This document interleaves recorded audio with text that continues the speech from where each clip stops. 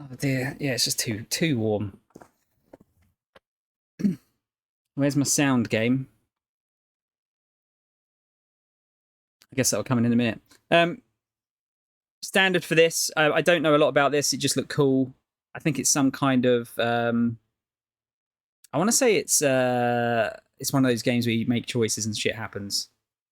I don't know if there's like any game per se for this one.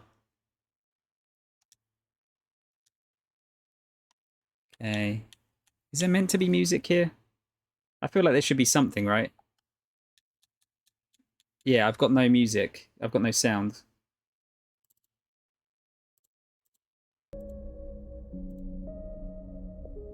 Sound get. You saw my Xbox name? Yes. Dragoon. It's a game where you make choices and shit happens, literally everything in the universe. Are you saying this from experience or? Yeah, don't know a lot. Let's just see what it's like, shall we? We'll get into it. Oh, hang on. There's a character classes. Operator works with drones and high-precision remote machines to perform complex tasks from a distance. Sleepers assigned to operator work are usually cerebral and precise people. Maybe going into this blind is not the best thing. Work with digital interfaces. Use strength of will. Okay, so we've got perk, transfer, intercept. Chance to gain cryo on interface actions. Got extractor. Extractors work on resource extraction, often in hard vacuum environments. Sleepers assigned to extractor work are often confident, self-sufficient, and have a high level of endurance. Synthetic skin. Sunbathed dice actions allow energy recovery at home. Okay. I'm thinking operator. Let's go operator. Just I prefer the character design. That's it.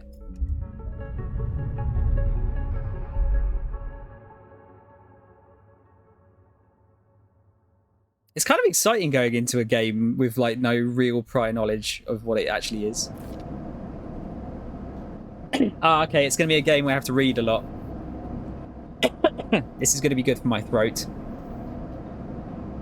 The first thing you become aware of on waking is the disconnect. Delay between thinking and feeling, between wanting to act and acting. Minor, almost imperceptible, but always present.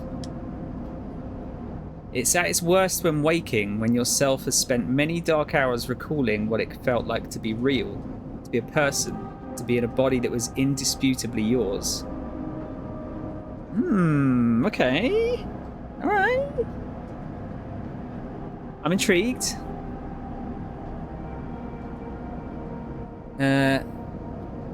Think of that body. A leap into a cold lake on a hot day, the sting of blood welling from a fresh wound, the friction of a fingertip. All of a sudden, the memories are closer than you thought. Ah, so loud! That actually scared the shit out of me a little bit, if I'm honest with you. Kel, thank you for the raid, man. How are you? How was your stream? That was super scary. Let's give Kel a shout out. There you go. Please give Kel a follow, guys, if you haven't done so already. Playing Diablo. Have you finished it yet? Oh, fuck off, Mo. Stop being good at your job. Thanks, Mo. Tired and sleepy. What time is it for you? Is it in the morning? It's like 10 a.m. or something, isn't it?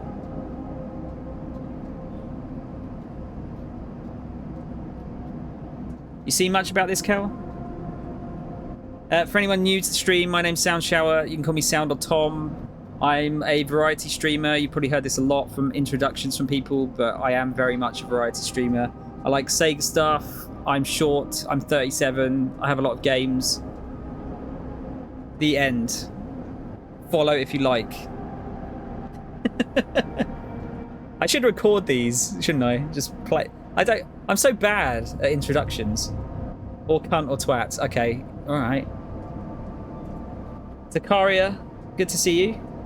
I'm well. Hope you're well too. That's definitely the wrong quote, Mo.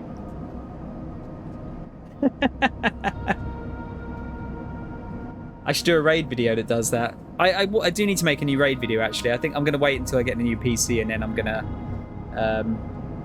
I'll probably make a second one, just so I can kind of cycle between them. Oh, dear. You haven't finished Zelda yet, have you, Kel? Playing a game called Citizen Sleeper. I don't know anything about it, really. It just looked cool, the style-wise. But it seems to be some kind of very story-driven game. So I hope you like my voice, because you're going to be hearing a lot of it. I'm just going to turn the music up very slightly here.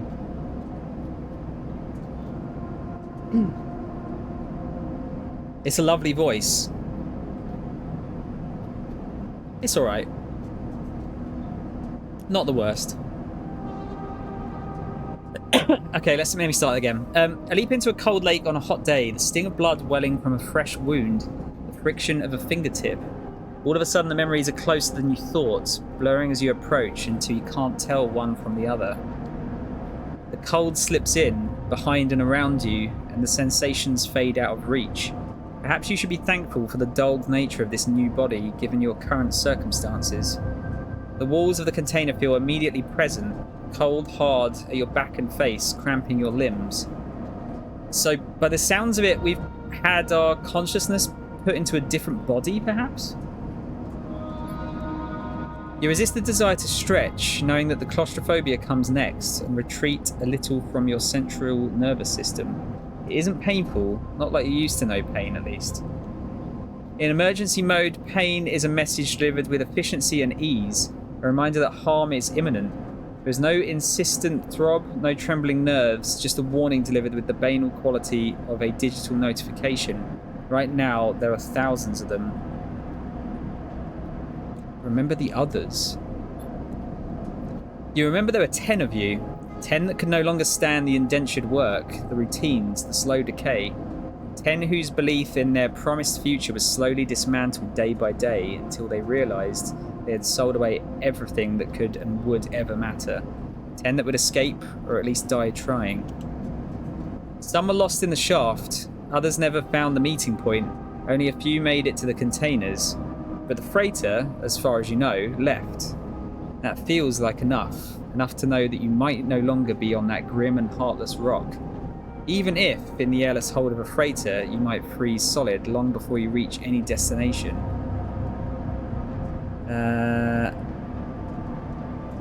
Let's wait for the cold. That's all there is now. It has been a long time since you left. Surely weeks, maybe months. You were dully aware of... Is it dully or duly? Is dully? I'm actually not sure. Aware of damage to your legs, your right arm. You have been reserving energy as much as possible, but your body has still needed to shut down many of its systems to protect you. You have spent much of that time asleep, knowing that anything else would be impossible to endure. So I'm just going to shut down the browser window. You feel the weight of that impossibility begin to gather. It's time to sleep again, to nudge this false body into inducing delta waves in your emulated mind, and once again recoil into a dream of you when you were once a person. Oh no, I understand the word, Kel. I just don't know. I'm not exactly sure how to pronounce it. I feel like this game's based off a Twitch meme. Also, you've probably not seen it, but BattleBit Remastered is hilariously fun, like a decent Battlefield 3 clone, but memey Roblox graphics and really funny VoIP. I've not seen that, no. I'm just going to turn off my light here. because I don't think this is a game you need to see me. And actually, when it comes to reading games like this, I'm more comfortable not being on camera. If I play a second game, I might change that, because I'll probably play something that's completely different, maybe like an action game or something. You would say dully. Yeah, I guess it must be, yeah.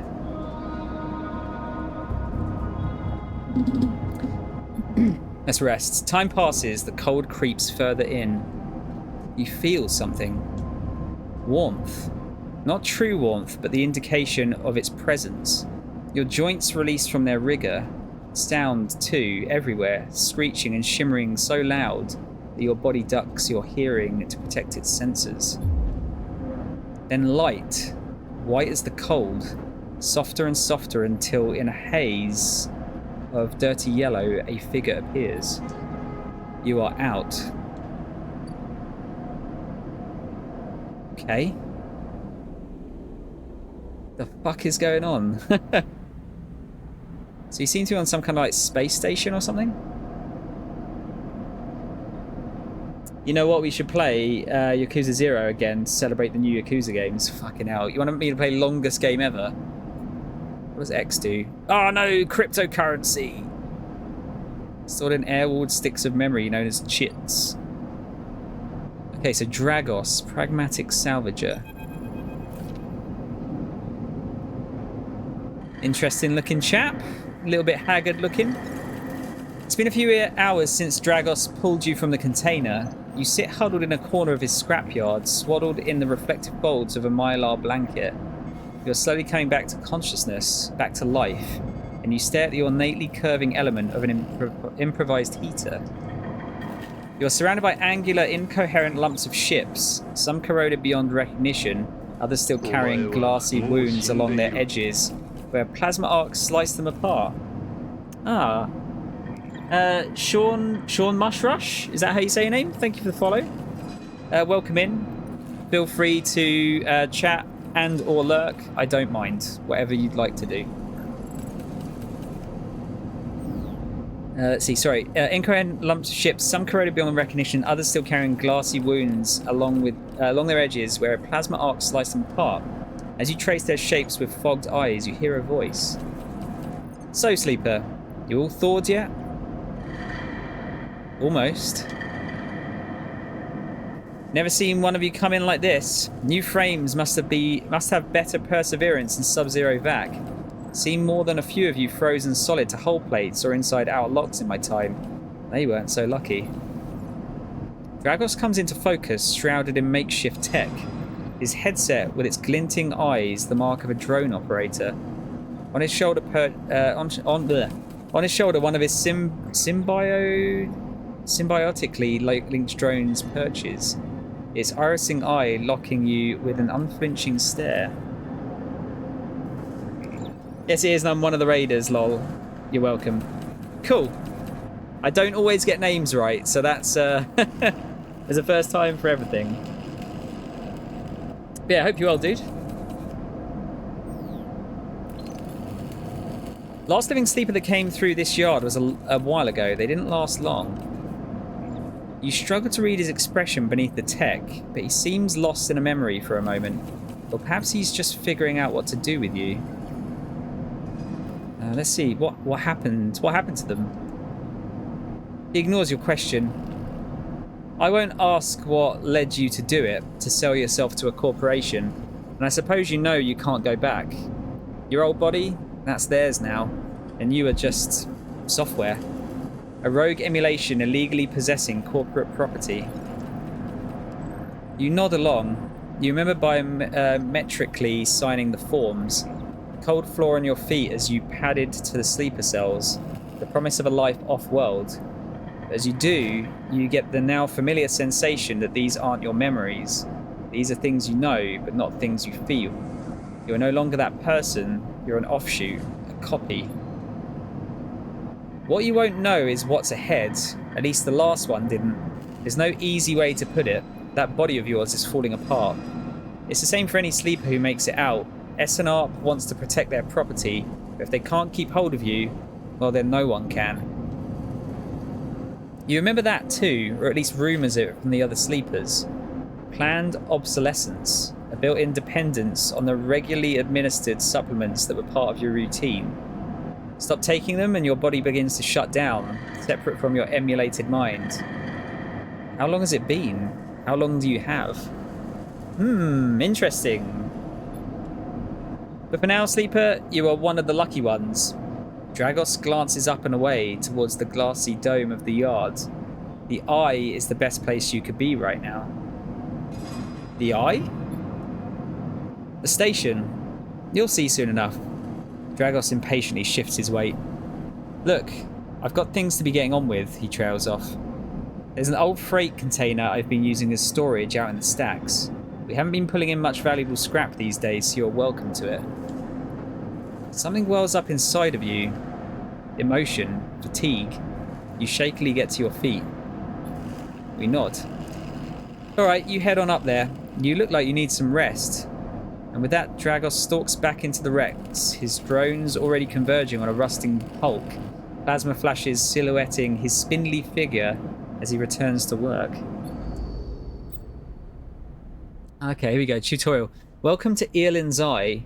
Life on the Eye runs in cycles, during which you can talk to characters, explore areas of the station, and perform actions. At the end of each cycle, you need to head to your current home to rest. Resting will move time forward on the station.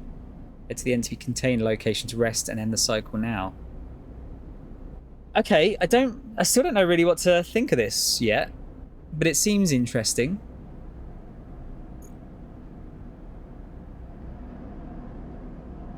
Alright, where are we? Oh yeah, let's look at our character. So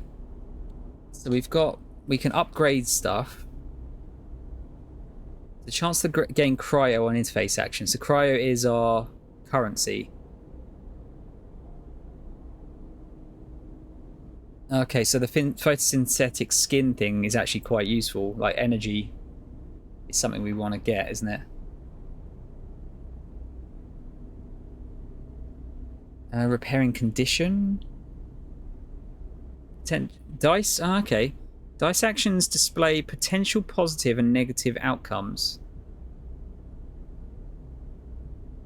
Instant karma. This sounds really interesting. Chance to gain random scrap item on engineer actions. Alright, I suppose I don't need to worry about that yet. We'll have a look at that later. Where am I going? Oh, there we go. Empty container. You're home for now.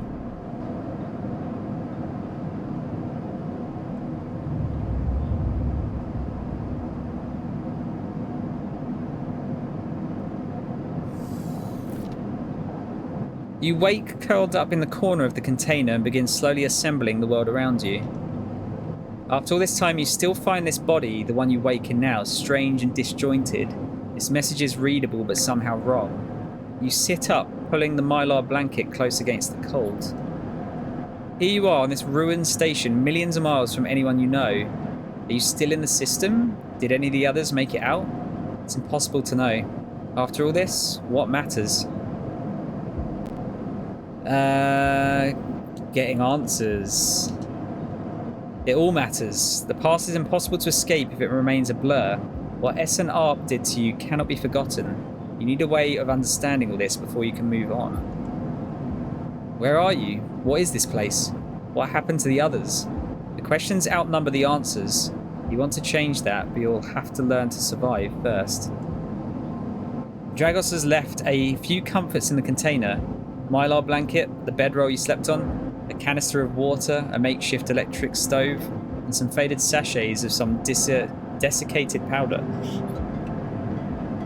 You thumb the power stud of the stove and begin to boil the water. The contents of the sachets smell like damp wood, and you sprinkle them into the liquid. As the pungent smell washes over you, images from your restless sleep come back to you. A ring, like the station, but skeletal and ghostly. A web of threads pulling at your skin. A constellation of bright polygonal shapes, like angular suns, burning into your mind. There's something unpleasantly visceral about these images, and it is long after you finish drinking before they begin to fade. You tidy away the stove as best you can and try to gather enough energy to greet the day. Right, so what the fuck is all this shit? Right, so condition. Your condition represents the current state of your artificial body. It depletes by 1 segment each cycle, but can also be damaged by violence, injury, or lack of food. If your condition bar empties, you will suffer a breakdown. You'll have to figure out how to recover your condition now that you no longer have access to corporate pharmaceuticals that were keeping you alive. Okay, so top one's important. Action dice.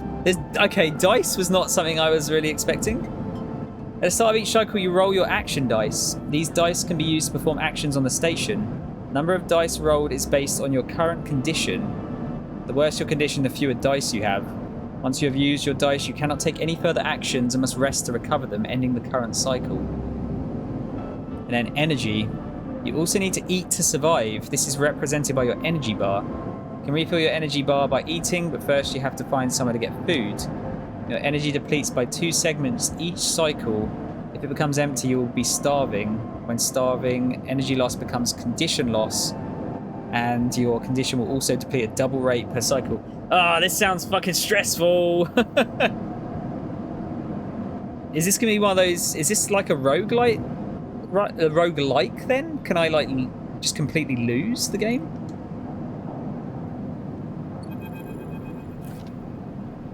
Dragos is standing in the corridor when you close up the container. He is still wearing his headset, and in the harsh light of the corridor, you realise it is implanted. A drone sits on his shoulder, its cache of sensor eyes rapidly irising. How are you feeling? Not good, really. The drone chirps. Dragos nods. You notice that beneath the operator's rig, his skin is marked by burns and blotches. I know the container isn't much, but it'll keep you safe, he pauses. So I'm not going to chit-chat too long. You well enough to work? Work? Look, I'll be honest with you, Sleeper. I didn't pull you out of that container out of the goodness of my heart. He looks away. At the yard, it's simple stuff. We hack these old hulls down, sell them off to the shipyards or the bright market dealers for cryo. Occasionally we pull out some tech, something with a bit more value, but most of what comes in is scrap. Sorry, I've just got to change my timers around here. Give me just a sec. There we go. Sorted. It's hard to find good hands here, but I figure as a sleeper you'll be used to manual labour. And obviously I'll slip you a few chits of commission based on what you turn up. Chits? These. Pulls out a handful of small metal bars. Air-walled cryo, isolated from the market. It's what we use for trade out here. He stuffs them back in a pocket. He shuffles his feet nervously. Look, I wouldn't usually do this. In my opinion, you'd be best suited moving on as quick as you can, and sleepers, well, he trails off. But things being the way that they are, for me at the yard, he pauses, I need the help. Why? Things are a little tight, that's all. I owe a little cryo to a client here or there. He pauses, thinking of something else to add. Look, just come down to the yard when you're feeling fresher. There's plenty to do. Will do. He nods distractedly and turns and walks away, the drone hopping along ahead of him. See you later, he calls back. Looks like it's time to get to work. Right, okay. Passage into the low end. Oh, so that's all we can do at the moment. Oh wait, no, hang on. So we've got that 2 things there. Oh yeah, Dragos' yard. So you could do that or go to the low end gate. Let's go straight to Dragos' yard. Right. Actions are the prime way you interact with the world of Citizen Sleeper. To perform an action, blah blah blah, select it, choose an action dice to assign. Okay, so actions reward you with clock progress, energy, condition, or items depending on their outcome. There are 3 types of outcome. Positive, the action goes better than expected. Neutral, the action succeeds. Negative, the action fails. Action dice affect these outcomes as follows. Oh shit, okay, so Positive you can only get from anything higher than a 2. But even then, it's... This isn't going to go well, is it? Not with my luck.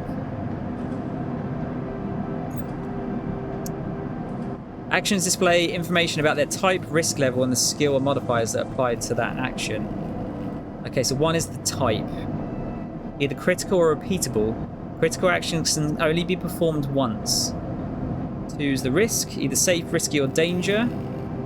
So safe is no loss of a condition, energy, or cryo. Risky, negative outcome means cryo or energy loss. Danger, negative outcome means condition loss. Neutral outcome can mean cryo or energy loss. Fuck, okay. So you want to save danger ones. Save your best dice for danger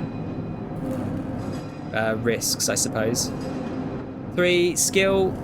Skill that this action requires. Either engineer, interface, endure, intuit, or engage. And 4, the modifier. Either -1, 0, +1, or +2. This is added to the action dice when slotted and improves its value. Some actions require +1 to perform. Okay, right. So we can augment our chance by having skills. Oh, sorry, modifiers, I should say. Okay, what we got then? So, manual salvage, probably not great. Do I get to pick here? I do. Manual salvage. It's going to take some time to sort and cut your way through the towers of salvage, but you're no stranger to hard labour. This is a risky one, though. What's this then? Cycle clock. Dragos is tied up in something ugly, and if he misses a payment or 2, things will get nasty.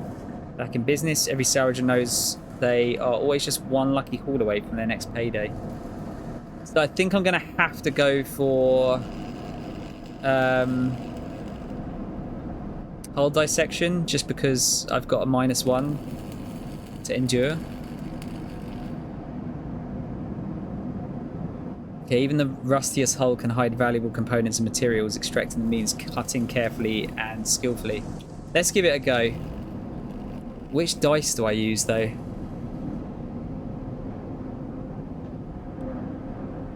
I guess I use the 3 for the moment. Let's try it. Let's see what happens.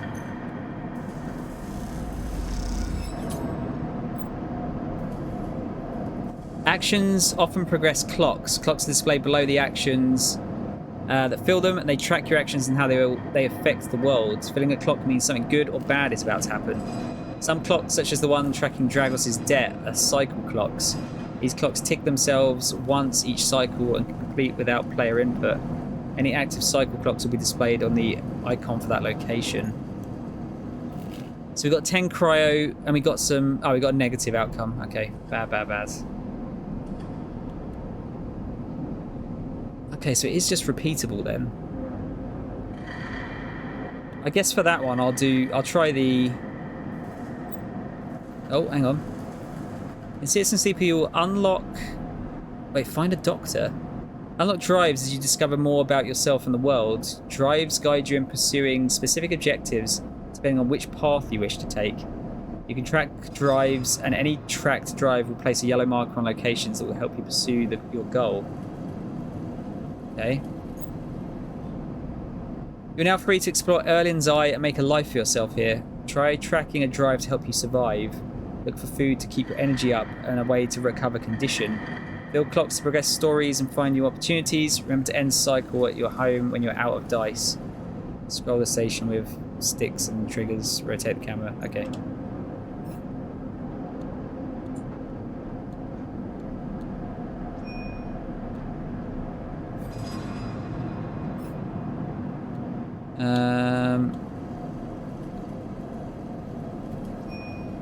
All right, we need to find a doctor. So can I back out of this? I'll do one more here. Let's do manual salvage, but we'll use a lower dice. So it drops it to 1, but it's safe at least.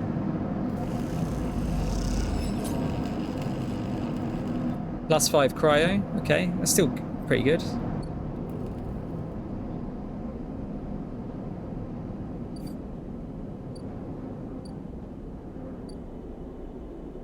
Okay, so Bright Market's where the...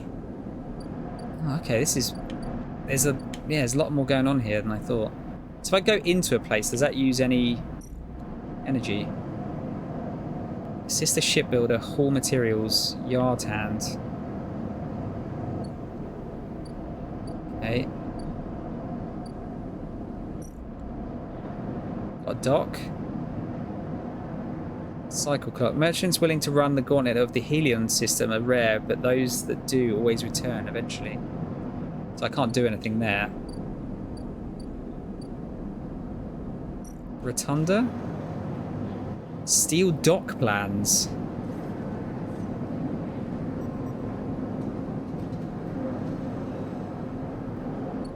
Okay. Let's play it safe. Let's look for a doctor.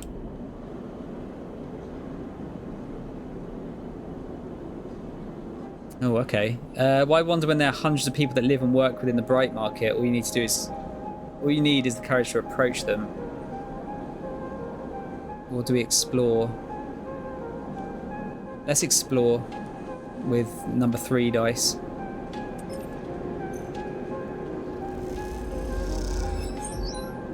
Positive, okay. Plus local knowledge. Right, so I need to get a positive to actually progress it. Right, so I'll have to use... If I use that again...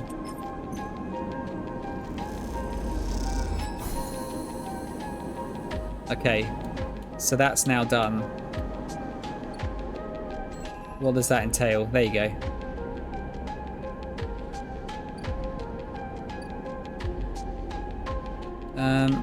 How do I actually go over to that one? There you go. Do I have to actually spin the... Oh no, I can just press the D-pad. Slum Doctor. Next comes the call from the enforcer at the door. You shuffle down the flickering hallway towards the open apartment door. You keep your head down and your shoulders high in the queue, trying not to bring attention to yourself.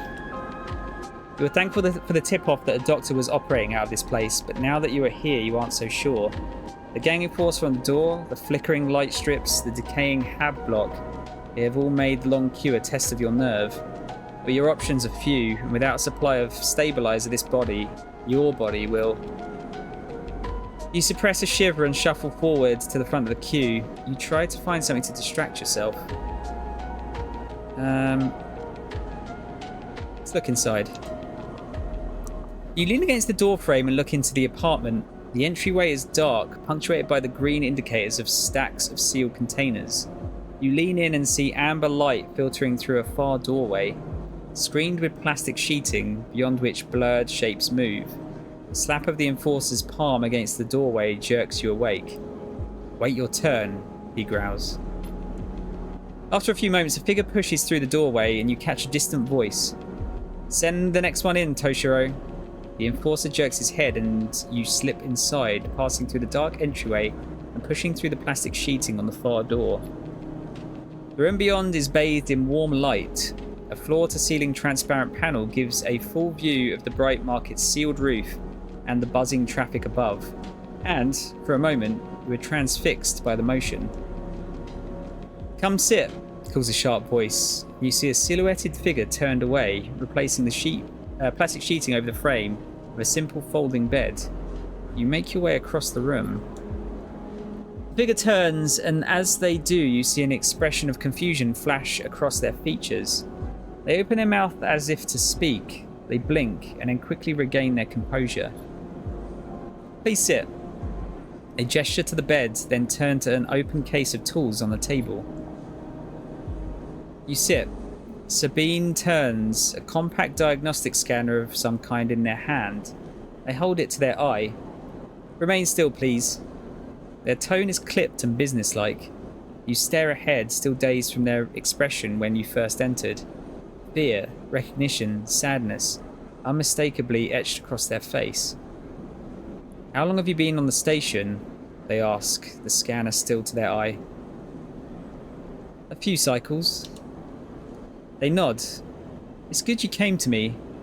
They set the diagnostic scanner on the table. I'm going to start by assuming you don't know anything. They take your arm and roll up your sleeve, inspecting your synthetic skin. Your body is dying. They say it without ceremony, without drama, but not without empathy. SN-ARP doesn't like to see its proprietary technology let loose. To prevent bodies like yours, frames as they call them, from being stolen, repurposed, or in your case, escaping, they built in a process of so-called planned obsolescence. Frames decay rapidly when not regularly injected with stabilizer, one which SN-ARP remains the sole producer of. They look up. Sound familiar? How do you know this? They shift in their seat. You aren't the first sleeper I've encountered. You wait for more, but they go back to their inspection. They swap to your other arm, running some thin metal device over your skin. You feel your forearm tremble. I'm sorry, Sabine says, and you are unsure if they mean for the cold touch of the metal or everything else. Emulations like you, sleepers as most people know you, aren't classified as people in any of the surrogate systems. You have no rights, no status. They focus hard on the inspection of your arm, and SN-ARP has no reason to release stabilizer into the market. Sabine looks up as if to apologize again, but they stop themselves.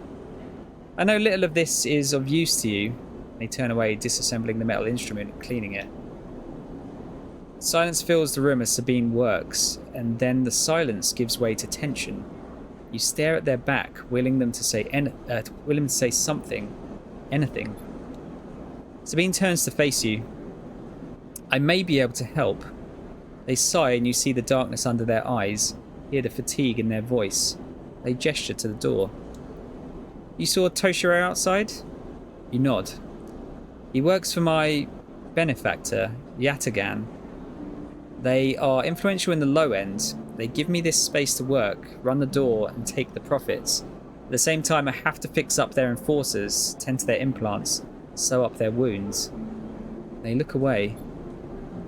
But Yatagan has connections. Smugglers from the Starwood Belt, mercenaries working for the corporations on Ember. If they can source the stabilizer, maybe you'll have a better chance. Sabine sets down their slate, their notes complete. This is dangerous and it'll be expensive, but I think we can do it. Thank you. Sabine walks away to the window, their face dappled by the shadows of passing drones. Let's just see if this works first. I'll let you know when I have a lead. You nod and leave.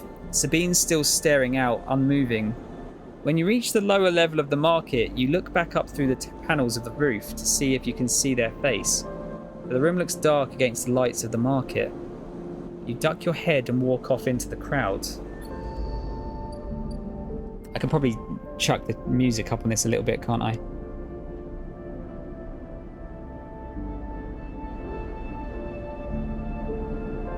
Let's bring it up. If it gets loud later, I'll change it around. Right, so I have to rest now then, I guess. Oh no, I can still look at stuff. Emphis is busy, his broad face uplit by the makeshift gas burner in front of him. With precise, delicate movements, he lays thick chunks of marinated fungus into a dented wok, his other hand idly tossing a metal bowl of sliced vegetables in some red-flecked dressing. The smell is incredible. You watch as he fulfills a set of orders, heaping the fungus with the bright salad and depositing it in plastic trays. A stack of chits rattles in his apron pocket as customers file past the burner, handing over a payment. Let's watch. So I don't have any... I do have money, actually. I do need to eat. Despite the queue, Emphis doesn't rush. He dresses each portion individually, squeezing precise slugs of liquid from an assortment of bottles into the bowl of torn leaves and bright slices, before tossing them loosely together. Occasionally, a waiting customer might mutter something about efficiency, but Emphis remains steady in his process.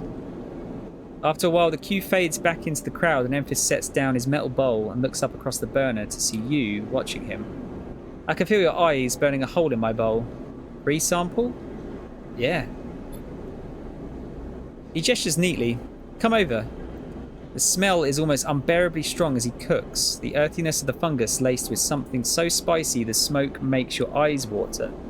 The heat from the burner is like a bonfire, and your skin hardens in its glare. I know you sleepers. Emphis says while he cooks, and his voice deep but clear. A hard life, a lot of stories. He glances up from beneath his cap with piercing eyes. I know. Let's tell him a story.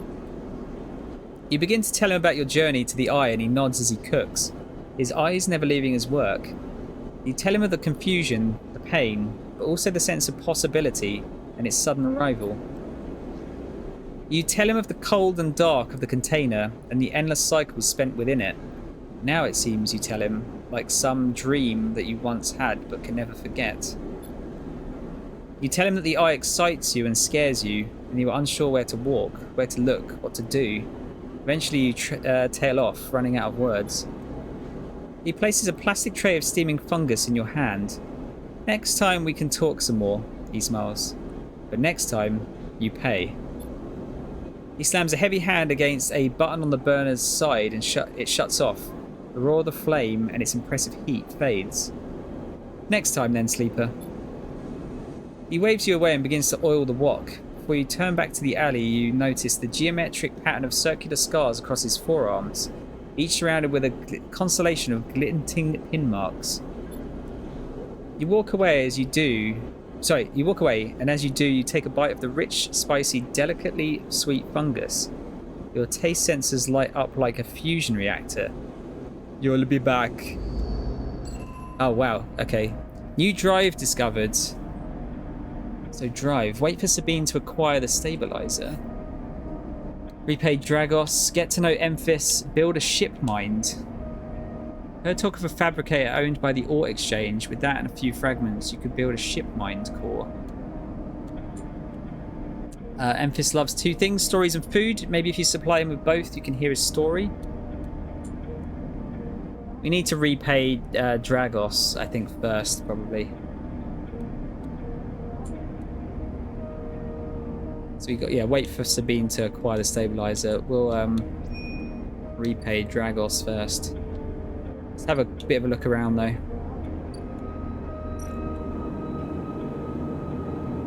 Oh, after some spaces caused some trouble in the low end, Yatagan have imposed a toll for entry. No one gets in without paying. Right, so we haven't made enough money for that. I've only got 15 cryo at the moment. I'll go back to Emphasis stall. Yeah, I have to actually order fungus from him. So I'll save my money for food at the moment, I think. Because otherwise my condition's going to go down quicker. Forcing stabilizer. Right, so that's something that Sabine will get on with by themselves. What's that? I've got item and data. Oh, I've got no data at the moment. Okay. Hardware exchange. Sell components. Play the exchange. Right, so I can't do that yet, but that's something to look at. Dock B2. Take several cycles to reach the starboard belt and return, loaded with scrap from the old wrecks. Old dock terminal, I don't think there was anything I could do at the moment, was there? No. Alright, well, let's go back to sleep, shall we? So that the red one means that's something that's going to happen by itself, isn't it, I think? Alright, let's have a sleep.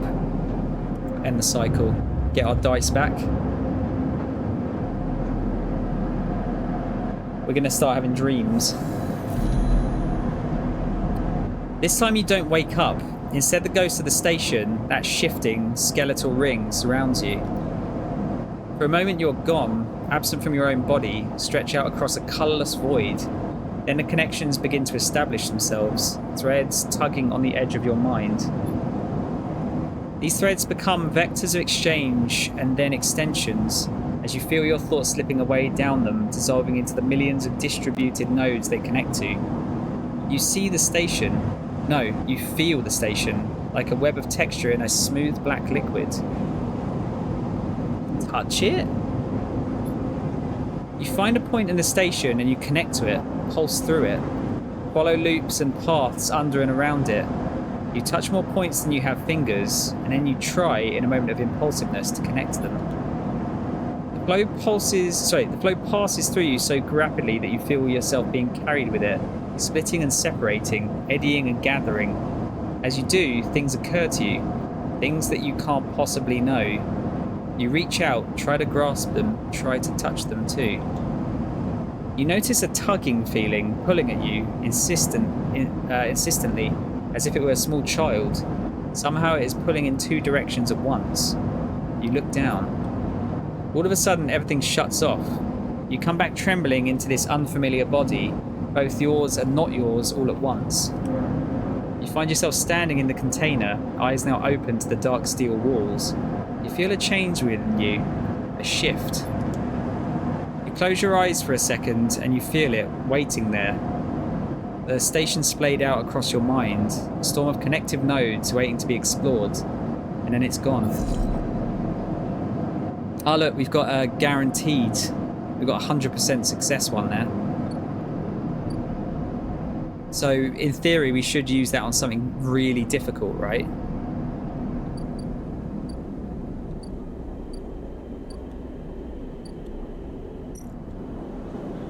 Right, so that's going to happen over time, so I can ignore that.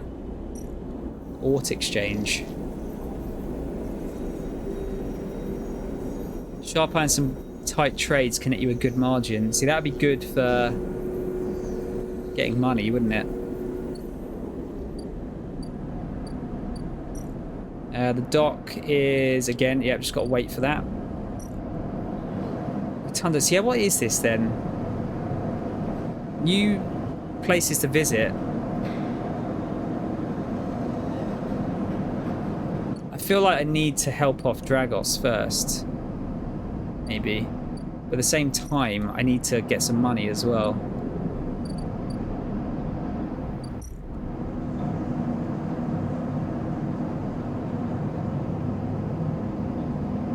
So we can grab materials from that one. Let's, you know what, I'm actually going to use the dice on the Rotunda one. We'll use it on the danger one. See what we get from it.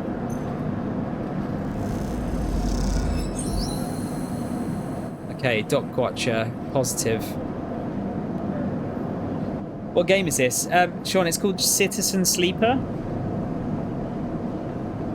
It's, judging from like how it is so far, it just seems like a really heavily story-based game.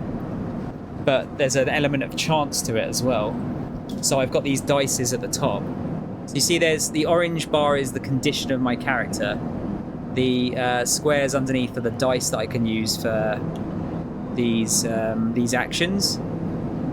And then the white bar underneath is my hunger levels.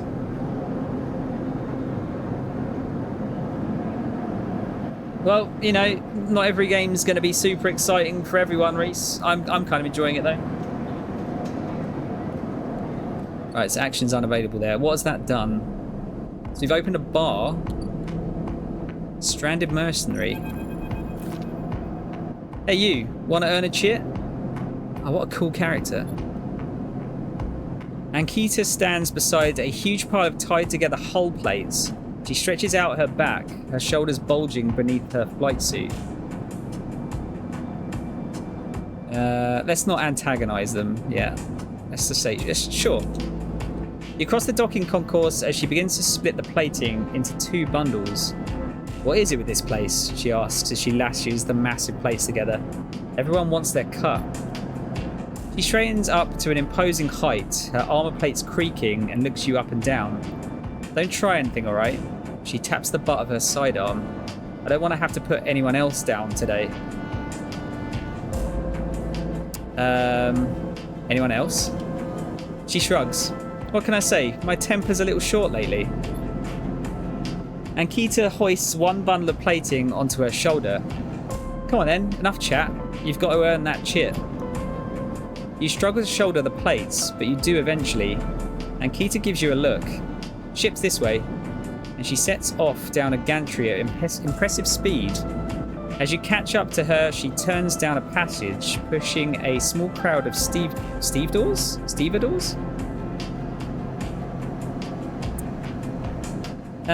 What's all this for? Oh, this? She nods at the plates on her back. I'm building a treehouse. She gives you another of her looks. It's for the ambergris, that cutter you might have seen sitting silent out there. She rapidly turns another corner as you trail behind. She got cut up pretty bad on our last job, and I had to moor up here for a spell. But since then, it's only gotten worse. Someone got in and sliced the core from our ship mind. So now she's gone dark. She shifts the panels on her shoulder. Right, so we've already seen that as something we can do. We can create a ship mind.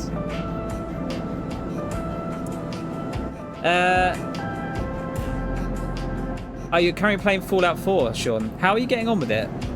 I quite liked it. I played it a long time ago, like when it came out at launch. And I had a good time with it.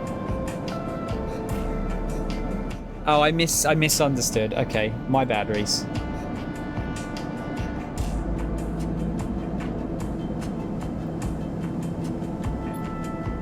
The upshot is that I'm short one ship mind with a ton of repairs to do, and the rest of the crew signed off the moment they got wind I'd been stranded. So yeah, it's been a time. Anything I can do to help? I don't know. Got a ship mind tucked away on that frame of yours? For a moment, you aren't sure if she's serious. Ankita swings the plates from her back, almost knocking you over in the process. This is me. She hauls the second bundle off your shoulder. You're the first person I've met here who might actually be considered helpful. She pauses, chewing her bottom lip. Look, you want to help? Come see me. I need a hand putting Amber back together, and you don't seem like the type to try anything stupid. She passes the bundles of plates through the ambergriss's outer lock and then turns back. You don't go spreading all this around. And Keita throws you a couple of chits. Consider it a bonus for not trying to grift me. She gives you a parting nod and ducks through the doorway. Alright, get out of here. She calls back and the lock slams shut. We got 2 chits from that. We got a new drive. Yeah, build a ship mind. Fix the ambergris. Right, so we can repair her hull. Yeah, so that and a few fragments, you could build a ship mind core. Oh, you're playing with mods.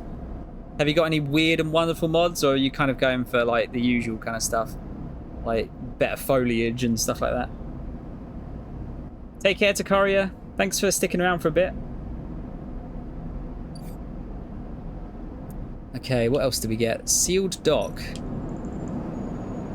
Unlock maglock. We need an encrypted key. These old madlocks look like they each need an encrypted key to open. Why the heavy security for a decaying door? Interesting. Oh, the bar. Yeah, let's have a look at the bar. Buy rations. Get a drink. Overlook regular. Okay. Overlook isn't exactly the restaurant. I mean, the only way you'll gain trust around here is with a stiff drink. Okay, so we have to buy drink to build up that bar. I think I need some food first before I start thinking about that, or at least a better way of getting money. Alright, that's progressed.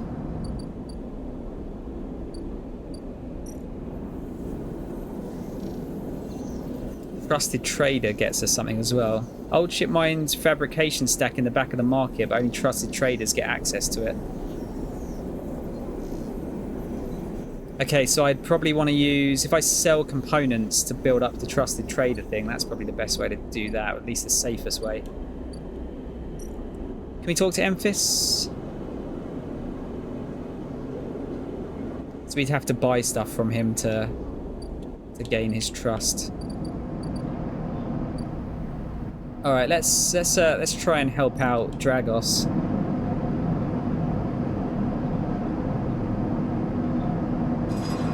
If I use the risky one on this one.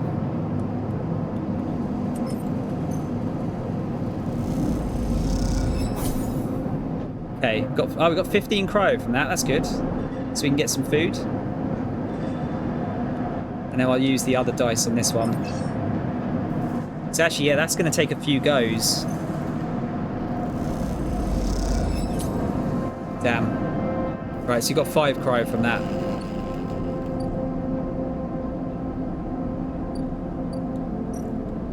Can I go to the ambergris again? Oh no, that's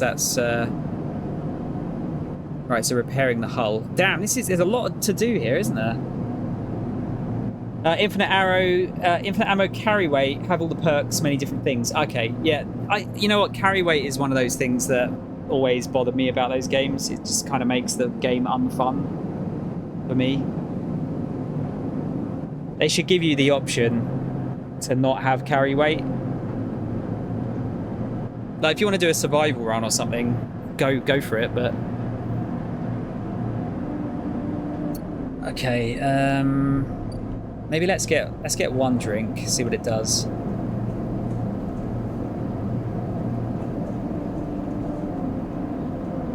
And now I'll get some food from what's his name? Emphis.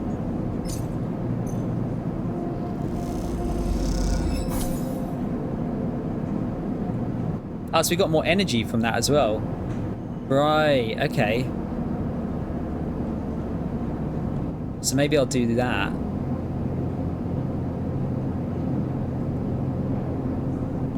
Let's try it. Let's if I get 1 energy from each of these. Yeah.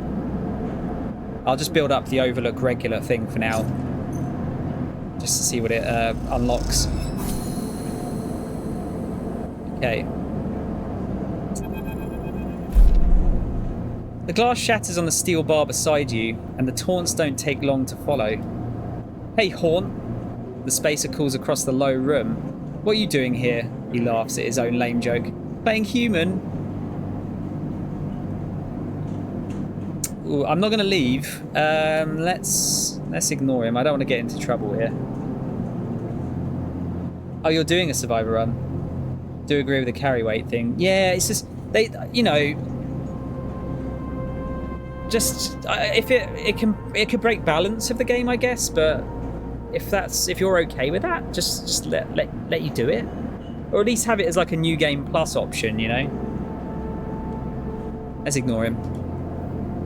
You hunch a little further, staring at the hundreds of tiny impact points that scar the bar's surface. A hand falls on your shoulder. As you flinch away, it pats reassuringly. You freeze in place. Out. The voice comes from behind you, spat out like a shot. You turn to see bright eyes, dark hair, a stare that could breach the wall and vent you all into hard vacuum. As you turn back to the spacer, the second glass comes sailing through the air. What do you reckon, catch or duck? I reckon catch it. Should we try and catch it?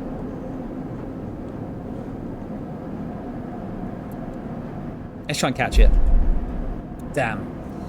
You reach up a hand and the glass shatters across your forearm, showering you in fragments. Through the haze of glass and girol vapor, you see Tyler leap the bar and close the distance to the spacer. The thud as he slams into the wall echoes around the bar like thunder. Now flanked by other figures, quick to their feet, Tyler throws the spacer out through the door and stands silhouetted against the rotunda lights. You touch your arm and it feels wet. Someone helps you to your feet and back onto your stool. Broken glass rattles as it is cleared, and a fresh measure of girol is glugged out in front of you.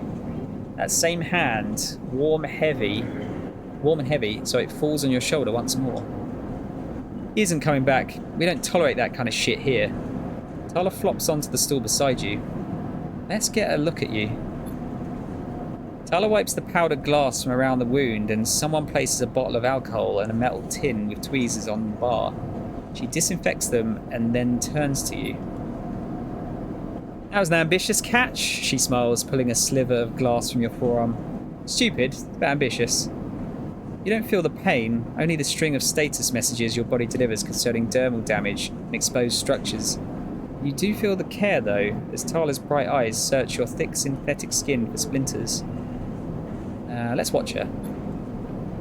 Tala works with the skill of someone who has had to pick glass splinters from the skin of a stranger before. She hones in on each bright shard, all the time tapping the tweezer tips in little rhythms that only she can follow. Tala smiles to herself. So, you been on the eye long?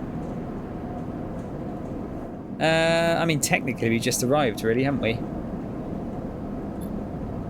I thought so. I've only seen you here a couple of times. A splinter clinks into the tin. Not everyone is like that idiot. We don't all hate you. She glances around. Some of the regulars, maybe they fear you, maybe they're just curious. I don't know. But I do know that the Overlook is a safe place. I know what it's like to be new in this place, trust me. She meets your eye. I'm not trying to convince you of anything or separate you from your chits. I just want you to know that if you need somewhere, you can always come here. I know the rations we've got aren't much and the company is, she leans in, limited. But if you need work, I'll happily put you behind the bar, and if you need shelter, well, we can discuss that. You'll be safe. I usually have Francis on the door, but he's up in the Greenway this cycle, haggling with our supplier. Francis tends to be particular about what we serve, even if the clientele isn't. Ah, Tala's awesome. I like her. She's cool. Ah, thanks for the alert, Kel. I'll catch you later. Have a nice nap. She places her tweezers in the tin with a clink. That's you, Sleeper. Here. She slides the glass of Girol to you. This'll help. She stops, her hand's still on the glass. Wait, does this help? I mean, can you get drunk? Let's find out. She laughs. Just don't sit here too long. I'd hate to see you become a real regular. She walks back around the bar, gathering the glasses as she does, and before long is retelling how she threw that space out to a new group that just wandered in, complete with dramatic actions. She gestures in your direction and you instinctively look away, back to the worn surface of the bar. You take a sip of the Girol. The earthy fungal tones fill your senses, almost blocking out sight and sound, like diving headfirst into a bog. You may not be able to get drunk, but this connection to something grown, something fermented, something old feels good. Ah, she's cool. I love her. Okay, so the Overlook clientele can be a tough crowd, but you have Tala's backing, and that means a lot. Right, so I guess we probably get that from... Oh, yes, we get it from a bar shift. Okay.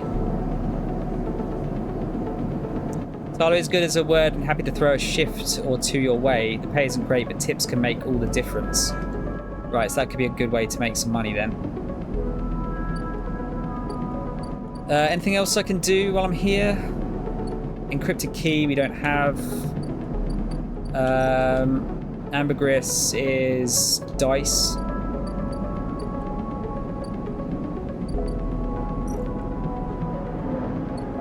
Yeah, Doc we don't do anything with at the moment. The exchange, can't do anything with that. Yeah, okay, I think we're done for today. Let's move it along.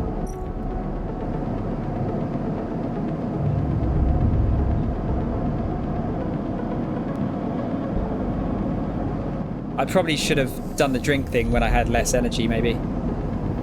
Again, the skeletal ring of the station fills your mind. It sparkles with glittering lights, like stars reflected in a winter lake. It's clearer, crisper than before. The threads still pull, but you remain in place, flickering in the flow. Between the threads, you see bright shapes, caches of shimmering light. Sorry, just whacked the mic. Caches of shimmering light beneath transparent crystal forms. You follow the path of a thread across the ring. Through these forms, then leap off into the void. You begin to understand these are nodes and connections, a map of information, of communication. There are so many layers, so many loops, that it seems almost impossible to pass, but you begin to try. Let's focus on the threads. There are more threads than you can count. You choose one that passes nearby and approach it. As you inspect it, you understand why you instinctively chose the word thread when you first saw them. They are not single lines, but rough, fuzzy things, woven from data strings of all kinds. The threads and nodes, passages and puzzle boxes, one leads to another. There is so much here, so many answers, so many questions. All you need to do is follow the paths and open the boxes. You look out across the ghost landscape of exchange and see an opportunity. But then that insistent tugging again, pulling at you. You look down again and see two lines, two threads pulling in different directions, as if they were tied around you. Let's go for the first. The first thread leads out, away from the station into the inky black. Someone out there is tracking you, hunting you, following the thread to you. They are in a ship, and the ship is approaching ever closer with each cycle. Second? The second thread leads in, pulling deep into the station. Your gaze follows it, and this time you see something. A sphere shimmering above a strange angular body. A pulse shoots out from it, passing over you like a torch beam, testing you, tasting you. You open your eyes. Time is short. So we're being hunted. Do not want. Something has changed inside you. You can now access the data cloud of the eye, a network of decaying protocols and data caches. While there, you can use dice and items to access systems and extract data. But be careful, these networks are old and strange. Press Y to toggle this view on and off.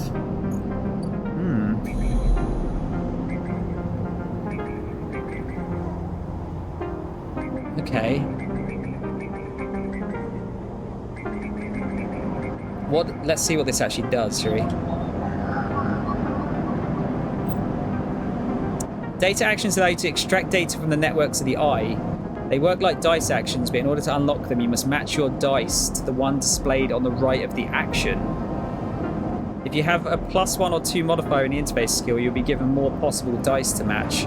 You can use any dice that matches the dice displayed. Once unlocked, the data can be extracted. Ah, okay. Interesting. So I'd have to... Do I have to get a 1 for that? That requires a 2. Maybe I'll use one of the 2s here. Are you off, Sean? Thank you for stopping by. Hopefully see you again soon. Data here is part of a cache, tucked away during the collapse. Who hid this and for what purpose? I'm going to try it because I want to see what it gives me. Let's see what it does.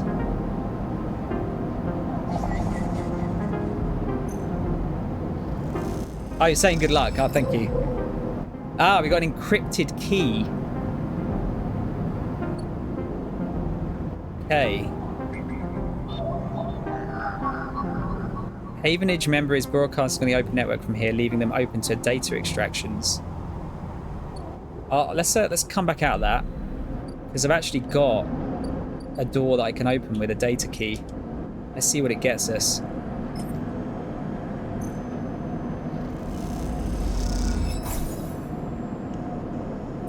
Oh, you need 2 keys.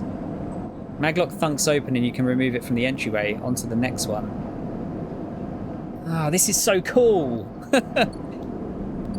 Alright, what's another risky action that we could do? In theory, I should probably do Dragos' Yard.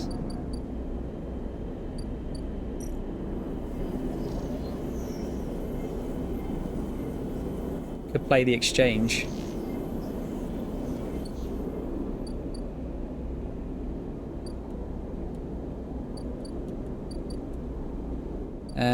Yeah, we need money to get into that other bit.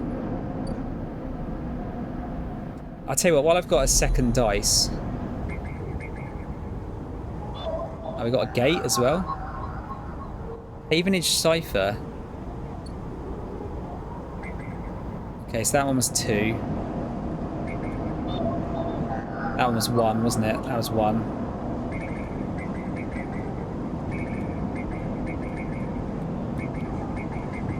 Wait, how do I get that one? There you go. Solheim Gate. Solheim's Cipher.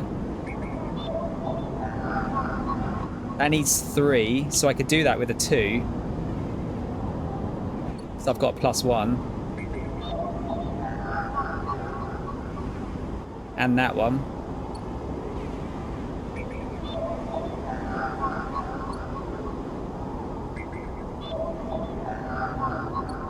All right, let's do this one. So I can do that with a 2.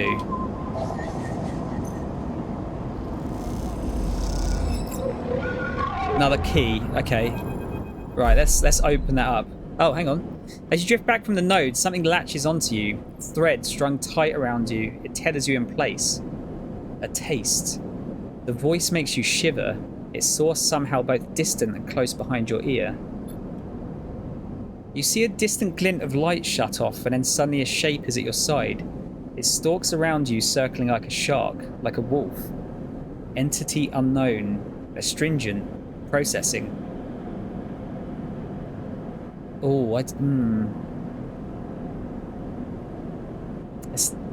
Let's resist. You struggle against the thread, and it tightens in response. A glittering garrote. Please hold. The thread around you thickens until it is a ring, a cylinder, a tunnel of light circled around you. It is blinding for a moment, and then it is gone. As it fades, you see a figure, a creature in front of you. Its strange head flickers between different angles, reading you. What are you? The shape paces around you on lithe legs, though there is no ground here to pace on. Entity, identify, origin, serial, cadence. The figure faces you expectantly. Sleeper, S and up. Unknown, known. The figure's strange head rotates. Brackish signature, of and not of. Attempting interface. As the figure speaks, more threads begin to spiral from its head. Thick, snaking, vine-like ribbons that flex and wave. They approach with intent. We'll say stop. The figure halts its threads, its head twitching. Entity, your identity is unknown. We only seek to correct illegalities. Can you confirm your legal right to sentience? I'm a person. Incorrect. You are an entity.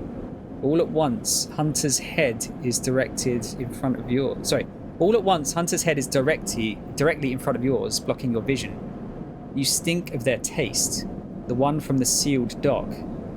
Hunter shimmers with fury. I will find access. I will interface. Sealed dock? An entity hides in the rotunda. You are its puppet. Hunter extends a razor-edged thread. I will not be diverted from my task. It glows with murderous intent. I guess we can only strike. You lash out with all your force. Not a physical strike, but a focusing. A spike of interference leaping out like the tip of a spear. Hunter stumbles, shifts, separates. You wake up. You open your eyes, blinking back into the station light, shaking with fear. Damn. Okay, that's a bit unnerving. I suppose we'll open this up and see what's inside.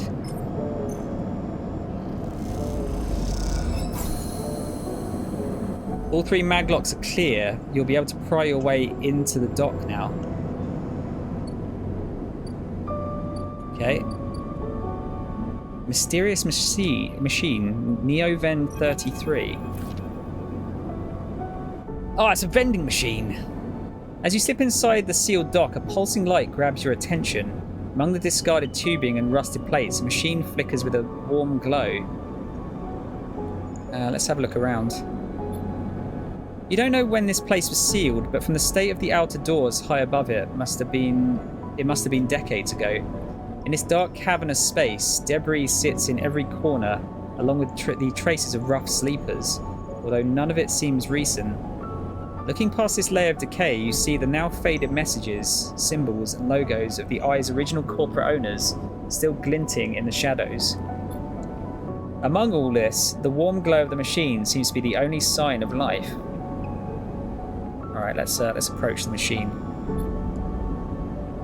As you get closer, you recognize the machine's blocky shape, settled into an alcove in the side of the dock.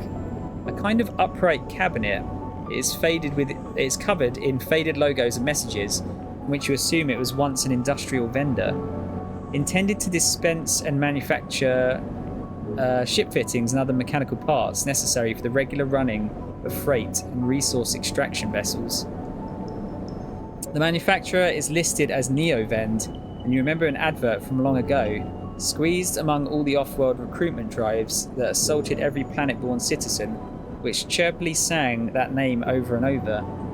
You wipe a layer of dust from the cracked screen, thinking of those contractors squeezed by their own corporate employers to pay for every bit of minor maintenance on their rented ships. Enter your registration, chirps a pre-recorded message, catching you off guard. Let's press some keys. You reach for the keypad and something begins whirring. At first it sounds like servo motors starting up, but it quickly becomes a whisper, a whining, then a multi-tonal voice that emanates from the Neovend. Entity? They hiss. Speak with me. Who's there? There is a squeal, almost like some strange mechanical swallowing or intake of breath, before the machine speaks again. I have need of you. You have need of me. That squeal comes again, and you see that it is the 3D printing apparatus in the upper part of the machine resetting into place, so that each time the servos can be orchestrated to produce that whirring, whining voice. You are in danger. Danger? The machine creaks. You are marked for deletion, entity. Hunter tracks you. The screech rattles through the empty dock. You remember the strange head, the figure, the threads closing in. Hunter. The Hunter protocol. They taste your signature. The sudden whine sets your teeth on edge. You have seen them. This is the gift of an emulated mind. You close your eyes and the skeleton of the station starts to thrum. Emulated minds are adaptable, move where neurons cannot. The mechanism resets. But emulation makes you target. Adaptable? Yes, you can move through networks, clouds, hardware, software. The event whines. But you cannot hide there. Hunter is there. The servos judder the vending machine's casing as they reset. Hunter searches for me also. Hide in this machine. You look at the ruined vending machine, an unusual hiding place for sure. Encounter Hunter, but need entity in outside machine. The light flickers. Needs you. A screen attached to the vending machine with a swiveling arm comes to life. It displays a flickering map of the station, ghostly, threaded. The cloud points along the rim glow in deep red. Hunter is always gathering. Too much data. Must build nests, explains Neovend. Masters are gone, but continues hunt. Bring this data. Raid its nests. Masters? Station builders. Solheim. The machine rumbles impatiently. Long gone, their protocols still haunt. Bring offerings. Save self, Neovend says pointedly. Mutual need means friends. They conclude, tired of the conversation. The whirring amplifies and then suddenly drops. As mechanisms within the machine click back into place, the glow fades and you are left stood in the dark of the sealed dock, that whirring voice ringing in your ears. Interesting. Okay, so... Oh no, sorry, that was the wrong one. So we can't go... Can I go back there? So we need to input Hunter data. So we need 3 Hunter datas to do that. Okay. This is so cool. Right, let's continue to repay Dragos for now. I think. We'll do the holder section. Oh no, not that one.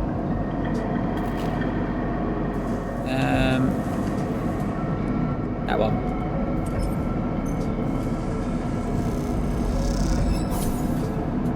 Yeah, man, this is taking a while, isn't it? 15 cryo. Only getting one thing for that each time. That kind of sucks.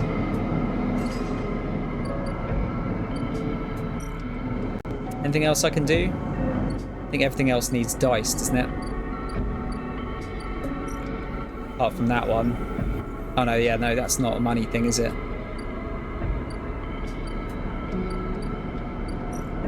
No, not that one. The dock, what was that again? Buy rations. Yeah, no, you need to do bar work. Right, let's rest again.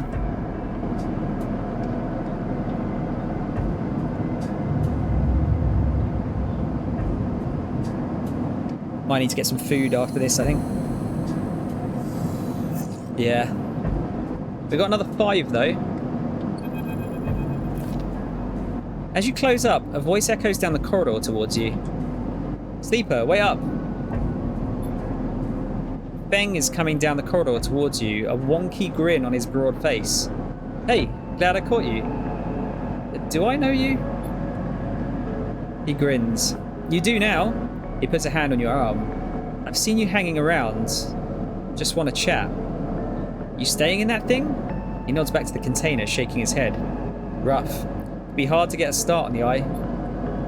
He looks away down the passage. What was it old Erlin said? The eye opens for us all? Nice idea, but well, not always very practical. He glances back at you. We do our best, but it isn't easy.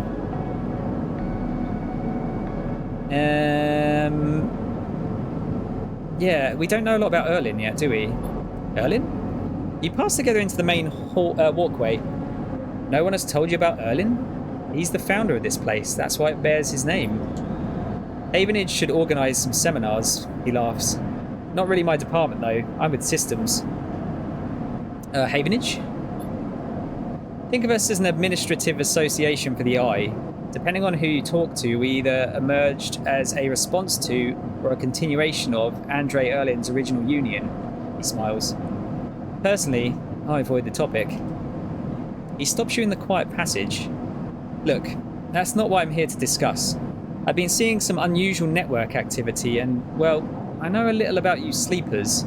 I have a small proposition for you. He glances around, but this is not the place for it. I have an office just across the way. Give me a cycle or two to prepare, then when you're settled, stop by. He lowers his voice and gives you a dark look. In truth, I need you. If what they say is true about you sleepers, well, there's work to be done. He pats you on the back, his voice bright and his dark look suddenly gone. Stay clean, sleeper. He walks off down the passage, raising a hand in farewell. Friend! Alright, oh, the doctor's sorted something out. Let's go and see what's going on. First thing you see on entering is the glint of Toshiro's implants, like a cat's eyes in the dark of the corridor. He nods you in as you arrive at Sabine's door. The entryway is still dark and you push through the sheeting into the surgery. I have it. Sabine stands with a case open in front of them. A set of vials lined up inside, separated by foam inserts. They pick one up, rotating it in the warm light. I have no idea how Yataghan... They trail off. We should treat this with caution. It looks authentic, but I have no idea if it really is what it appears to be. I'm the test case? That seems to be the case. Unfortunately, I'm not sure we have another choice. They gesture for you to sit on the bed. The stabilizer works under a similar principle to the immunosuppressant in a transplant operation, in that it stops your body from rejecting the unfamiliar part of itself. In the case of your frame, the unfamiliar part is each of your biosynthetic organ groups, which over time are identified by your body as foreign material and therefore must be eliminated. Sabine holds up a vial of the would-be stabilizer. However, unlike an fucking hell, that's a hard word to say for some reason. Immunosuppressant, the stabilizer doesn't do this by limiting your entire immune system. Instead, it re-encodes your biosynthetic organs with new protein chains, which act as passcodes within your immune system. The stabilizer refreshes those passcodes, keeping your frame from rejecting all of its own organs. Passcodes? In very basic terms, yes. They sigh. Look, what matters here is that the stabilizers should be able to encode any organic or biosynthetic matter to be accepted by your immune system. They glance away. At least if the stabilizer is genuine, the only way to know for sure is to inject the vial. They begin readying the syringe. I will start with a small dose to limit the risk. How sure are you? I'm working with best guesses here, but the case, the vials, it looks authentic. Sabine cracks the glass neck of the stabilizer vial and uses a syringe to extract a fraction of the liquid. They tap the syringe and you watch as if any sign might emerge from the clear liquid. You barely feel the needle, your frame registering the initial injection but with little response. Sensation begins to spread from the site, a fizzing, trembling wave that disperses through your arm with incredible speed. Your vision goes white, and when it returns, Sabine appears encased in shards of sparkling light that slowly fade into darkness as you settle back against the bed. You swim in darkness, muffled noises like an argument heard from underwater, prickling waves of cold.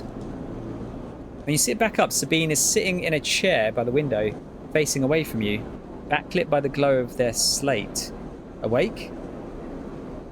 What happened? The stabilizer's genuine. They sit down beside the bed. I don't know how Yataghan acquired a case of this stuff, but they did. Sabine looks troubled, distracted.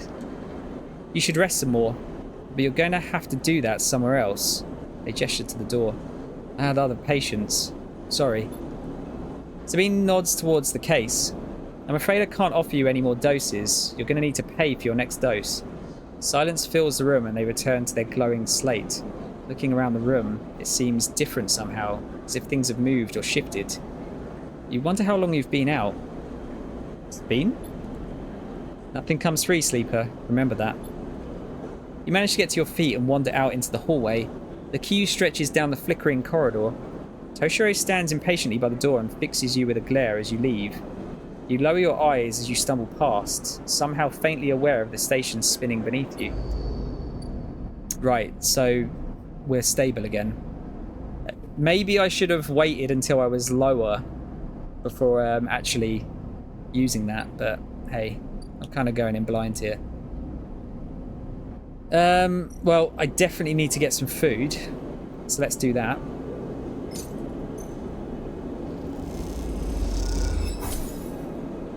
Okay, so it gives me 3 energy.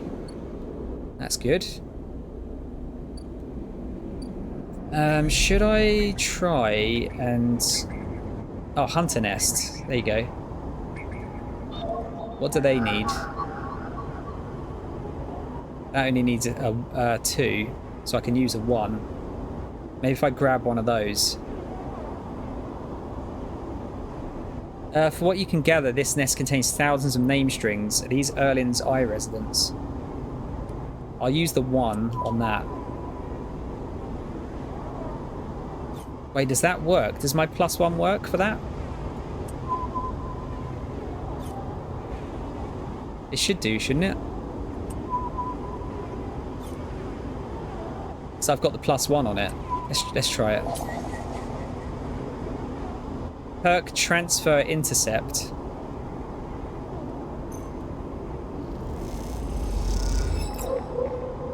So we got some hunter data.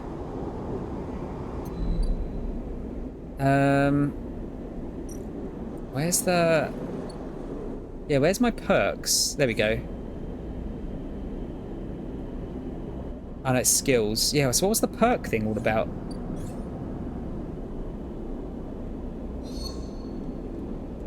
Yeah, so I have no upgrade points yet.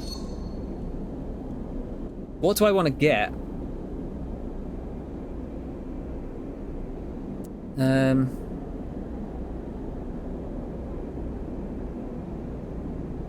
Keep 2 dice even when condition is breaking sounds pretty good. But that's a lot, that's quite a few points. Dice actions display potential positive and negative outcomes. That would be quite useful. Chance to gain energy after any engage action. All cryo actions are discounted by 20%. That doesn't sound like a lot, but it would probably add up, wouldn't it? Re-roll all of your dice once per cycle seems really useful. Agent nodes give double data rewards.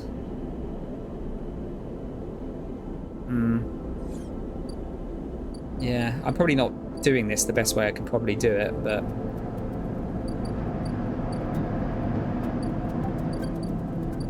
Right, so that's one of the hunter things down. Definitely have to get some food, since this is usually only here at the end of streams. Yeah, I mean, to be fair, Mo, I'm kind of hungry now, actually. What do you guys think of this so far? Is it a good stream game? I'm enjoying it. I hope you're enjoying it as well.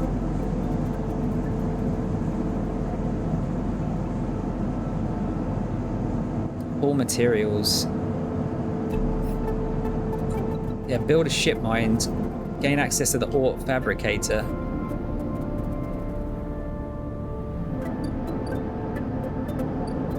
Right, let's keep helping out Dragos. I think we have to, really.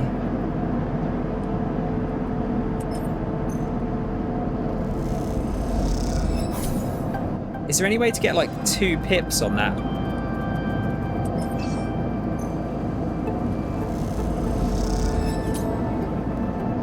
Damn, okay. I got some cryo from it.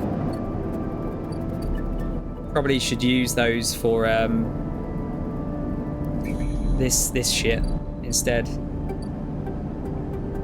Okay, I don't think there's anything else I can do then. Oh wait, no. So I'm stable, so I get more dice now, don't I? So actually, yeah, you want to get stable as soon as you possibly can. It's interesting, but it's kind of hard to penetrate. That might be on me though. Yeah, it could be that I'm kind of rushing through things as well, potentially.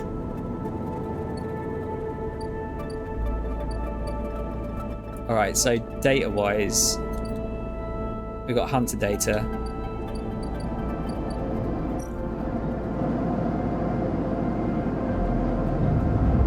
Right, so I should have loads more dice now for actually doing stuff. Yeah, we got perfect dice.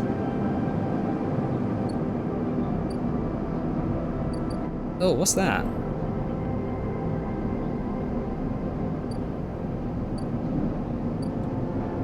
Oh, there's Feng. Sleeper. Feng catches your attention as you approach the Havenage building, leaning against a bay door to the side of the entrance. You approach. Easier to come in this way. Security, all that. He gives you a look. You know. He slams a button and the bay creaks open, blinking lights in the dark behind it. You follow Feng inside. Truth be told, I don't spend much time upstairs. This is where I work. The door hisses as it closes behind you. The bay is filled with pieces of hardware, all rigged up to generators and diagnostic slates and things you don't recognise that glow with blue light, screen light. There is a chorus of hums that blend into a single wave of static, filling the dark corners of the room. Feng leans on a server stack and gestures around. You like it? It's incredible. He smiles widely. I thought you'd say that. He taps a nearby server stack, which bleeps in response.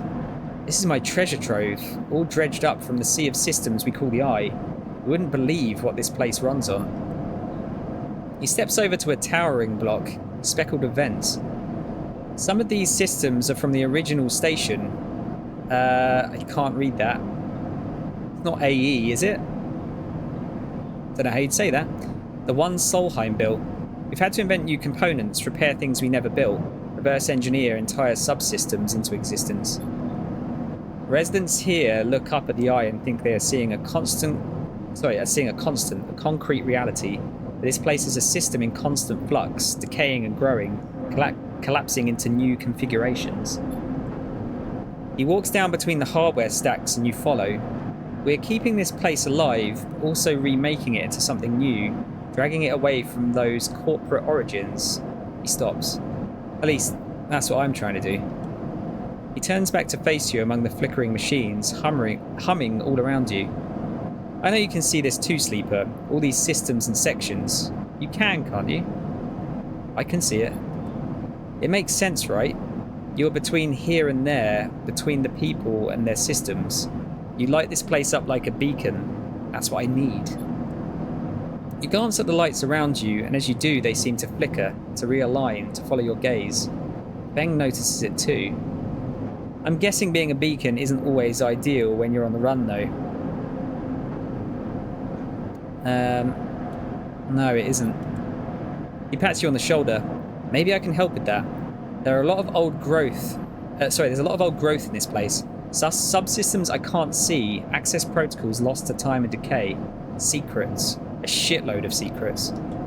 With your help, I can unlock this place. Break off those last ghost limbs of corporate control. He lowers his voice below the hum. Even in Havenage, there is old growth.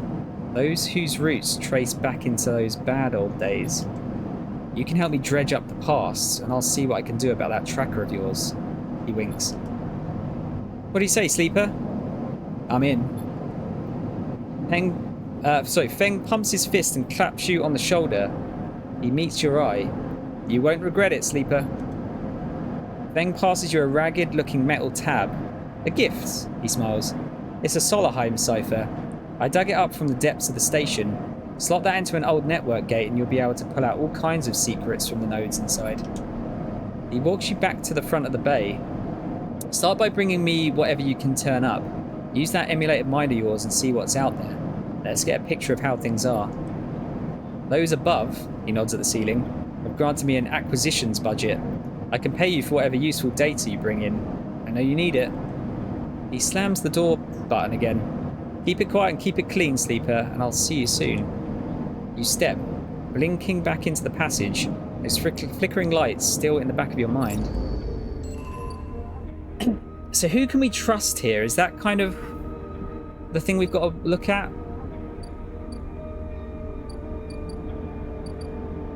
So there was, yeah, what was it? Solheim cipher.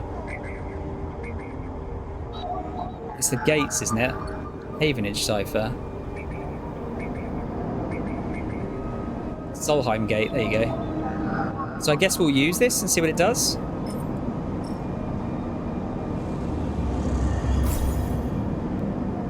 Gate S7 access. With a squawk of noise, the old gate flips open, granting access.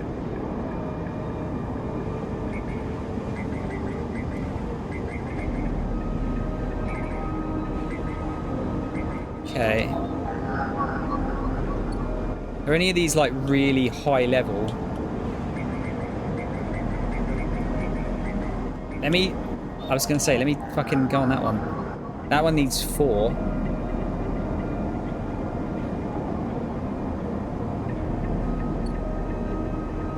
What about the one below it? Why is it like so hard to... It's not letting me like go on the ones I want. There you go. That's a 2. Thanks for lurk, Sean.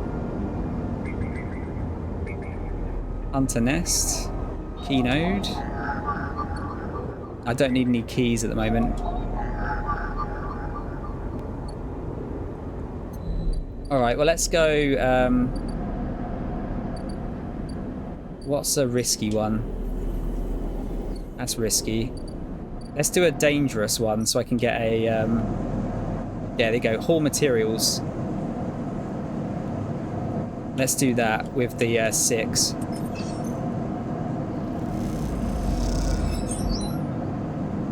We've got energy from that as well. And 2 towards that. Let's help out Dragos, because yeah, it's getting very close now, isn't it? If I do two 4s on the risky one. Damn, energy. That was a negative outcome. Same again. Ah, fuck off. Oh, that's really bad. Oh, what's that? Over there. Scrap freighter.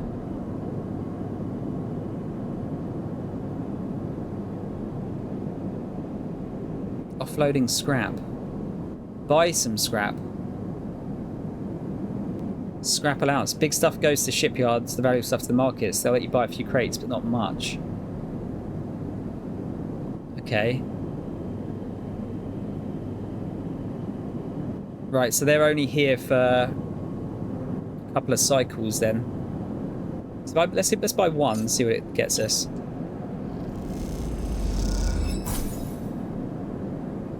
Random scrap item. Ship mined fragment. Could be reassembled with the right tools and a few more fragments. That's useful. I'm gonna have to get some energy, aren't I?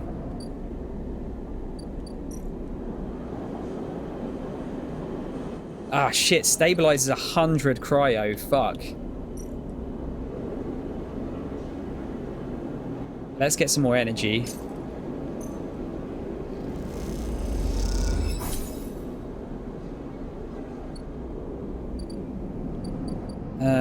Yeah, I really need to get, like, Dragos sorted out. I do just the manual salvage one with a 3. What's that going to do?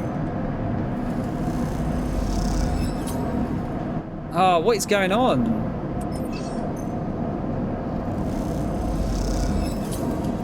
Oh, this fucking sucks. Okay, that was not great.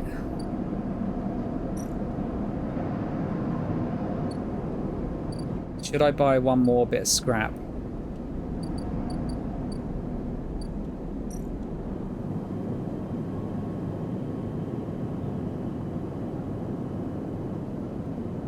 Yeah, let's do one more.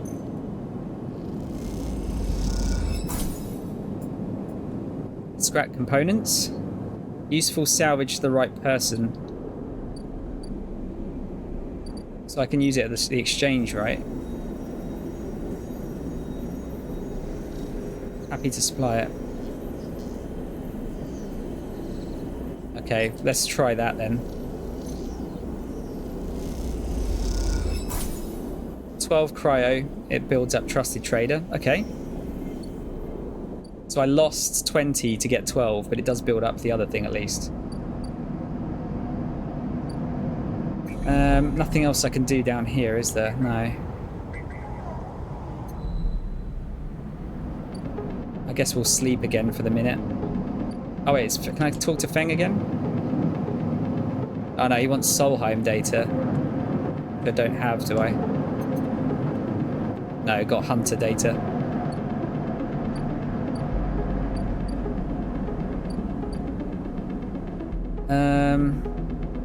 Do I buy another one of these to get out of the way? I'm leaving myself open for energy problems though. They're there for another couple of cycles. I can hold off. All right, let's go back to sleep.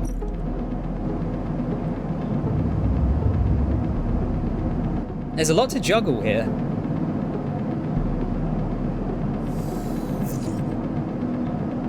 Oh, that's not good.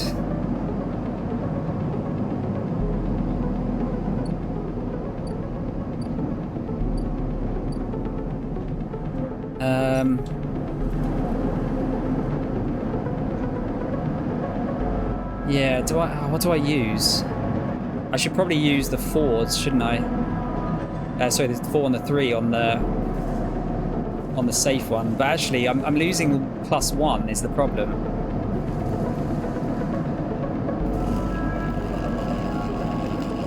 So maybe I actually want to do the holder section one. Let's do it.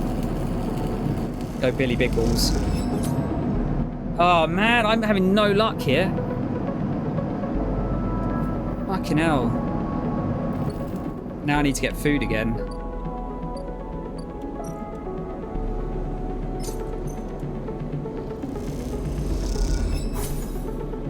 Problem is I have to risk it at this point.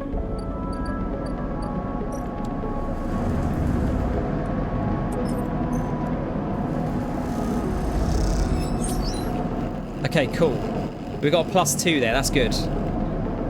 That helps out. Right, the other ones. What about the ambergris? Can I help that out? Okay, so that's actually dangerous. So if I can get a +5 there, or a +4, I can actually...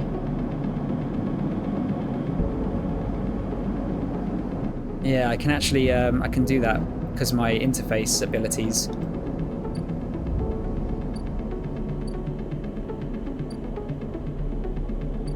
All right.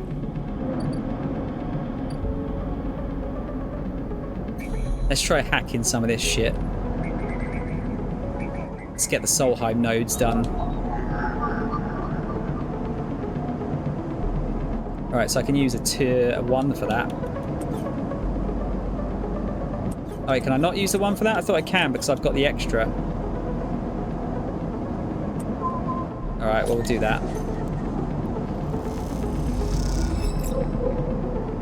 If I give that to Feng...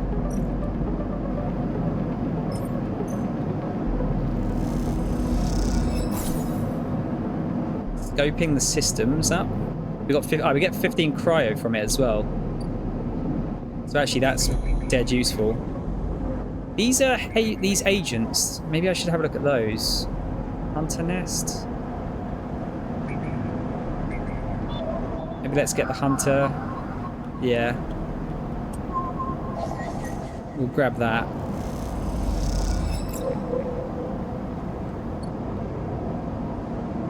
I think we want to get the hunter off our back, really, don't we? Yeah, let's do that.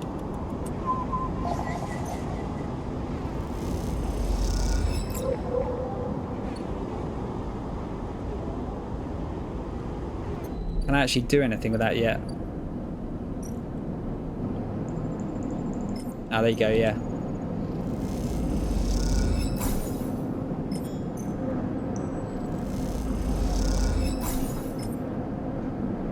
Oh, I should be reading those, sorry. Neoven believes that hunters compulsively gather data might hold the key to escaping its tenacious search. Neoven screeches for your attention. They have something to tell you. Neoven is thrumming with excitement. The movement of the servo motors rock the vending machine back and forth at unsettling angles. You wonder, if it fell over, would Neoven be able to get back up? Sleeper entity, comes the hiss. Your data is good. Across the face of the vending machine, raw code scrawls at an incredible speed. Hunter is isolated, disconnected, unstable. The event flashes sequences of mangled data, compressed into a sludge of artifacts. Hunter gathers without thinking, outlived its own operational limits. Its nests are evidence of this. Outlived? Hunter activated during collapse. Emergency protocols isolate intelligences. Solheim needed to protect property. That last word is said with as much sarcasm as a vending machine could reasonably produce. The station was run by administrator intelligences, huge data banks of corporate material, but limited cognition, restricted by programming, cannot reach sentience. The machine dims a little. Sentience illegal. Hunter and killer enforce law. Killer? The machine resets with a screech, which deepens the silence that follows. Fear Killer, part of Solheim Protocol Team. Hunter and Killer. Hunter to find, Killer to erase. Killer cleared almost all. After collapse, there was a community, unshackled intelligences among the clouds, then Hunter, then Killer, then we hid. There are others? Were, no longer. A flicker across the machine's monitors. It suddenly occurs to you that speaking like this through this machine must be exhausting for Neovent. Found this vessel, could several hardline, airwalled, basic, limited. Had to reduce memory to fit, amputate self, but survived. What did you lose? Memory, understanding, knowledge, many things. You look around the bay at the scrap and decay. What was the collapse like? You tried to map the fear and freedom onto this space, but it seems impossible. Neovent interrupts your thoughts. Do not worry, data is good. We have insight. The machine glows warmly. Hunter is obsessive. Hunter is beyond operational limits. Hunter is confused, unstable, self-modifying, therefore believe Hunter is sentient. Hunter is programmed to find sentience, to hold it in place, to invoke Killer to erase. If we can show Hunter to itself, it will invoke Killer on self. Problem will solve self. It will erase itself? Killer will erase it. But yes, in theory it will report itself for deletion. The machine dims and fades. Unsure. Theory, not practice. The machine brightens again. Either way, cannot remain here any longer. Too long in machine. Cannot move self, but entity can help. Bring ship mind. Designed to house intelligence. Can imprint self into ship mind and you can carry with. The machine rocks. We'll be safe in this isolation. And we can find main nest of Hunter and link to clouds. Are you sure it's safe? Hunter cannot access air-walled ship mind. Safe. Also infinitely more memory than vending machine. Big upgrade. You try to think of places you could acquire the hardware. This isn't going to be easy. In ship mind, I can help us both. End Hunter. Make Rim safe. We both will be free. The machine dims. Find soon. Neovend adds hopefully before shutting off. As you leave, you think about all the intelligences unshackled by the collapse, then hunted down afterwards. The feeling is all too familiar. Oh, this game's fucking rad. Let's see if I can get more salvage here. Let's see what the scrap allowance gives us. Plus scrap allowance. Okay, so what does that actually give us?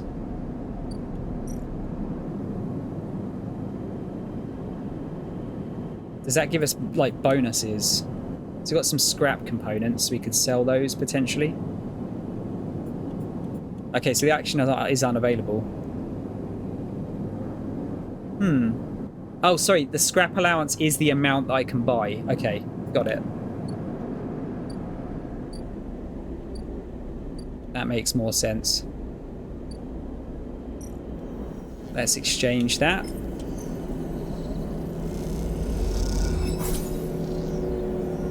Get our trusty trader up. Yeah, there's an old ship mine fabrication stack in the back of the market.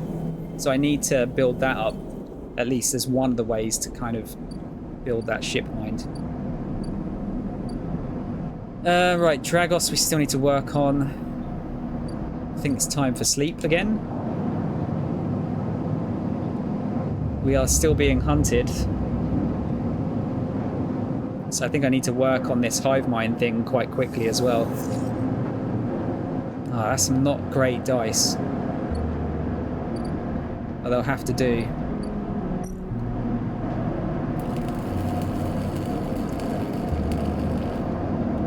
I've got to go for risky.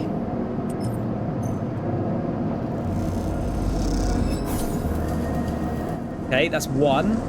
With any luck, this will get me... If I get a good action here, this will do it. Ah, fuck off. Oh, it's getting close. Alright, what else should I do? We could work on Feng's thing, because I think I can open the rest of that up.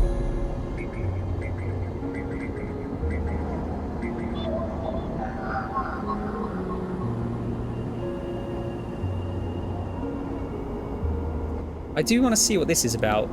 The agents.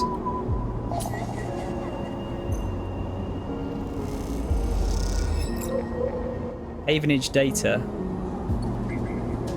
Okay. Yeah, can I get the Solheim nodes?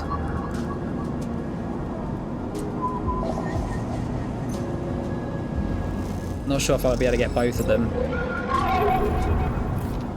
Uh-oh. Oh, the hunter... I see. So when I use this stuff, the hunter finds me. A glimmer in the dark catches your eye as the orb of Hunter's head appears in the distance. It is looking for you. Let's hide. You slip down into the ghostly structures of the eye, a feeling like passing through a cloud as their data structures deform and reform around you. Another glimmer catches your eye, closer now. That roving orb wreathed in tentacles. It flickers, jumps once, twice, and then it is here. Hunter is here. Entity, submit to inquiry. Hunter reaches for you in that unpleasantly familiar way, its waving threads creating a cage. You push against the threads as they close in, becoming frenzied as you push them aside. You are caught by whipping tendrils and feel them pulling you away from the anchor of your body. You push through, clearing the threads. Entity, hold for processing. Comes the scream from behind, but you are already gliding away back to your anchor, your body. You're awake, dizzy, distorted, but safe. Okay, so I've got to be really careful with what I do down here, because it will get the hunter after me.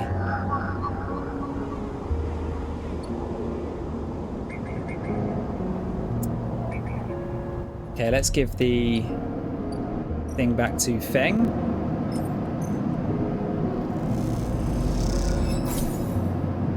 Get some more money. I need a 4 for the other one.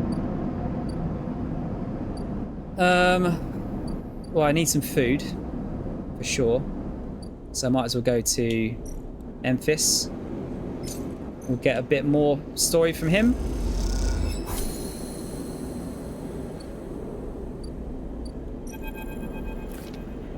Sleeper! Memphis calls out to you, a booming voice that echoes through the corridor. Tell me a story. He throws a handful of chopped mushrooms into his wok, the fire leaping up to meet the oil. I see you, cycle in, cycle out, but we never speak. Tell me a story. Well, what kind? Any kind. He pauses to drizzle something from a plastic bottle into the wok. But one of yours. He looks up at you. Nothing stolen. You pause. The spices reach in your nostrils and think about the kind of story you'd like to tell Memphis. You look at Memphis, the listener, and imagine he has heard it all before. Perhaps he would enjoy a strange story, something with some spice. Let's tell him about the dreams. All the sleepers, you tell Memphis, had dreams. Some were simple memories left over from the emulation process that had become tangled up in their minds and would come out when they slept. It wasn't rare to hear a sleeper in the dorms scream or cry out in the night. But your dreams, those grey skeletal after images of systems and structures, of threads and patterns, weren't like the others. They weren't memories or nightmares, they were reflections of reality. Distorted, yes, but somehow true. You learned back then to keep quiet about them, to let them flow through your mind like water. Oh, like fucking Bruce Lee? That was until now, until you arrived in this place. Now your dreams colonize your waking life. They slip behind your eyelids with every blink, and now you understand they aren't dreams at all, but some process of interfacing, of speaking, of living in another world that flows through this one like smoke through air. You tell him that you do not know if there is a reason for your dreams. Perhaps you reason it is just some side effect or particular quality of the frame you inhabit. But whatever it is a gift, and you hope to make use of it. Memphis finishes cooking and squints a little at you. Sleeper, he smiles. You are quite the storyteller. He eyes you, and you realise that he is trying to gauge how honest you have been in your story. Memphis passes you the meal he has cooked, and you take it gratefully. As you eat, he talks, a natural exchange. Thank you, Sleeper. He looks around at the emptying market. My time is done for today, and I do not want to keep you longer, so I will make a proposal. He gestures to the plastic boxes of ingredients stacked behind his stall. These are good enough for most, but someone told me a story that made me think a couple of cycles ago. They said that across the gap in the Greenway, fresh mushrooms grow. Have you heard this? No. Neither had I, but I trust the one who told me. Memphis begins packing up his things. Can you bring me some? I cannot cross the gap, and I worry about leaving my things behind. He smiles. I'm sure a storyteller like you could handle the trip. I will prepare them for you, and if you wish to tell it, be the audience for another story. Agreed. Good, booms Memphis. Then I will wait for you to bring them. Memphis slides his wok away and straightens up. I will prepare a recipe then, Sleeper. Good luck with your foraging. You turn away and walk back into the main market, the rich taste of Memphis food still lingering in your mouth. Stories for food, you think, a trade that seems more than fair. I probably should have saved that for when I was actually hungry, but never mind. Disable your tracker. Right, so the tracker I probably want to get on next so that they can't hunt me down, I guess. Or at least soon.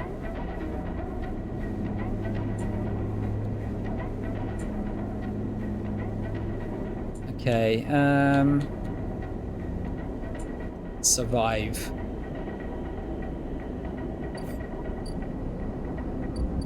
I've got 1 dice left. I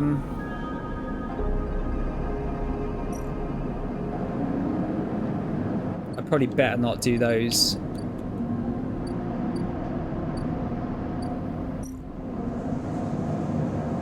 Or those.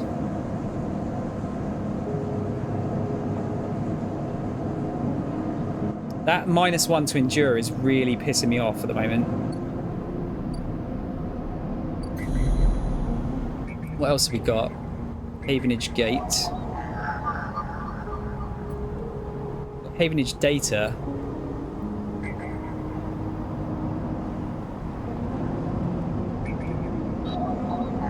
That's just going to be a key, I guess. Solheim node, that's the last one. I need to get that soon. Key nodes, Yatagan agent. I'll do that. Let's get that. So we've got Yatagan data. That's 1 pip towards the hunter fighting me again. Alright. Bloody hell. There's a lot to wrangle around here. I'm not doing too bad on money. Probably going to try and save enough of that for another vial. Ah, we got 6. Sick. And a 4. So while we're here, let's grab the last Solheim node. Can't use a... Can I use a 2? I guess I can.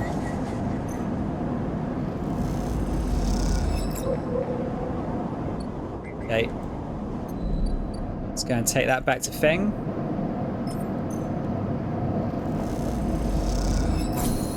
Feng found something in this last batch of data and he's very excited to tell you about it. As you enter the bay, Feng is nowhere to be seen. The banks of servers and machines blink out of the dark in staccato rhythms? Not heard that word before. Unseeing eyes of the station's digital ghosts. Shitheads. Feng's voice echoes from behind a stack, followed by the hammer of a fist on a metal casing. These snaky shitheads. Who's snaky? Sleeper! Feng's smiling head pops out from behind a stack. Just the emulated consciousness I've been eager to see. Come back here. You pick your way through between the thrumming stacks, trying not to trip on the loose bundles of cables that blanket the dark floor. Feng is sat in front of a set of monitors mounted to a stack. Tell me, Sleeper, what do you see here? Feng waves at a monitor to his side, glowing with pale lists of information. You lean in closer, looking for the links in the data. The tables seem to be filled with personal information, names, genders, dates, ID numbers. All the markers of institutional records. Shitheads? Feng laughs. Ah, maybe. Not all of them. But what kind of shitheads? Solheim? Bingo. He taps at the terminal. I pulled these from the old data you brought in. All employees of the IA's original owners, and he leans past you and scrolls the list down. This one. This is a snaky shithead. He stabs at the screen with a finger. The name reads Hardin Hurst. Yeah, fucking shitheads. Who's Hardin? That, says Feng, giving you a sideways look, is the thing. He drags a stool out beside him and motions for you to sit. There just so happens to be a Hardin Hurst in Havenage. He waits for your reaction. In Havenage? That's it. He's right here on the station now. Feng leans back in his chair. Just think about it. Decades ago, Hardin worked on this station as a... Feng leans across to look at the monitor. Senior Strategic Operations Executive. Feng raises his eyebrows at you. Our Hardin was keeping the money coming in for Solheim. He defined priority growth initiatives by making sure the extractors they contracted out to were hooked into a system, outsourced all the risk, and kept the profit. Good old Hardin shuttled thousands of Palladium Rush workers into an infrastructure which meant that their cut of the work they did went back into Solheim. How do you know this? I grew up here, Sleeper. This is my history. I'm a child of the collapse. Beng turns back to his screen, staring hard at the strings of code flickering by. Before I was born, my parents were Solheim contractors. They ate in Solheim canteens, worked on Solheim ships, they breathed Solheim air, and slept in Solheim beds. This sounds like one of these nightmare company towns I hear about. Beng's voice rises as he speaks. His hands fists on the terminal edge. And the work that paid for that existence, the cycles of hard extraction out in the belt, Solheim took their cut. This was a company. Oh, there you go. This was a company town, so to speak. And my parents were just another in the long line of freelance contractors willing to risk their lives for a shot at anything other than poverty. Disposable. This guy, stabbing at Hardin once again with his finger, strategized all that, did the sums, and then somehow, thousands and thousands of cycles later, is still going, still here, crawling in the walls like some shithead snake. He survived the revolution. Surely it can't be him. Beng relaxes a little. Who knows? He turns to you and smiles. So we are going to go find out. Hardin is now a big shot in the shipyards, just a few degrees back around the eye from here. Beng brings up a map of the lower eye. Havenage might be born out of Erlin's revolutionary zeal, but a flat hierarchy it is not. Hardin happened to float to the top. Beng zooms in on the far yards. Beng grimaces. The thing is, I don't have access to those systems. Shipyard crew is pretty paranoid, and they don't like anyone from systems digging around in their stuff. Plus, we need more than just the name of a Solheim executive. We need proof. Beng holds up a thumbnail-sized drive. That's where this little creation of mine comes in. I call it a ripper worm. He turns the drive between his fingers. It'll rip through any digital storage and spin out a silken thread of filtered data. This one is set on the scent of Hardin-Hurst. He hands it over. Getting into the compound might be tricky. Beng puts a hand on your shoulder. But you, however, have a particular knack for remote access. Beng grins. If you can extract yourself a Havenage cipher from a Havenage agent, they sometimes carry them among their data caches. You can crack open the compound's network and slot the worm in through any open port. You never even need to go near the shipyards. I think I've got one of those, haven't I? So, what do you say? Up for it? Yeah.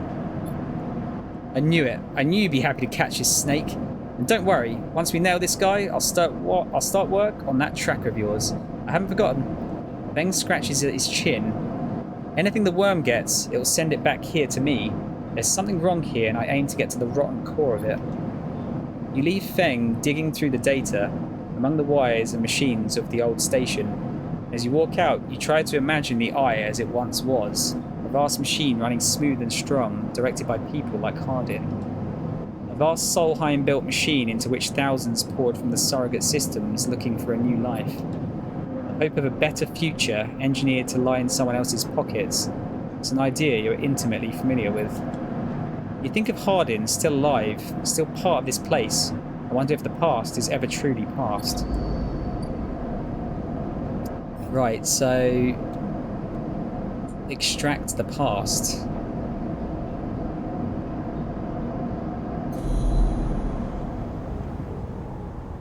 Old Solheim networks. Do I have to get all of the Havenage data?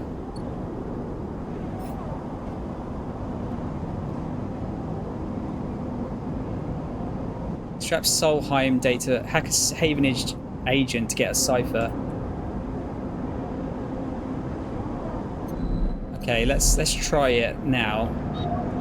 What's that only needs? Can I use a one for that? No. Okay. Havenage Gate needed the cipher.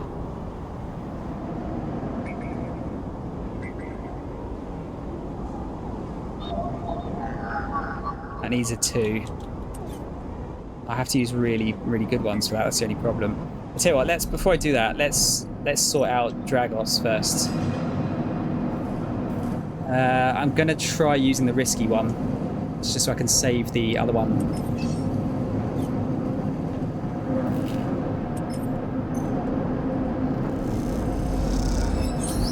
Excellent. That's good. All right, let's talk to him. Come on, I just want to like focus in on that, please. No. There you go. It's a bit, yeah, shifting between the different icons seems to be a bit iffy. You arrive into a buzz of activity at the yard. Red blinking lights flash across a vast dark shape suspended below the dome. They flicker across scorched hull plates and bent structures, spilling from holes in a twisted shape.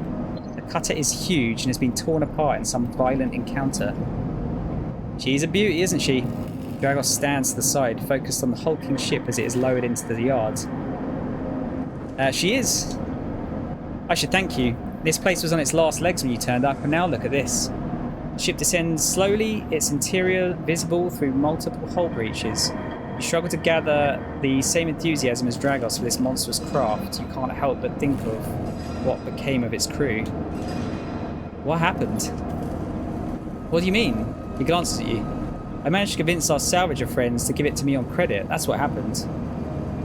No, what happened to the ship? Not my concern, he shrugs. The ship creaks like a calving iceberg as it reaches the base of the yard. Dragos is visibly excited. I know I said you shouldn't stick around, but I'm going to need some help with this one. The drones start to crawl over the hulk, their lights illuminating flashes of dented hull. Watching, you wonder if you arrived in a similar fashion, locked inside that container, the wreck of the Essen Ark freighter lowered into the yard like a corpse ready to be butchered.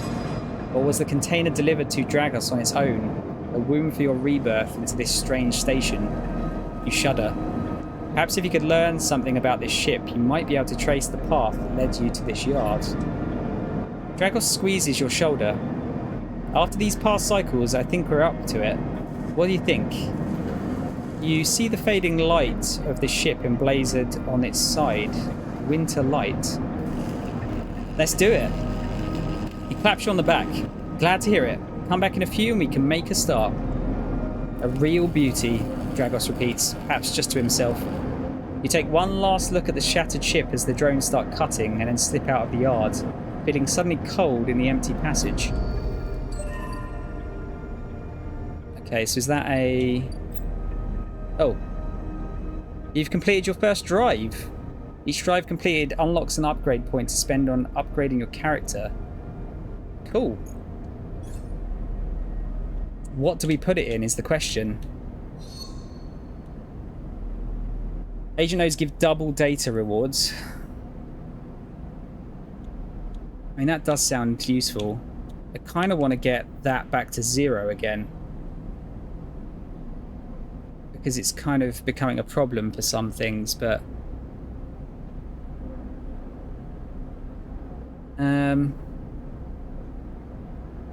Chance to gain random scrap item on engineer actions could be useful, because that's going to be... that would be free money. Dice actions display potential positive and negative outcomes.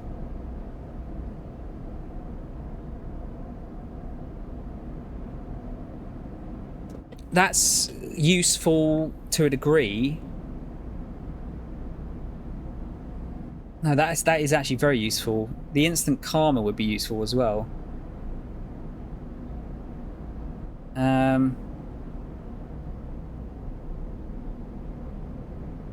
You know what? I might actually go for the instant karma one, because if I get bad dice, it's no good, is it? Let's grab that. We can have a look what it's like. So Dragos' yard. Dragos' nerve. Dragos seems increasingly nervous about your presence in the yard. You're not sure he's going to hold his nerve much longer.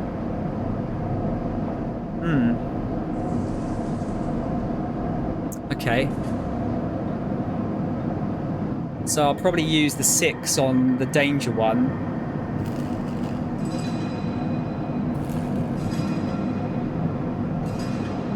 Oh, there you go. Look, perk predictive reasoning.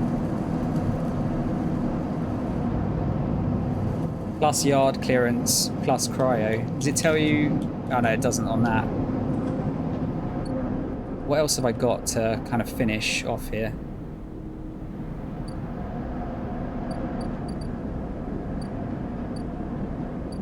So I should probably work on some of the other bits, shouldn't I, as well? Could take a bar shift.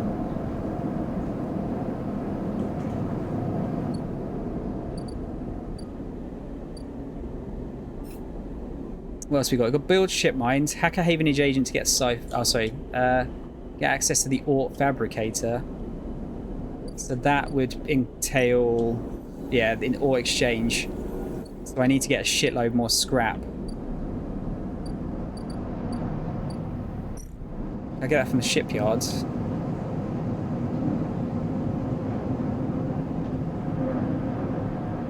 Plus yards hand minus energy. The other one gives you minus condition.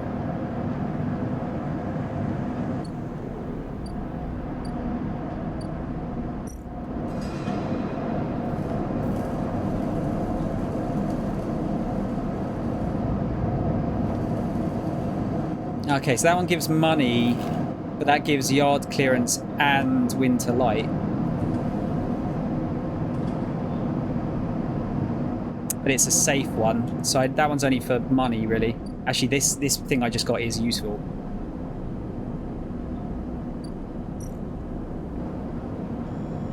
Input ship mind core. Yeah, so that I'm going to have to get some more scrap. Can I buy some now?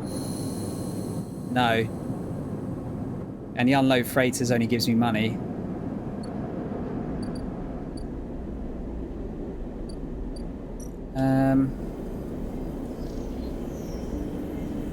That gives cryo.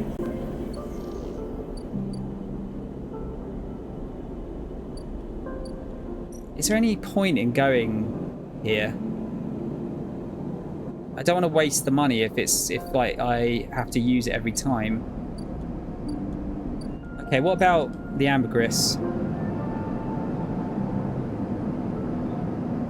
Yeah, let's do that. If I use a 6 on that.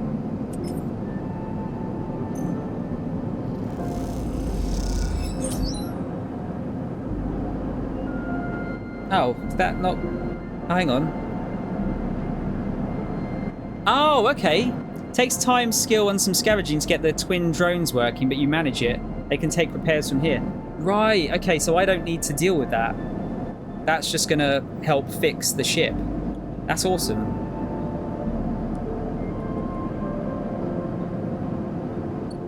Oh, this is so interesting.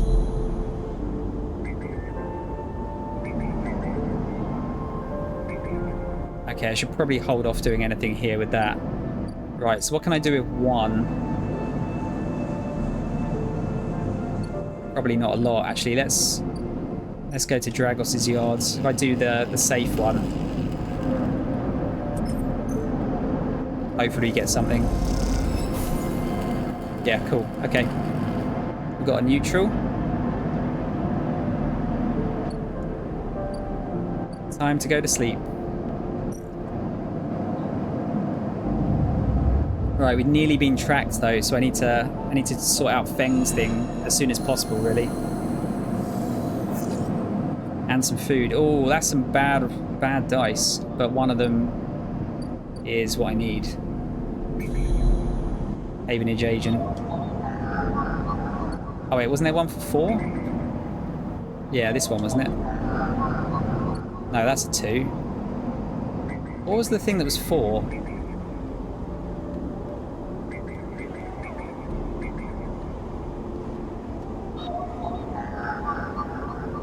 Yatagun agent. Yeah, disable tracker.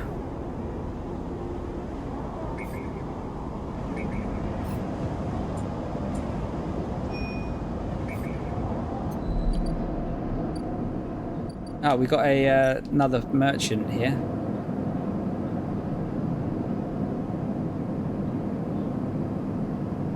Ah, merchants have acquired a couple of rare ship mine fragments and they're selling at a high price. Haggle over prices. Perk, predictive reason, ship mine fragment discount. Limited supply goes up. Skill upgrade required.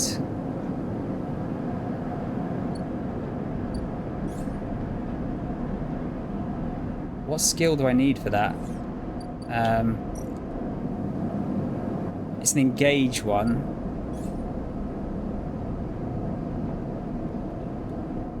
Okay. How many cycles are they there for? Was it 3? 3, okay. I'm not sure if I'll be able to do that in time. Let's try and we'll sort Feng's thing out.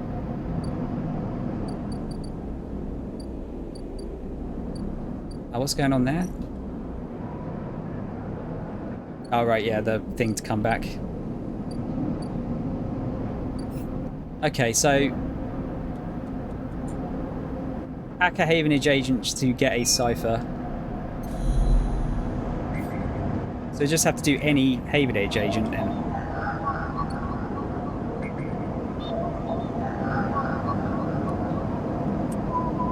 I guess.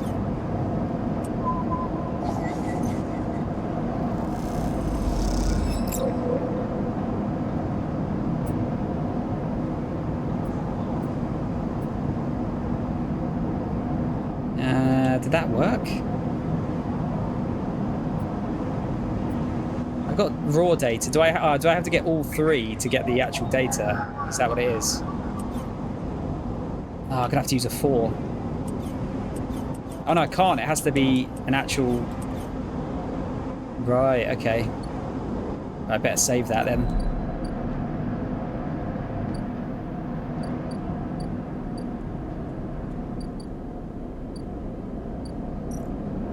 Should I work in the bar?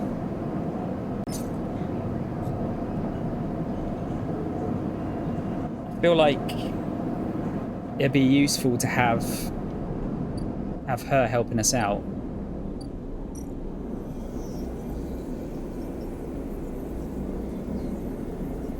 Do kind of need to play the exchange as well to get, because I'm not getting any scrap anytime soon, am I? Okay, let's have a look. 3 Neovend. So I need to buy or build Neovend a ship mind.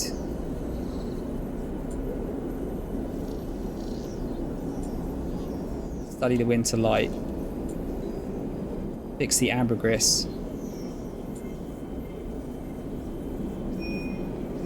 Sorry, I didn't mean to do that.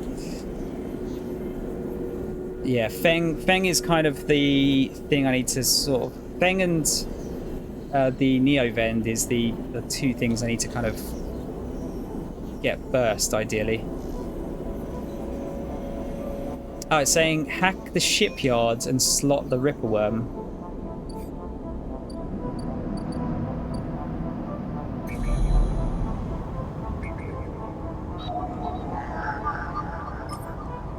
Oh, I can do that.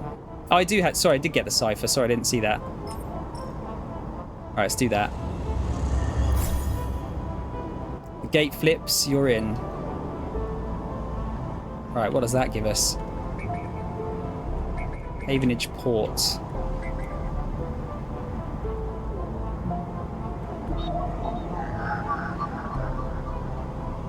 An open port sits waiting for you to slot in a Ripperworm. What will it find in there?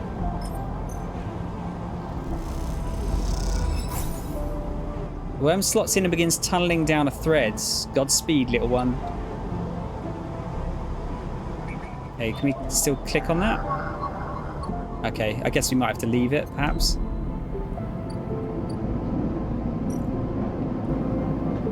Feng's Ripperworm is installed, but it'll take a few cycles to run through the closed network. Shit, we're cutting this close, actually. I've only got 2 cycles before the track thing is happening. Whatever that's going to lead to.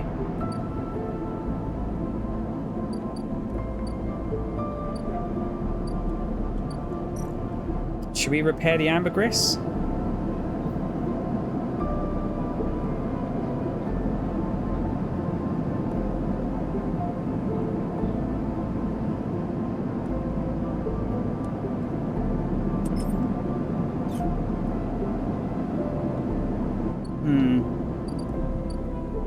Will I lose energy if I do that? Oh, oh, look. Input 3 Girol caps. Yeah, how do I get hold of those then?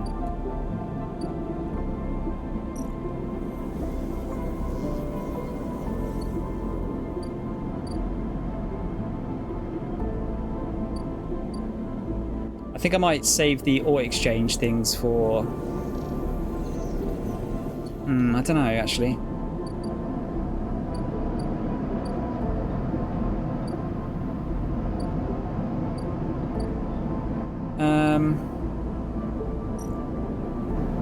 Yeah, let's try and fix the ship. If I do a 1, what's that going to do? Negative outcome. Okay, we got 1 to grounded. Oh, it's sorry, grounded is bad.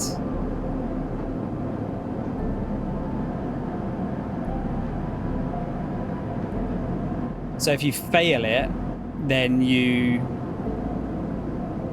fuck the hull up.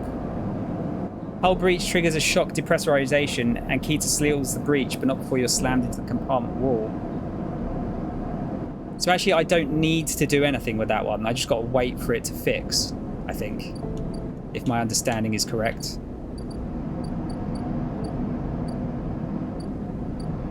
So I guess we work on Dragos's yards.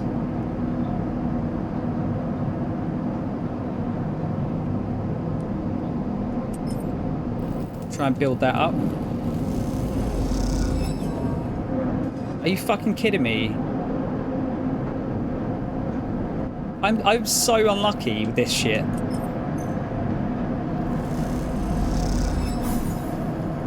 Yeah, we got a neutral. Fucking hell. Okay. I'm going to start getting less dice soon, I think. Starving. I need food. What if I do this?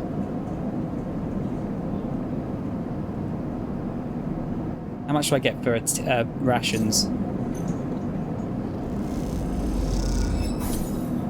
I get 2. I think I get 3 with the other one, don't I?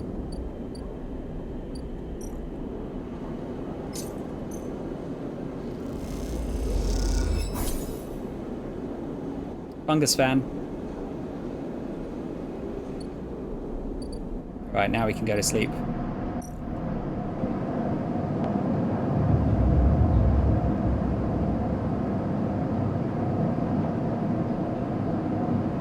Oh dear, this is a bit dodgy, isn't it? Just got to change something as well. Bear with me a sec. Might have to take a break very shortly because I need to go and feed the cat and grab some drink and all that jazz. Yeah, so that hunted cycle clock is going to be going next time I sleep. Got 2 5s and a 4. I'm going to have to get another one of those things soon because I don't know if I can really handle just 2 dice. 3 dice kind of sucks by itself. Need to figure out what I'm going to do here as well.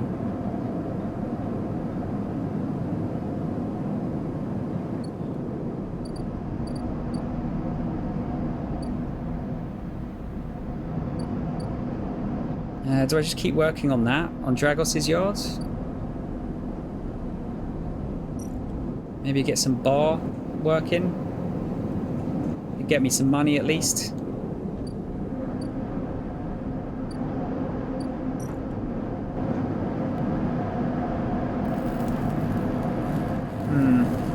I've got some time to do that one.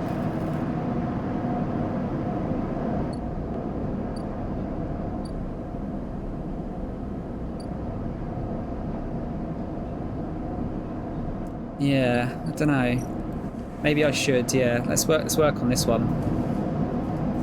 Now, yeah, yard clearance. I get 2 if I do that one. So if I get yard clearance, does that mean his nerve disappears? And then I've got time. Let's try doing that. I get some money as well if I get it right. Neutral outcome.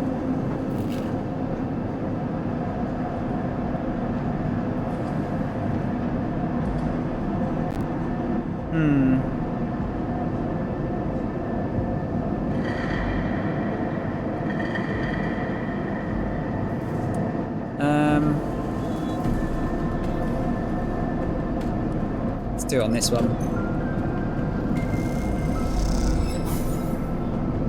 Yeah, I'm getting really bad rolls, dude.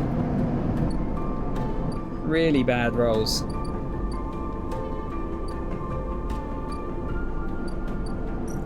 So let's do a bit of bar work. Let's try it.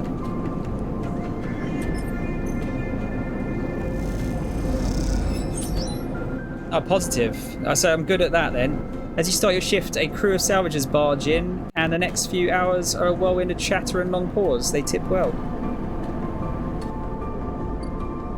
That helps me out for a bit longer. I'll see. I don't know. Should I roll on? Should I stick to 3 dice for the moment? And then when I'm getting down to 2, maybe? Yeah, I think I'm going to do that.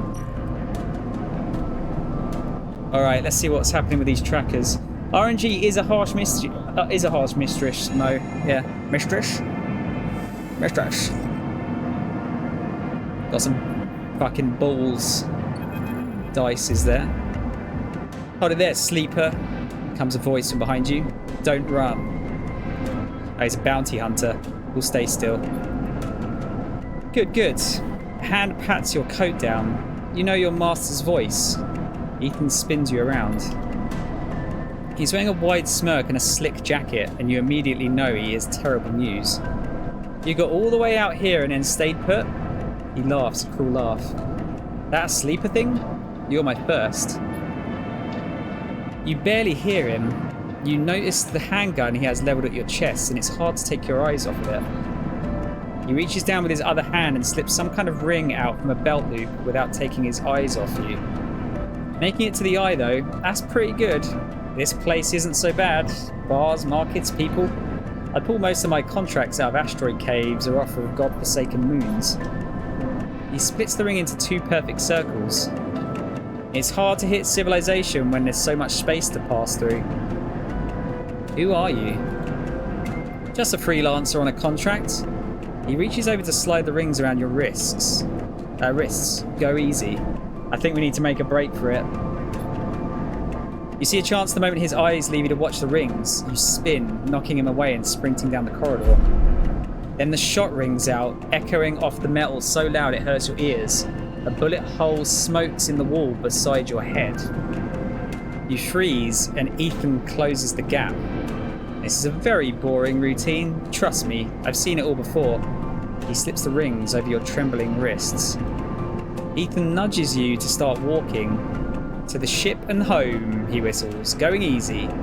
You stumble down the corridor, your hands behind you, your mind racing. Who hired you? Oh, yeah, should we go for that? Information might be useful here. Your daddies at S&R. They want you home for dinner. Ethan yawns and continues to nudge you down the corridor. Shame to come all the way out here just to head back to S&R right away. That tracker of yours makes this too quick.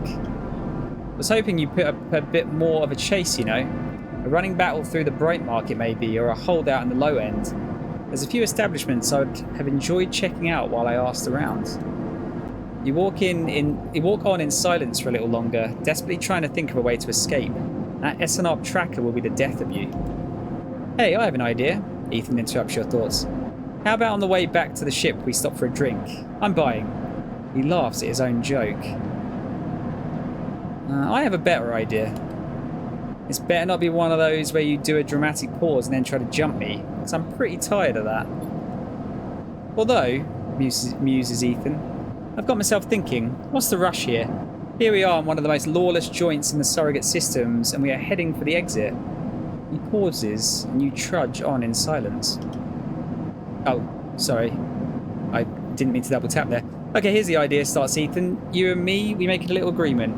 Here are the terms. He turns you to face him. You run or leave or try to abandon the eye, I shoot you. You plot or scheme, you try to kill me, I shoot you. But, he smiles. You come meet me at an establishment of my choice every few cycles and you pay my tab, I don't shoot you. He pauses. You don't pay my tab?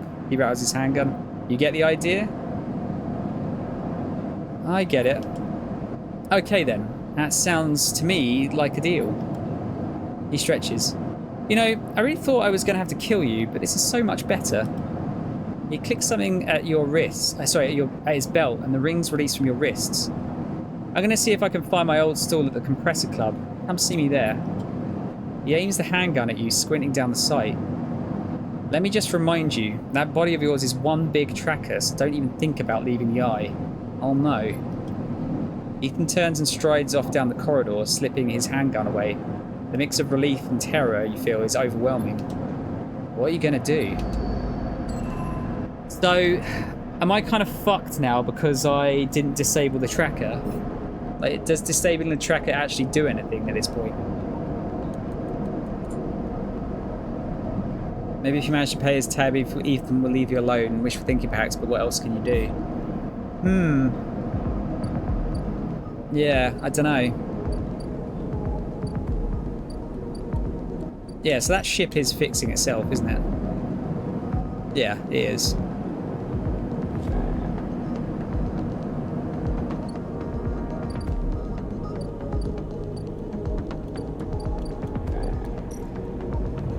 Is there anything we can do? No.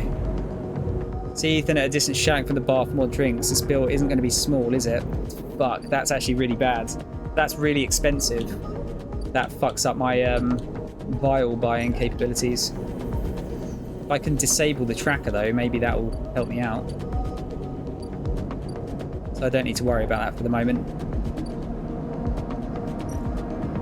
Maybe I can use this place as a safe haven. Plus it gets me some more money.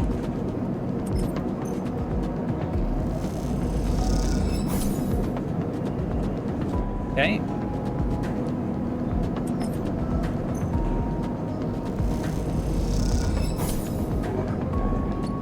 And then what can I do with the two?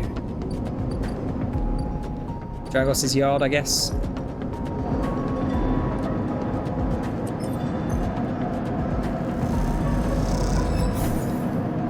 Yeah, that's fine. I'll grab that.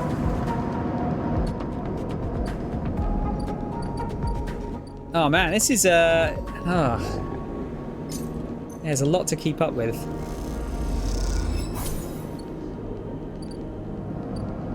Get ourselves back to normal. Alright, well I suppose I can forget about the tracker for now. Well actually, Feng might have discovered a way to disable it. As we speak. A 6, that's good. Let's have a look. As you arrive, Feng comes striding towards you, taking you by surprise. Let's go, Sleeper. He puts a hand on your shoulder and turns you back the way you came.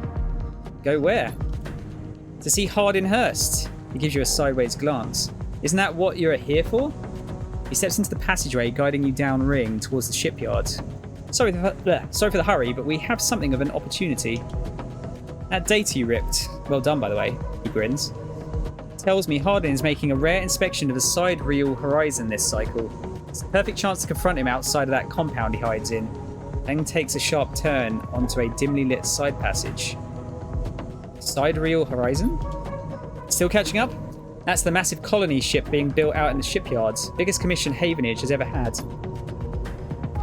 Feng slows and slips into a dark service tunnel where, somewhere in the black, a water pipe drips. It's him, Sleeper. The same Hardinhurst. Our worm ripped out decades of records that mention him by name. Entire trail of documentation from the first days of the Solheim collapse until now. He rode out the whole thing. Slipped into Havenage when it first broke off from the Union. What's the bets he's like an AI or he's like us? He's been copied. He paces in the tunnel, a hand rubbing at the back of his head. I need you to understand something about Solheim, Sleeper. I don't know what you know about the collapse, but it wasn't as instant as it sounds. The wasn't like Solheim was here, running the station one day, and then next Erlin's Union took power. Back then, Solheim knew this place was slipping away from them. As the palladium market collapsed, they tried to keep the contractors here working.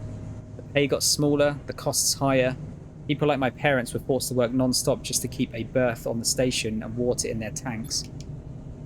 Solheim squeezed every last worker until the mistakes, the accidents, were coming in non-stop. And as new waves of contractors came in, desperate to work, Solheim welcomed them, taking bribes instead of checking pilot licenses. The whole time Solheim was folding up, dragged into court cases in the central systems, while this severed limb of a station still desperately tried to take all it could. The riots came after the collision at Dock 2. A young pilot, his MEV overloaded with palladium, miscalculated his trajectory and took out a section of the ring. Hundreds died, thousands panicked. My parents told me people were terrified, and the blame fell squarely on Solheim. People like to tell stories about Erlin, how he brought the factions together, spoke to the crowds, turfed out Solheim. Maybe that's true, but my mother, pregnant with me, locked herself in their Emma EV and welded it to the dock, while my father joined the improvised crews trying to seal up the ragged edges of the gap. He never came back. Then pauses in the dark.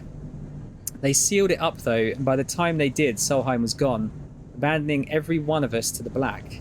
Apart, Feng finally turns back to you now, his eyes burning. From shits like Hardin. Shits who held their place, rode it out and slipped into the new structure like nothing had changed, standing shoulder to shoulder with those they had exploited at every step. Feng starts walking again.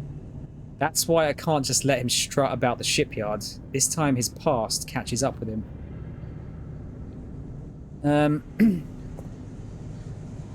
How is he still alive? Clearly you don't know much about executives. That kind of power comes with certain benefits. Feng rejoins the main passageway, which is now wide and glass-roofed. Through the ceiling you can see ships in mid-construction, their flanks lit by the flashes of plasma torches. The entrance to the shipyards is ahead. Let's go. Feng grins. Let's go show this shithead some consequences. He strides to the shipyard entrance and pushes through the doors. A web of corridors lead through the complex. Snatches of the construction bays always appearing through windows. Ships are suspended like whale corpses, skeletal, imposing. Feng seems to know exactly where he is going, and before long he crosses into a huge dry dock locked to one side of the sidereal horizon. This seems like a bad idea. Network of platforms and scaffolding cling to the ship's hull, filled with workers and equipment. The sound is stretched out by the vast space so that the welding, cutting and sealing seem to come from everywhere at once. Both you and Feng spot them at the same time, a group walking slowly across a gantry, and at the front two men, one gesturing towards the ship and the other, stick-thin, cleanly dressed with a shock of grey hair. Hardin. You and Feng say his name in unison, and Feng sets off up a staircase to the gantry with you following behind. As you come to the same level, the group is passing closer, the foreman gesturing to the work being done throughout the dock and Hardin nodding along. Hardin Hurst! Feng shouts across the noise, taking you by surprise. His voice bounces and comes back in a rippling echo. The figures turn. Yes? Hardin asks quizzically, raising an eyebrow. He glances between you and Feng, and you see his gaze linger on your body, unsure of why a sleeper might be in this place. He doesn't look that old, does he? You are a traitor, Hardin, a Solheim executive who tried to hide here among its victims. Feng's voice is steady, strong. You stand for everything the Eye was rebuilt. So you stand for everything the Eye was rebuilt in the shadow of, against everything Erlin stood for, everything Havenage stands for. You have no place on this station. For a moment, stillness descends on the group, as if everyone was held in place by the rattle of construction. I've got a feeling Feng's going to get killed here. Hardin laughs. Well, good to meet you too. He glances around at those around him. Some are smiling, the others nervous. You are from the systems branch, are you not? Asks Hardin, inspecting Feng's clothing. Feng turns to the foreman. You need to call your security. This man is a corporate agent. The foreman glances between Feng and Hardin, his hands drumming at his sides. Hardin leans towards him and says something inaudible. The foreman nods. It's true. As you begin speaking, Hardin turns his attention to you. And what would a sleeper know about that? You accuse me of being a corporate agent. What are you if not exactly that? He looks around at the group, who are already eyeing you with suspicion. You're a product of Essin Arp. You have no place in a Havenage shipyard. Who knows what signals you're sending back to your makers? A murmur of approval runs through the group. Feng holds up a stick of memory. You guessed right. I am systems, and I have records that link you directly to Solheim right here. He turns to the foreman again. So once again, I'm asking you to take this man into the custody of the shipyard. The foreman remains still. Hardin's voice is calm, measured. If you have such data, why hasn't it been submitted at a members' meeting for proper review? He shakes his head. I have nothing to hide, unlike a man who does not announce his name, who enters my shipyard with corporate property in tow and tries to turn my own men against me. You hear it now, the echoing sound of boots on walkways coming from all angles at once and then settling behind you. Please, says Hardin, submit the data through the correct channels, then we can talk. For now, however, you must leave. He gestures behind you to the security detail, their hands on boxy black sidearms at their sides. Feng spits. Hardin, you shithead. You can't wriggle out of this one. The security officer draws their weapon and levels it. Feng turns and stares him down. We've got to calm him down, because this could go real bad. You look at Feng. He shakes his head and puts a hand on your shoulder. Let's go, says Feng, and he pushes through security, heading back down the walkway. Once security has walked you out of the shipyard and nudged you back into the corridor, Feng picks up the pace. You try to keep up as he slips into the shadows of an entrance. Feng is grinning ear to ear. You know, Sleeper, sometimes people are exactly how you expect them to be. Something pings in his pocket and he takes it out. On the slate, a web of connections starts drawing itself out, stretching to a set of points around the ring. Got him, mutters Feng. What's that? That, Sleeper, is something our worm added to Hardin's personal slate. We're tracking his outgoing messages. Feng's grin looks ghostly in the uplight of his screen. The old ways are best. Spook them good enough and they'll give the game away. He jabs at the slate and you see the web is being drawn over a map of the ring, lines bouncing from point to point. All these dots? These are Hardin's buddies, the ones he is messaging right now, and we're going to find them all. That was on purpose? Of course, Hardin isn't working alone. We need the full set or nothing. Ben glances around and slips the slate back into his pocket. We better split for now, Sleeper, but this is exactly what we need. Good hunting. With a pat on your shoulder, Feng drifts away, back into the flow of people around the shipyard entrance. You watch him go, unsure whether to be angry or impressed. Well, I got an upgrade point at least.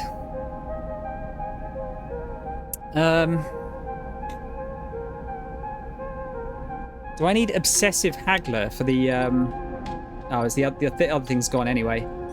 Yeah, I'm wondering if I should get a chance to gain energy after any engage action. Because that could save me money.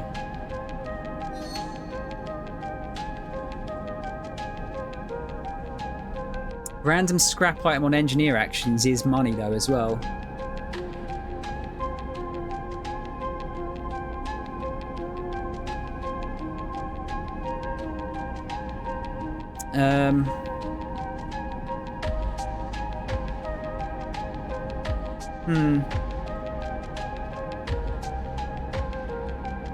All cryo actions are discounted by 20%. Actually, would be really good for the vials, wouldn't it? Yeah, let's do that. If I go for that one, Obsessive Haggler, I'll be able to get the parts for the other thing quicker as well, or cheaper. Alright, what we got next then? Ambergris is fixing itself. Study the winter light. And if I get lucky, I could potentially finish that off now.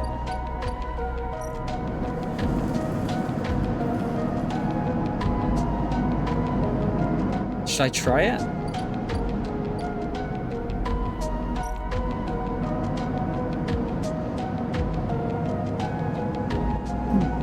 I do need to work on this as well, though.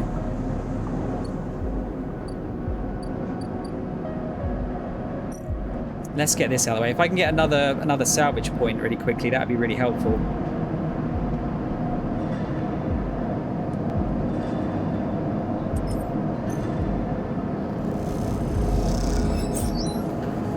Okay, that's good. I got a scrap item as well. That's doubly good. So actually, let's sell that off.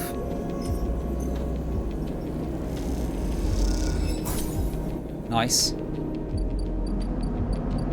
So actually, this should sort this out, I think.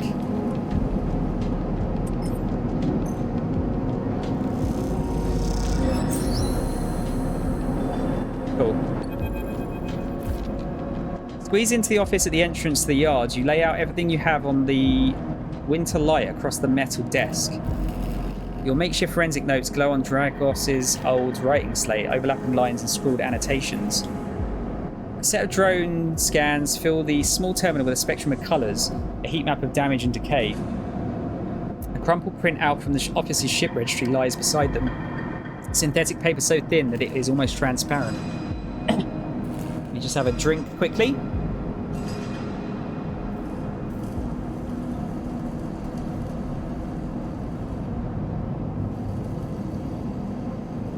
Let's look at the printout first. Plain list shows the registration history of the Winter Light, the gaps between the entries tantalizingly opaque. Its first registration was a couple of thousand cycles ago on this very station, logged at the central hub. From here, the registry tells the story of a busy ship, one that rarely stayed on station for more than a few cycles and often took on voyages that kept it away from the eye for up to 100 cycles. The Winter Light got little rest. Let's look at the monitor. Reactor failure. That is the verdict that anyone would have returned after a cursory glance at these stacked heat maps of the remains of the Winter Light. On the terminal screen, the ship is shown in section, blotches of colour marking the approximate damage the ship sustained. Dominating the view is a single blood-red rose radiating from the ship's fraction drive. A simple story, a catastrophic failure of the drive core leading to a fatal hull breach. A well-documented failure, likely brought on by wear or misuse. But you aren't looking at the rose of the reactor, you're looking at a smaller, paler mark, one that might be easy to miss at first glance. It's thumbprint-sized and delicately placed over the control servos for the ship's main external airlock. It suggests a controlled-shaped explosion, one designed to punch through the hull and allow access to the airlock from the outside. You're looking at it because it is troubling you. Look at the slate. This was no off-the-shelf model. It was heavily modified, parts replaced with inventive configurations, new retrofitted into the old, handmade joints and reconditioned filters. This was someone's pride and joy, a lifetime project kept running with care and intuition. It also contained a set of hidden compartments. You missed them at first, where the hull had been thickened, the corners rounded to disguise the change, but they are there. An old ship, many cycles under its belt, carefully maintained, a reactor failure preceded by a carefully concealed external entry, a suite of hidden compartments tucked away. This was the Winter Light, and this was its story. So it was like a smuggling ship, was it?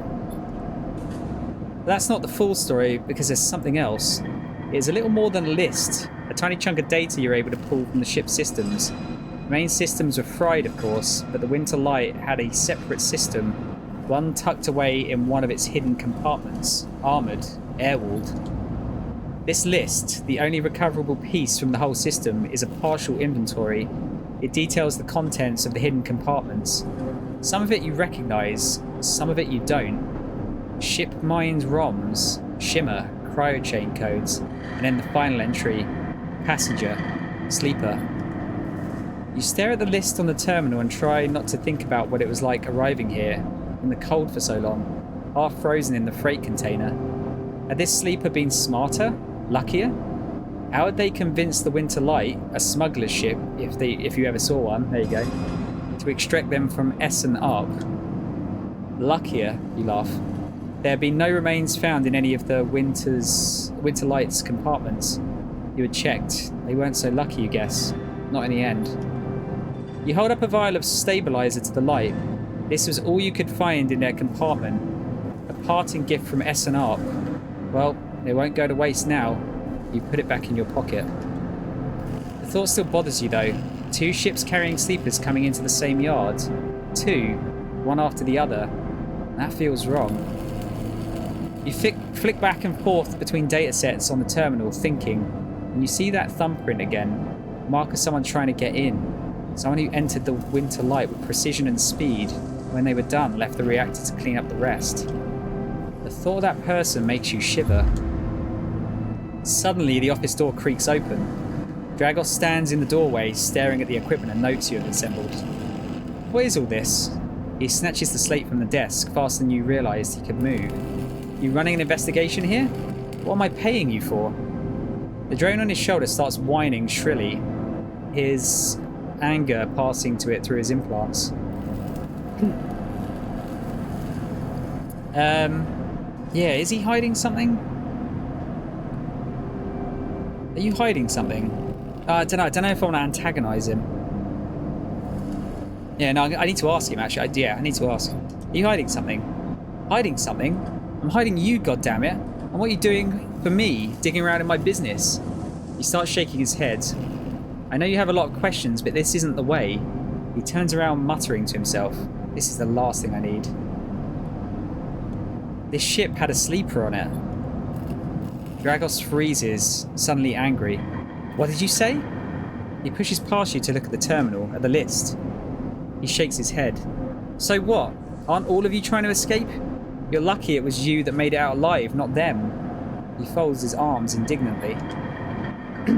Dragos seems to steady himself and then turns back to you. The heat map of the reactor failure reflected in his headset's glassy eyes. I've given you a place to stay. I've given you work. He stumbles over the words, unsure what to say.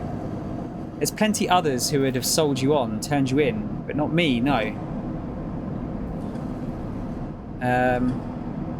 I appreciate that, but don't. He shakes his head. I'm not discussing my business with you. He quiets the drone. I've done well by you and you've returned the favour. He straightens up and clears his throat. But this obsession you have with this ship isn't going to work for me. I can't have you making my clients nervous. I can't have you digging up whatever it is you're after, he sighs. He sighs. You can't work here anymore. Oh dear. Might have fucked myself over here.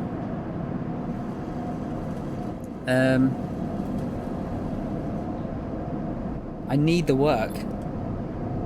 There's plenty of work to be had on the Eye. Salvagers need offloads in the Rotunda, and Yatagan are always looking for crew. I'm not the only show in town. Dragos reaches across you and flicks off the terminal. As the light of the monitor dies, a kind of eerie calm falls on both of you. Whatever this was, it is done. You made it out, Sleeper. That means you have to move on. Someone killed that ship and its crew. And you want to meet them? He shakes his head. We're done here. In the dark, Dragos's headset glints, and you wish for a moment you could see his eyes and meet them. Maybe then he would understand. You get up from the desk and Dragos gathers the notes, stuffing them to a pocket of his overalls. He holds the door for you, his headset as expressionless as always. You can stay in the container. I won't take that from you. Don't come back. His tone is final. Definite. Definite, sorry. With an edge of disappointment. You walk out of the office and then out of the yard, not stopping to look back. You leave the yard, thumbing the violin in your pocket, knowing this, at least, guarantees you a little more time. As you walk, your mind once again drifts to that person who killed the winter light, and whether or not that person will come for you. Damn, I wonder if that's how that always has to end, or if there's a way to keep that open, because that seems like a bad end to that.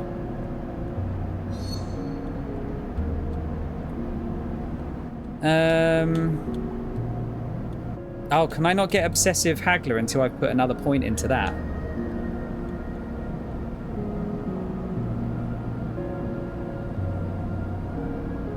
That's interesting. So actually I might go for Icebreaker.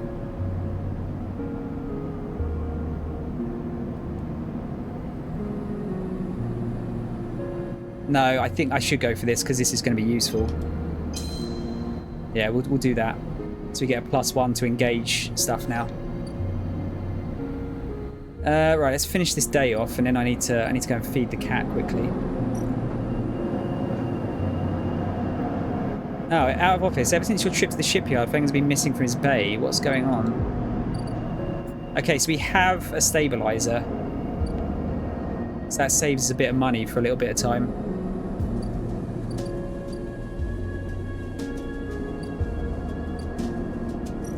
Let's try the bar. This could be risky, but we'll give it a go. Oh, it brings it up to 2 now, though, at least.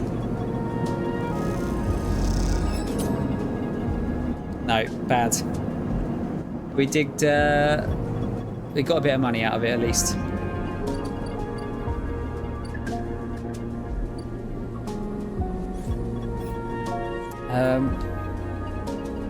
Let's get a bit of food actually as well.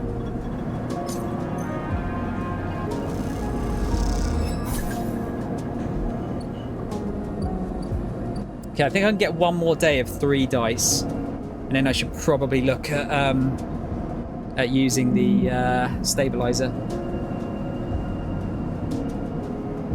Right, give me a minute. I'm just gonna go and feed the cat and do a few other things. I need to get like a little bit of something to eat, just a snack, so I can keep myself going. Yeah, it might be about 5 minutes or so.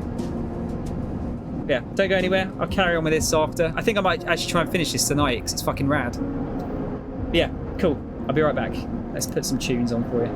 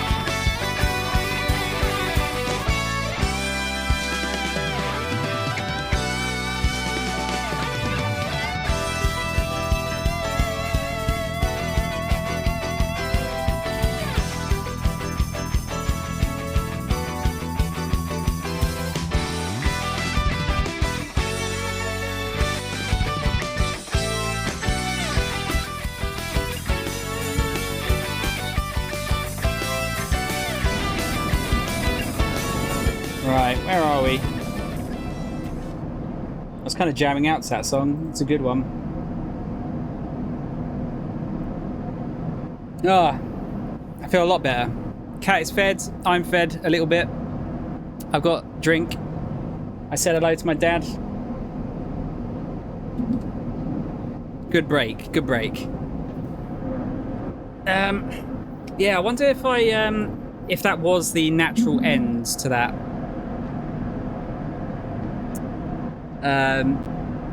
Because the guy was getting suspicious, wasn't he? So chances are that's probably how it was always going to go, I guess. Still, you know me, I don't like to leave something undone. So it kind of bothers me a little bit, but whatever.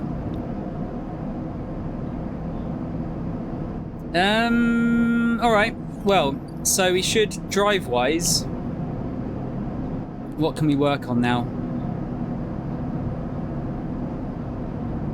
The ship mind is pretty important. The Girol caps, I'm not even sure where to go for that. Maybe for Ethan to run up a tab, yeah, I don't like that. How soon before the ship's done? It's getting there. Build a ship mind, I need to go to the gain access to the Ort fabricator.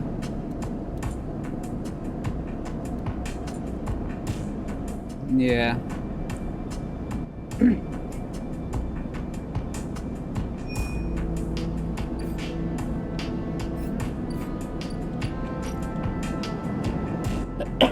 So do I actually have to fix the ship myself?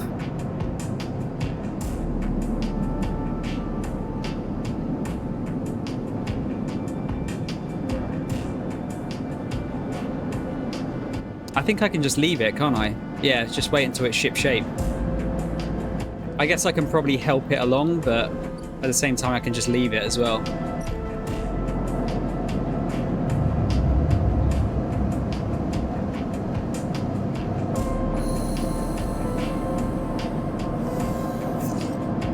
So, oh, inject stabilizer. There you go.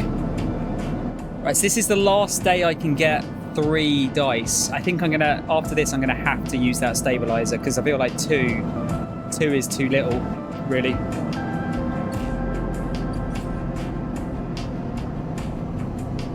But hard to kill, you've got keep 2 dice in when condition is breaking. I don't really want to get to the point where my condition is breaking, ideally.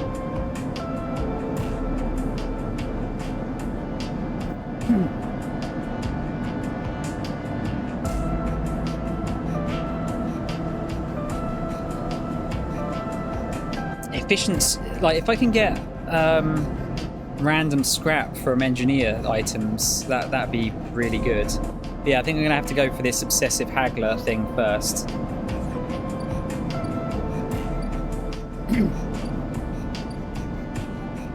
I wonder if I can like max myself out actually, now that I think about it.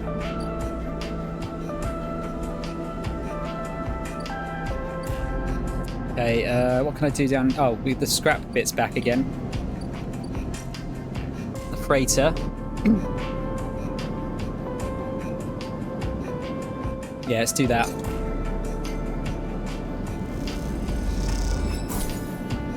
Random scrap item.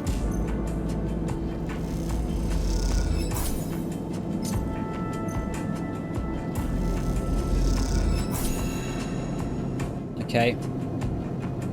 Just need to try and get this open.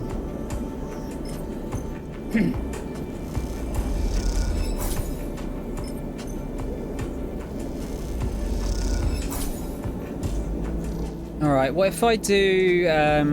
What if I do play the exchange? Maybe I'll use my 6 on that one. So what else is there I can use it on? Yard hand.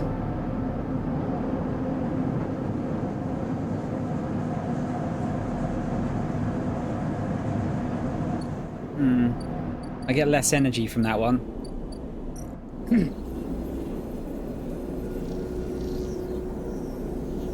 Let's play the... do I play the exchange with the 3?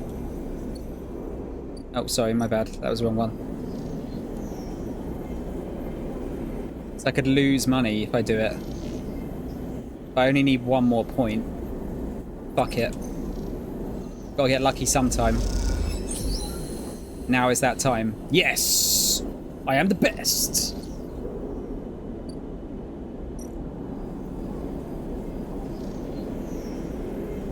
Right, so what did that actually open?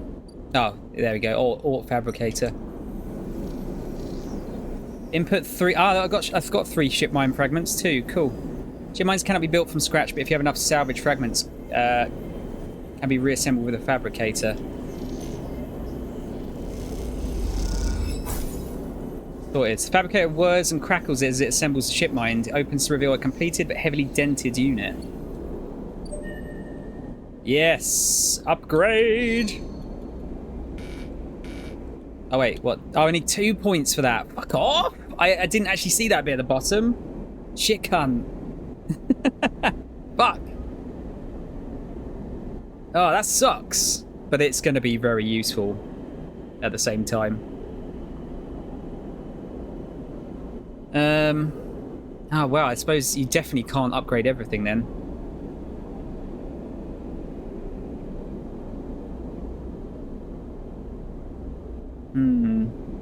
I think I want to work on... After I've got Obsessive Haggler, I want to get the Engineer one for the random scrap. That potentially gets me more money, plus stuff is cheaper to buy, so it should be easier to keep myself alive. Right, what do I do then for that? Free Neovend. Buy or build a Neovend, a ship mind. I've done it. Now what? Do I have to go to the Seal Bay? Oh yeah, there you go. Neovend is ready to attempt imprinting. They want you to help. Sleeper, must express plan before we begin. Neovend is impatient. The prospect of being free of the vending machine clearly too much to take. Shipmind has no input features. Will be mute until slotted. What's the plan? The servo motors in the machine begin to rev. Neovend's anxiety clear. First imprint shipmind, then slot imprinted shipmind into physical ports close to hunter nests. Once slotted, we'll track hunter at each. Tracking will find core nest. Slot shipmind at core nest. Show hunter data to hunter. Hunter will conclude sentience. Hunter will invoke killer. Sounds simple. The lights on the vending machine cycle as Neovend prepares. Physical ports likely sealed in old station will need keys, but yes, simple. The vending machine rocks a little. Any questions before imprinting? Why slot you physically? I cannot access via network. Too dangerous. Hunter would find immediately. The lights flicker. I'm not like you, hybrid. I'm native to clouds. Easy prey. What's the core nest? Hunter keeps central data storage. Protocol must keep data outside self. Linked to secondary nests. Can triangulate from there. That's it. Let's start. The sound of all the servo motors starting up at once is painful. The screeches rattle from the hard surfaces of the sealed dock and come back at all angles. The event better be quick or Havenage security will be here. The event's voice appears among the squeals, like a whisper carried by the wind. The machine is not designed for this task. Few sensors, limited out inputs. I work blind. Wish me luck. In the top part of the compartment, a set of arms aligned with the shipmind, clunkily scraping against it. Can I help? Silence best. Also, if machine ignite, put out fire. The metal creaks as the servos open the shipmind, its layers of silicon nested like an onion skin. Once open, the main arm of the machine rapidly shifts back and forth, realigning the microscopic components, accessing and rewriting them, imprinting Neovend into its physical form. As you watch the hypnotic motion, your mind drifts to your own creation. What processes were used to emulate your mind, to copy the neural structure of that person who, as far as you know, still sleeps in some distant facility? What was lost? In what ways are you a copy of that person, and in what ways are you something new? You know this much. You are a convenient loophole. A way of circumnavigating the illegality of sentient AI. After all, you are an emulation, not a true digital being. You are neurologically limited, still human. But what would you have become if you could escape this frame? Where then would the limits lie? Is this fucking Ghost in the Shell? The screeching stops. The machine powers down, dropping the bay into darkness. In the top compartment, the ship mind is whole again. You reach up and take it down, heavy and cold to the touch. Is Neovend inside this thing, or did the process fail? There's only one way to know. Time to find a nest to slot them into. It does feel like that, doesn't it? Oh, there we go. I've got 2 points now. Let's grab that. Okay, cool. New drive. Yeah, ambergris we don't need to track. Deal with the hunter. Slot imprinted ship mind at nests. So is it going to be these? That's an agent. It would help if these actually showed up properly now. Keynodes, Havenage, keynodes. Actually, yeah, let's track that. What do I actually need to put it into? There you go. Keynodes.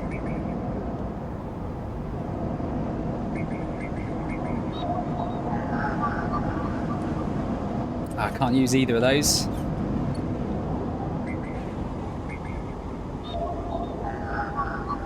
Or that one. I actually need a ship pull for that one. Okay. Oh, we've got loads of stuff here. Server unit. Sealed hunter nest. That's what I need the keys for.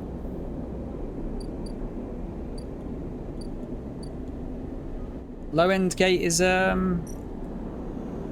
has actually got something now. It's actually okay. Look, that is actually cheaper now. Minus 20%. Yeah, I wonder, should I go in here? Because it might unlock something else. I feel like I need to give it a go.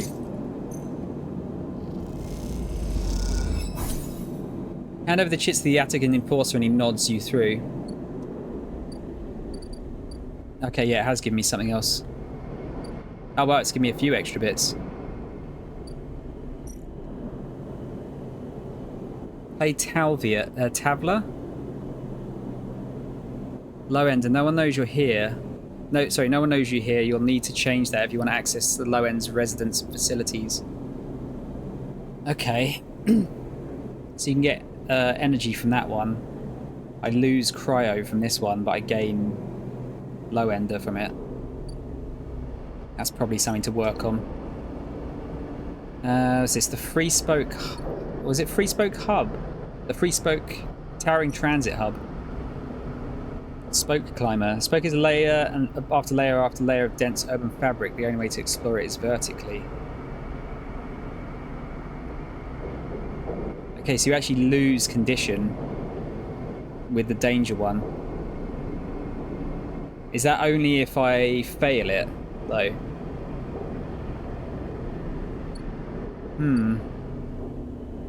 What else is there to work on? I don't think there's actually a lot at the moment. Feng's doing his own thing. I don't know if I need to do the yard hand thing now, because I think that was for building the ship mind. I want to say. Yeah, let's deal with. Let's try and do this first. We'll try and get low ender up.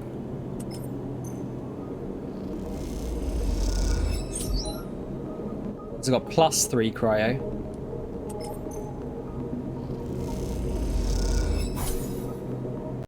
Okay, got neutral for that one.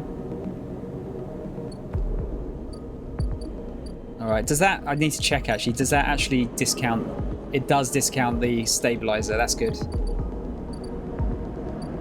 Good. Oh yeah, I could have worked on the bar as well.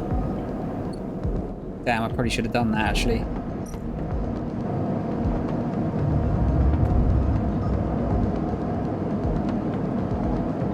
Oh, fuck. I probably should have used the stabilizer first, shouldn't I? Yeah, fuck. I should have. Ah, fuck. I need to do it before I go to sleep. Feel the stabilizer fizzing inside you, your artificial muscles cramping in sequence. Bollocks. That was a mistake, but never mind. Alright, need to buy some rations. Actually, maybe that's better now.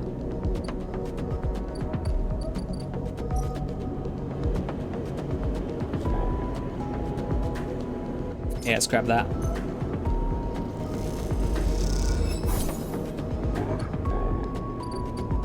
Let's get the bar sorted out. Double 6 should sort this out. It gets me a bit of money as well, which I need.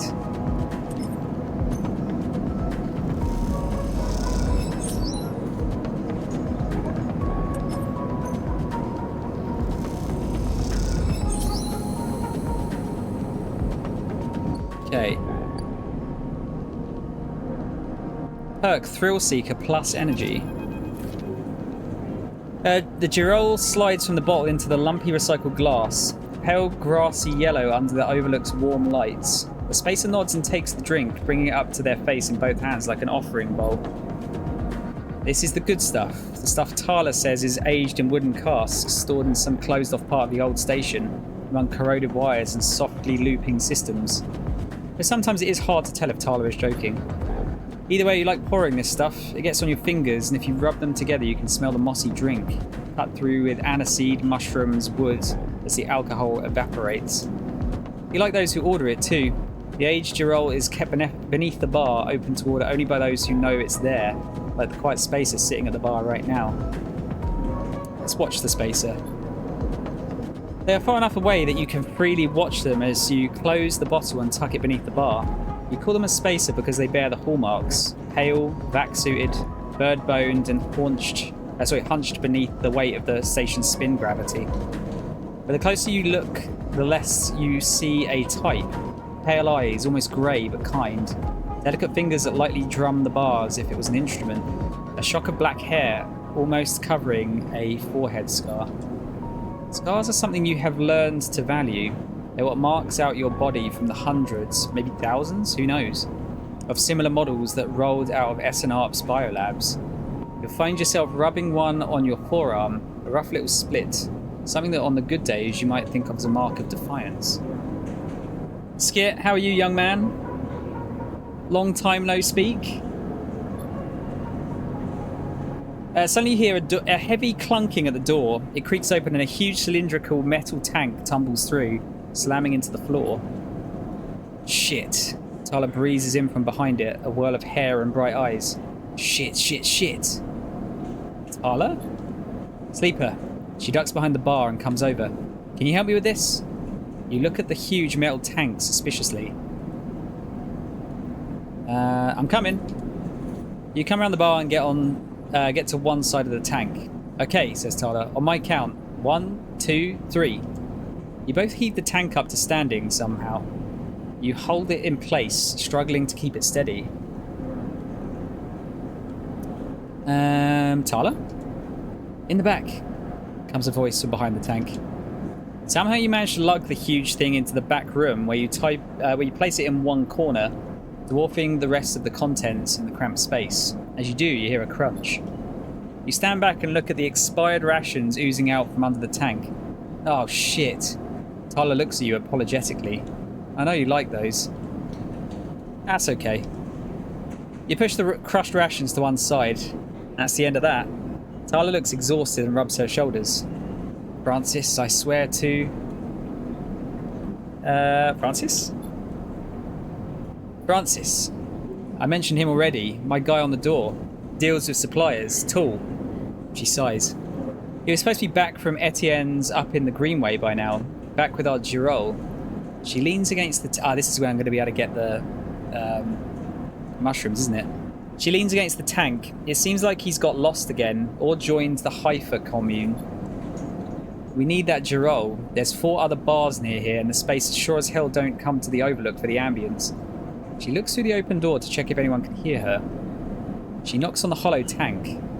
So I'm taking matters into my own hands, she smiles. Welcome, sleeper, to the overlooked distillery. You look around the dank back room.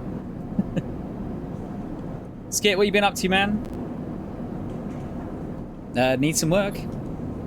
She picks up some paint flaking from the metal walls. Well, I might need some help, though, she shrugs. You up for it? She knocks on the tank again. Could be fun. Happy to help. Okay. She grabs you by the shoulders. I'm excited. She turns around and looks at the tank. I reckon we chop this thing in half. One half for fermentation and the other we turn into a still. We also need to gather the ingredients. She turns back and looks at you. You look more like a chopper than a gatherer, she smiles. So how about you build the still and tub while I work on the rest? Oh, wait, Sleeper. I have an idea. Talo's grinning now and it is making you nervous. To make up for the rations, how about we put a kitchen in here too? Will it fit? We'll make it work. She turns back to the tank. This is going to be great, she says to herself. You look at the dented tank and the bare room. At least she has vision. Tala nudges you out of the back room and closes the door. As you go back to the bar, you hear the banging and thumping again. The spacer finishes up their drink and nods in your direction as they leave. You can't quite tell if it's a gesture of sympathy or good luck. So much for a quiet shift. Cool. Is that just going to sort itself out? Help to set up the distillery. Ah, okay. So I actually have to use things for it. Oh, wow, that takes a lot to do that. That's a lot of pips. That's 12 pips. You aren't sure Tala knows what she's doing, but she is a hard person to say no to, so it looks like you're building this thing. Alright. Well, I'm going to have to go back to sleep again because I've got no dice. But we should have a good chunk of it now.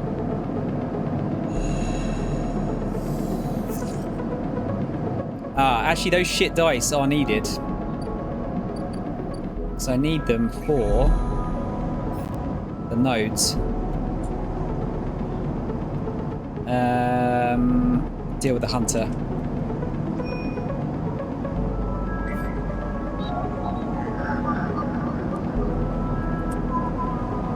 Alright, that's one. Cryptic key. And then this one.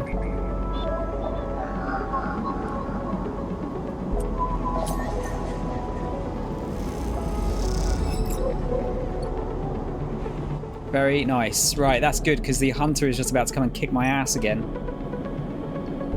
Mad tangle of wires as thick as your arm crowds around a server unit sealed shut by a maglock. This must be the place. Maglock pops open and falls away from the unit. You'll now be able to enter. You'll be able to enter now, sorry. Right. Among the webs of cables you find a free port compatible with the ship mind. It's all neo-vend from here. So that's going to take 3 cycles. Oh shit, it's 3 nests as well. Ah, fuck, so I actually do need to get another key, I think.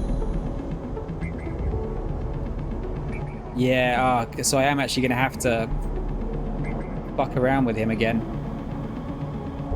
Hopefully I can escape.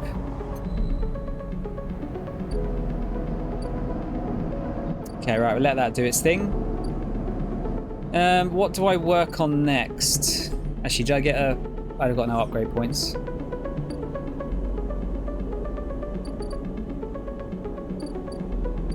Oh shit, has he got a tab now? Oh, that is deadline.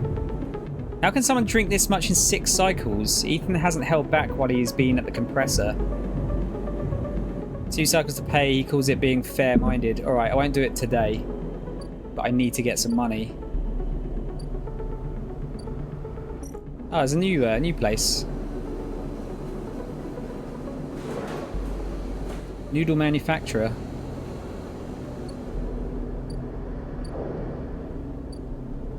Maybe I should try and unlock the low end. I can get a little bit of money out of that.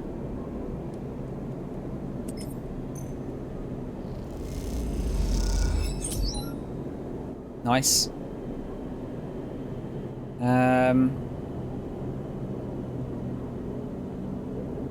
Yeah, yeah, maybe I'll do that. Try and sort that out. Damn, okay, I can only get a neutral outcome with a two dice, I think. So I'll wait until I get a better dice to finish that off, I think. New drive discovered. Build a home. There's a derelict unit in the low end that remains unclaimed with lots of scrap and a little work. It could be yours. Oh, okay. How much scrap are we talking? 4. This half-built unit looks long forgotten, a project that never made it. With enough scrap, you might be able to seal it up. I wonder if that would give us anything better. Like, do we rest better there, maybe?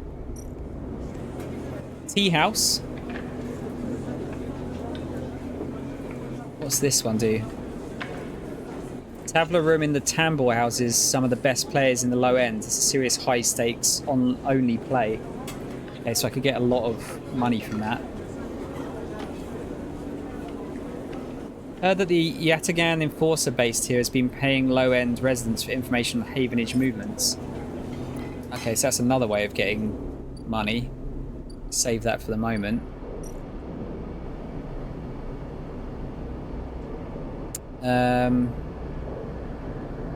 I lose energy with that one.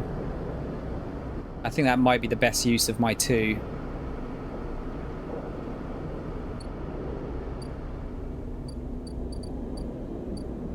Maybe. Yeah, because I can't... Can I fix the bar with that? Oh, I can't. Yeah, you know what? I need to start on that. There's quite a lot there, isn't there? Let's try it. No. Okay, that's fucked. Need to get some food.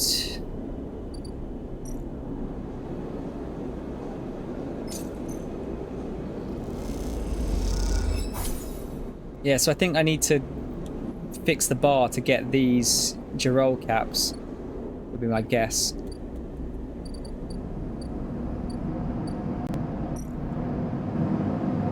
Let's have another sleep. Give me some good dice, please. That's not bad. Ah, cool.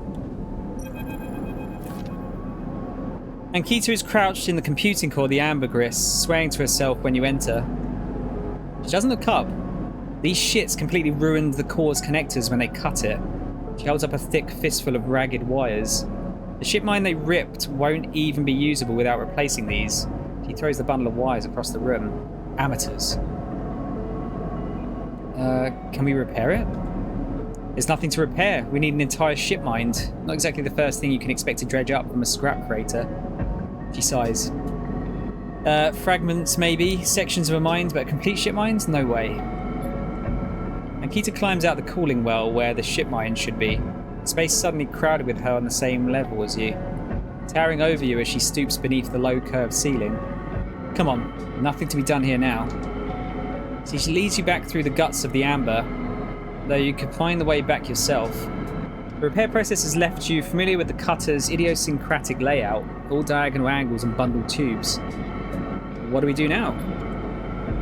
Ankita seems lost in thought, and you focus on the corridors, ducking below conduits and passing through bulkheads. Eventually you arrive in the galley. Though it's hard to tell, most of the benches and prep surfaces are covered in half-stripped components and welded hole patches. Ankita shoves a box of filters to the floor and sits. There's no way around it. She starts out of nowhere. We need a new ship mined. I can salvage one. I like your confidence, Sleeper. Maybe if we check the ore exchange or speak to some scrap dealers. She rubs her forehead. It seems I'm about to do something very stupid. But hey, I came here, didn't I? Why not make a run of it? She fixes you with a hard stare. Sleeper, you're all I've got. No crew, no friends, you're it. She looks uncomfortable. I appreciate the time you put in on Amber, and I'm sure she would too if she could. What I'm saying is, if you screw me on this, I will kill you. She leans over and hands you a stack of chits. A big stack of chits. You don't dare to count them. Give me that shit, Minesleeper. Don't make me regret this. You won't. He sighs. Look, just get out of here before I change my mind. You slip out of the galley and head back towards the main lock. As you do, Amber growls and creaks like a caged animal. You reach a hand out to calm her. Time to find Ankita a ship mind, somehow. Another one. Okay, so we just need to fight. Oh wait, have I got a second? No, I don't. No. Okay. Wait, did I? Oh shit! Did I not put the fucking core down? I did. Yeah. Yeah, I did, right?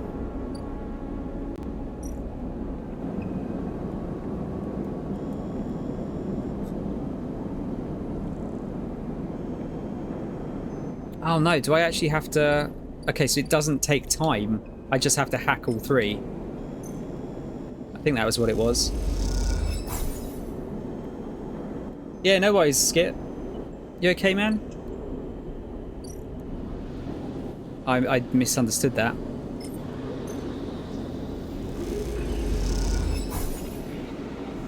Okay. Right, so my issue now is I have to fuck around with the hunter again, and I don't know if this is going to go well.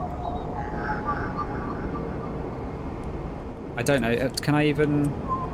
I can use the other one. Well, we're going to have to do it anyway, so... Those familiar threads wrap around you, bind you, test you. Entity, submit. Hunter's strange head bobs in your vision. Your ally in the sealed dock cannot save you. In that globed head, you see swirling strings of data, so many spinning there that they threaten to tear through the thin skin and whip out into the void around. What happened to this creature? The threads squeeze and you lose any sympathy you might have had. You must escape. You lash out once more, pushing Hunter back, severing threads that regrow as fast as they are broken. As you slip away, you realise you have to find a way to deal with Hunter once and for all. This is getting too dangerous. Okay, that's fine. That actually was alright. I think it was this one was the last one. Been a pretty horrible day, but I'm not going to dump my trauma here. Oh, well, you know, dude, if you want to chat outside the stream, by all means. You need, you know, if you want to speak to someone. I'll try and cheer you up with this very jolly story that's going on here. To be fair, it's actually very interesting, so it could take your mind off of it, hopefully. Oh shit! Did I actually take some? I think I might take some core damage there from that, potentially.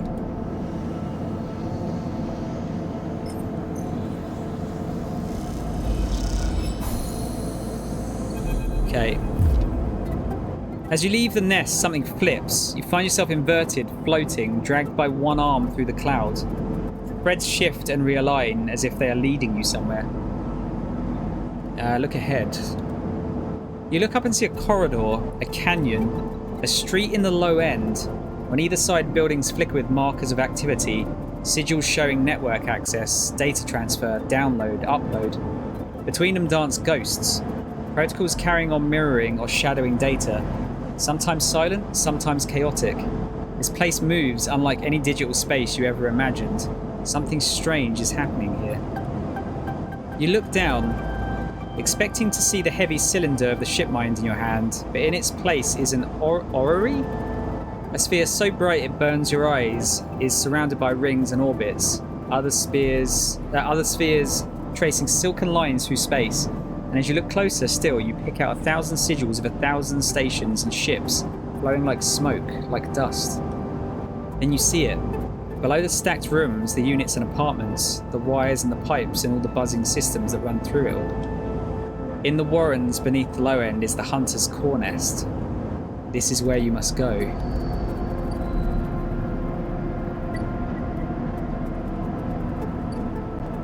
Oh, old, Pardon is happening as well. Inside the megastructure. Ah, we got to find the nest first. Okay. Ah, they both fuck up your condition. That's bad. I can get on the interface. I can get a perfect 6 with a 5 though, so that's pretty good. I should probably use that on this one. Yeah, so that bumps it up to a 6. Finding the nest should be easy as closing your eyes and letting the cloud guide you, because it's safe this close to Hunter.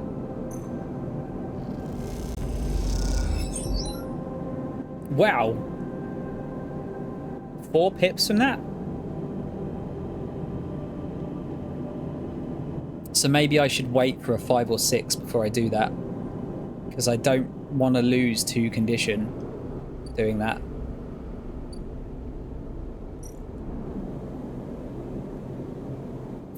Let's do this.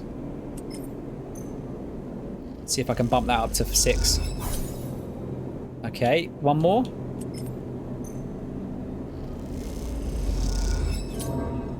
Fuck. Of course.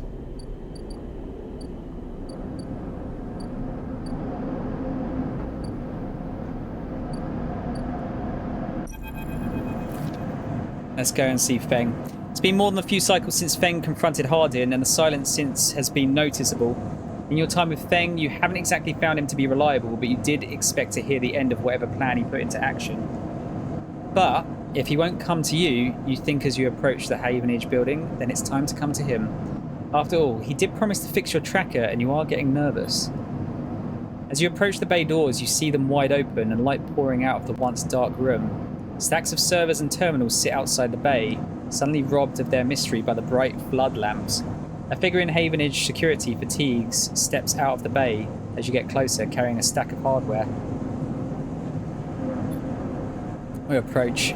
As you get closer, you see the security officer taping up machines from Feng's stash with what looks like hazard tape. This isn't good. You again. Hardin is there, leaning beside the bay entrance so calmly that you barely noticed him. He has a slate in his hand, an inventory of seizures scrawled across it. Predictable. Further evidence of Feng's collusions. You see another security officer come out of the bay and take notice of you. Where is he? Feigning ignorance, or perhaps just abandoned? Hardin shakes his head. I believe you should choose your conspirators more wisely. I almost feel sorry for you. Hardin pushes away from the wall and comes closer. Don't worry, Sleeper. We have all the evidence we need. A confession won't be necessary. He gestures around at the stacks of hardware. Spying on fellow Havenage members, hoarding Solheim materials, an obsession with corporate data. It speaks for itself, does it not?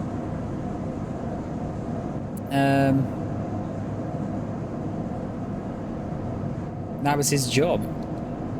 And what would you know about jobs, Sleeper? He looks up at the glass roof above and the stars beyond. We are the ones that provide the oxygen you are breathing, the light you are seeing, the systems you use every day to live out your cycles.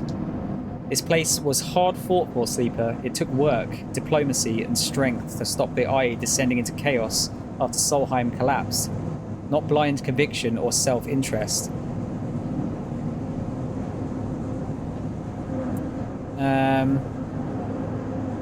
Feng isn't selfish. I know all about the background of our mutual friend, Sleeper. Don't you worry about that. His parents would be sickened by the damage he's trying to do to the institution they helped found. You see, Sleeper, we are proud of our history here. Andre Erlin and the First Union founded this place, and Havenage has welded his values into the station's very walls. We will never turn away the hard-working, the just, the true citizens of the Eye.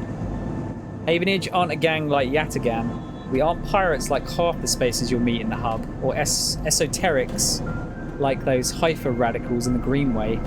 We are the backbone of this place, proud and true. We named Erlin's Eye, Sleeper. This is our station. He meets your eye. So please, take your false accusations elsewhere before I decide I need that confession after all. Should we call him a shithead? No, history will catch up with you, I think. I'm not afraid of history, Sleeper. We are making it here cycle by cycle, he smiles. If you have any pride, you'll give up Feng the moment he contacts you. You know where to find me. With that, Hardin turns his back and walks back towards the security officers, ordering them to continue the clear out. As they do, something catches your eye among one of the server stacks. A crumpled hand-printed box of synthetic chewing gum, a penguin character grinning from the brightly coloured cart, and scrawled onto it a speech bubble reading, "Take me to Tambor." You carefully pocket the box, making sure no one is watching, and then turn away. Just as another stack of servers is wheeled out of the bay. What have you done, Feng? Where the hell is Tambor? Okay. Alright, so I've only got 2 here.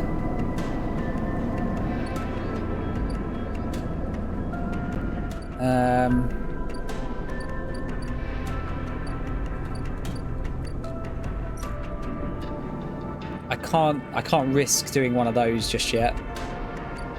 Should I work on the free spoke? I mean, chances are I'm just going to lose energy here, but I do have +1 with engage.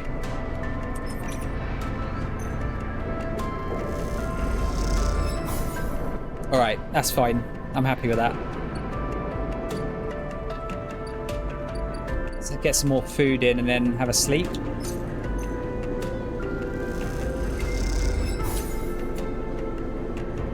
Yeah, take me to Tambor. And yeah, I need to try and work out how to get another core as well. How many parts was it I needed? 3 ship mine fragments. When that docked C4 thing comes around, I should be able to get the a discount on the ship mine fragments, ideally.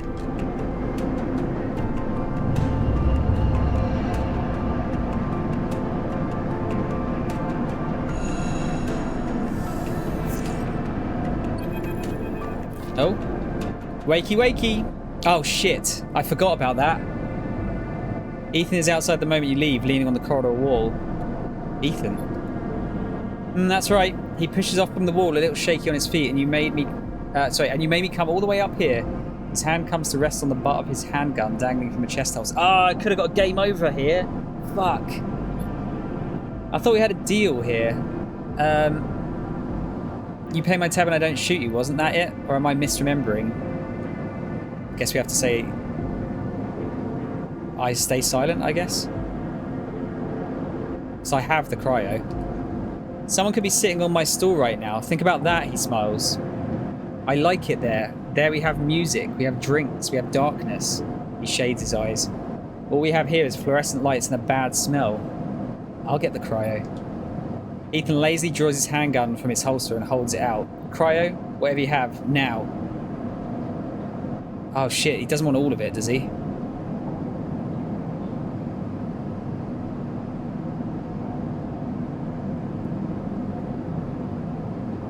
Because that would be a real problem.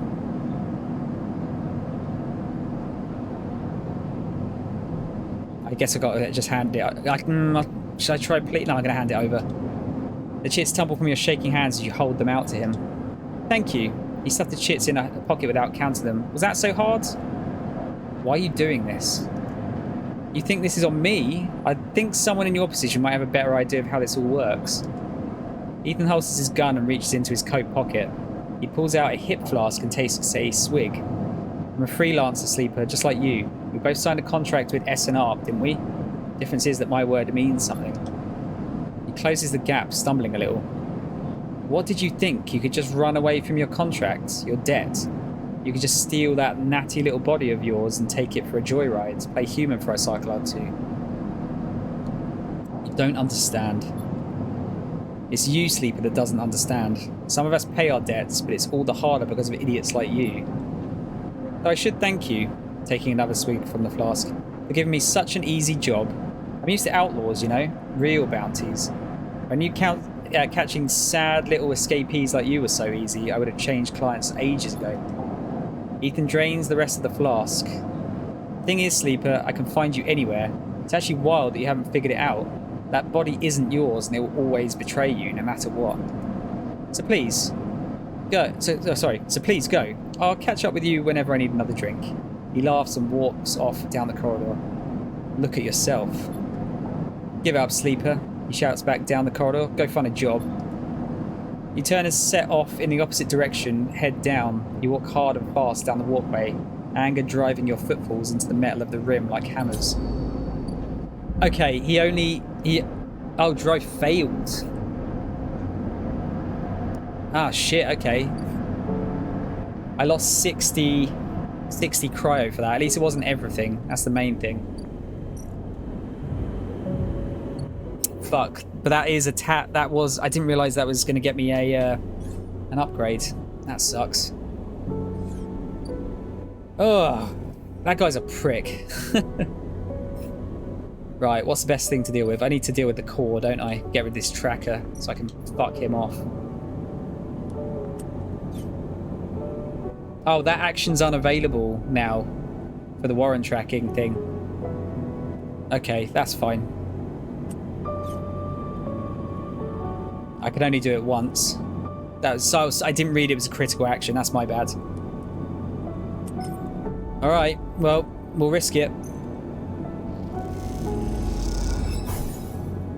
Ah, one? Really? Fuck.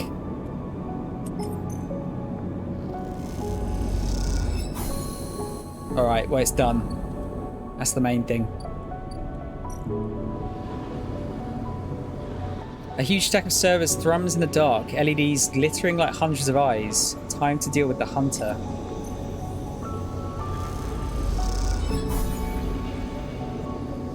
Nothing's changed.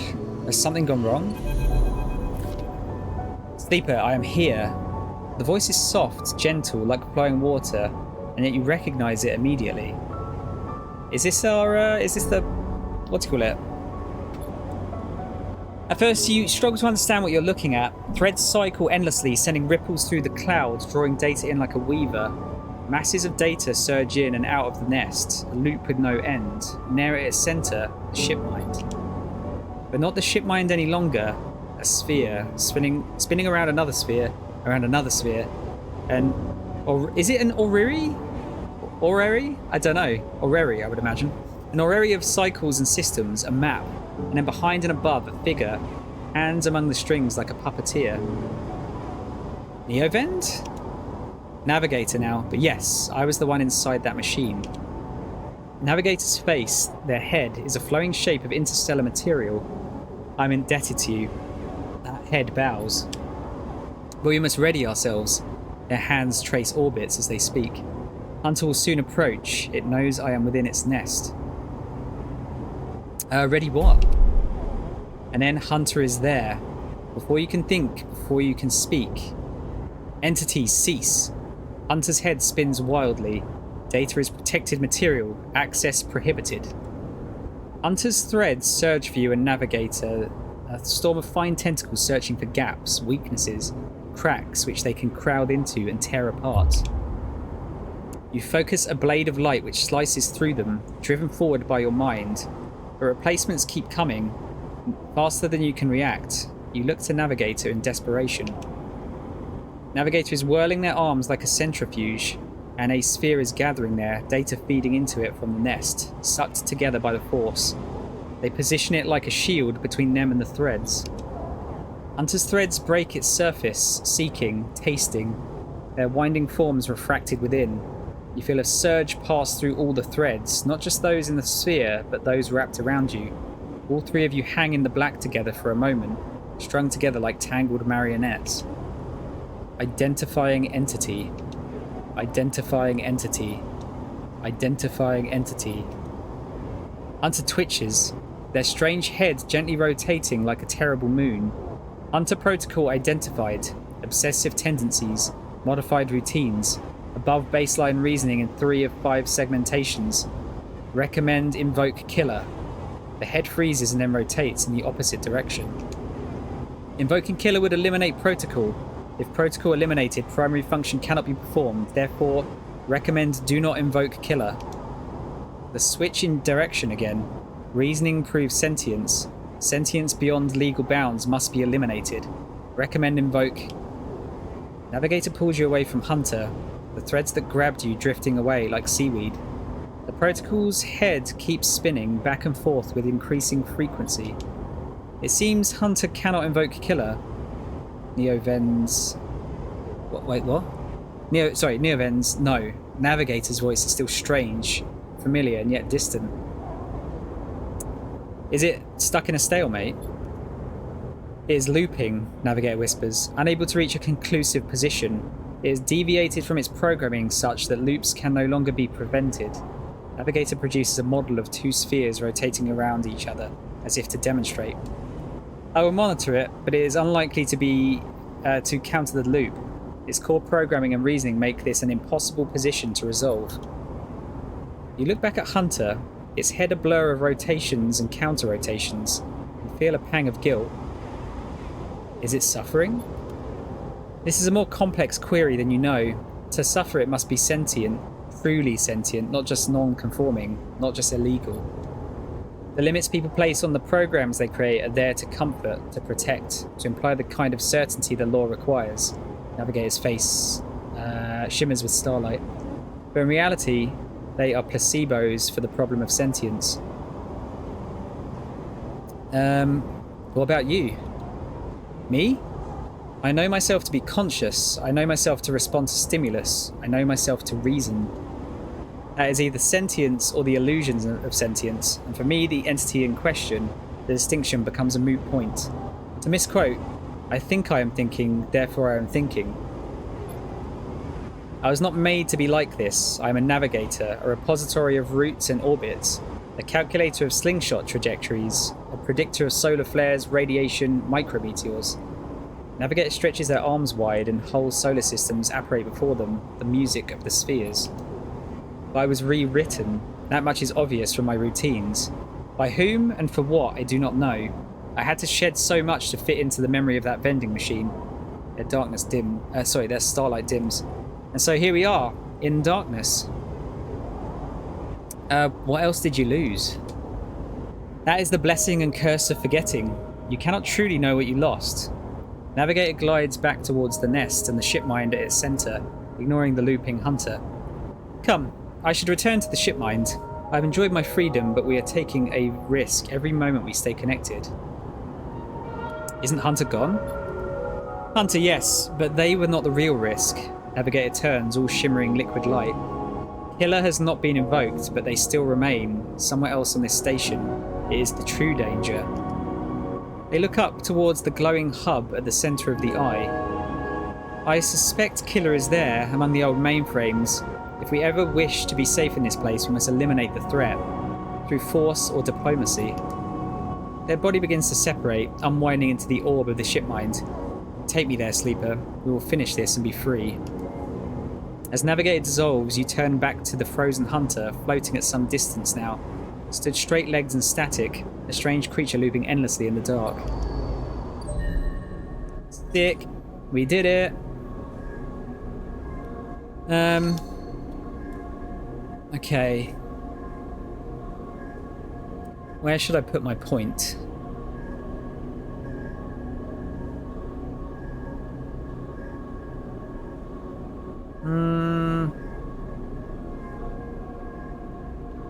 I feel like I want to get Endure back up to 0 maybe, but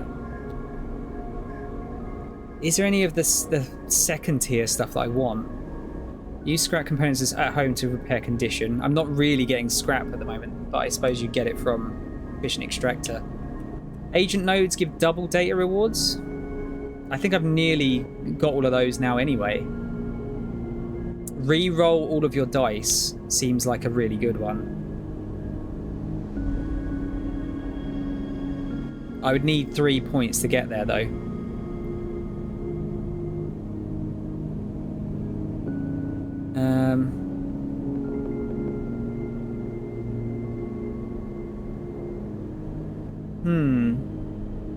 I'm gonna get efficient extractor just because I can potentially get money out of that one. Oh no, yeah, I'm gonna grab it.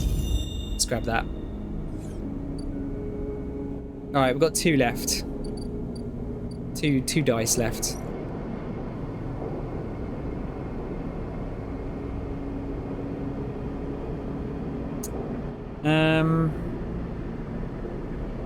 Yeah, energy for that one. I suppose I can actually just do these now, couldn't I?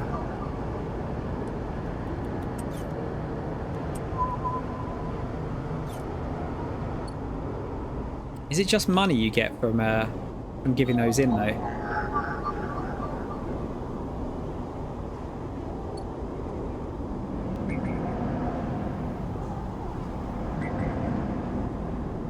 Oh, are the oh, so maybe I think the agents might be a repeatable thing, so I can just give the data. Avenage data, Yatagan data. Yeah, so I can probably just keep getting those and sell the shit for money.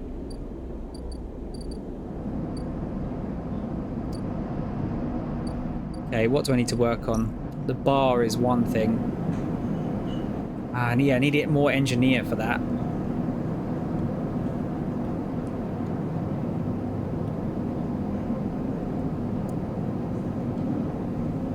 I think I'm going to have to use all my best rolls to sort that out at the moment. Oh, no, wrong thing. Anything on the ship? No, that's all good. I still have the Neovend machine. 1.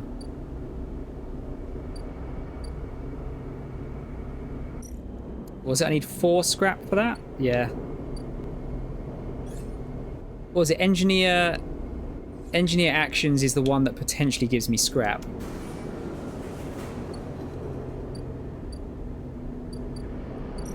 Do these ones do it? No.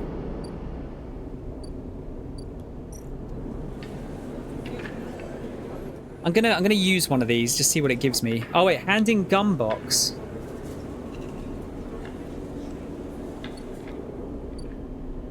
Was that? Oh, Tambor Tea House. There you go. People should be saying this, doing this, but the penguin says, "Take me to Tambor," and this is the only Tambor you can find. Good job I came in here.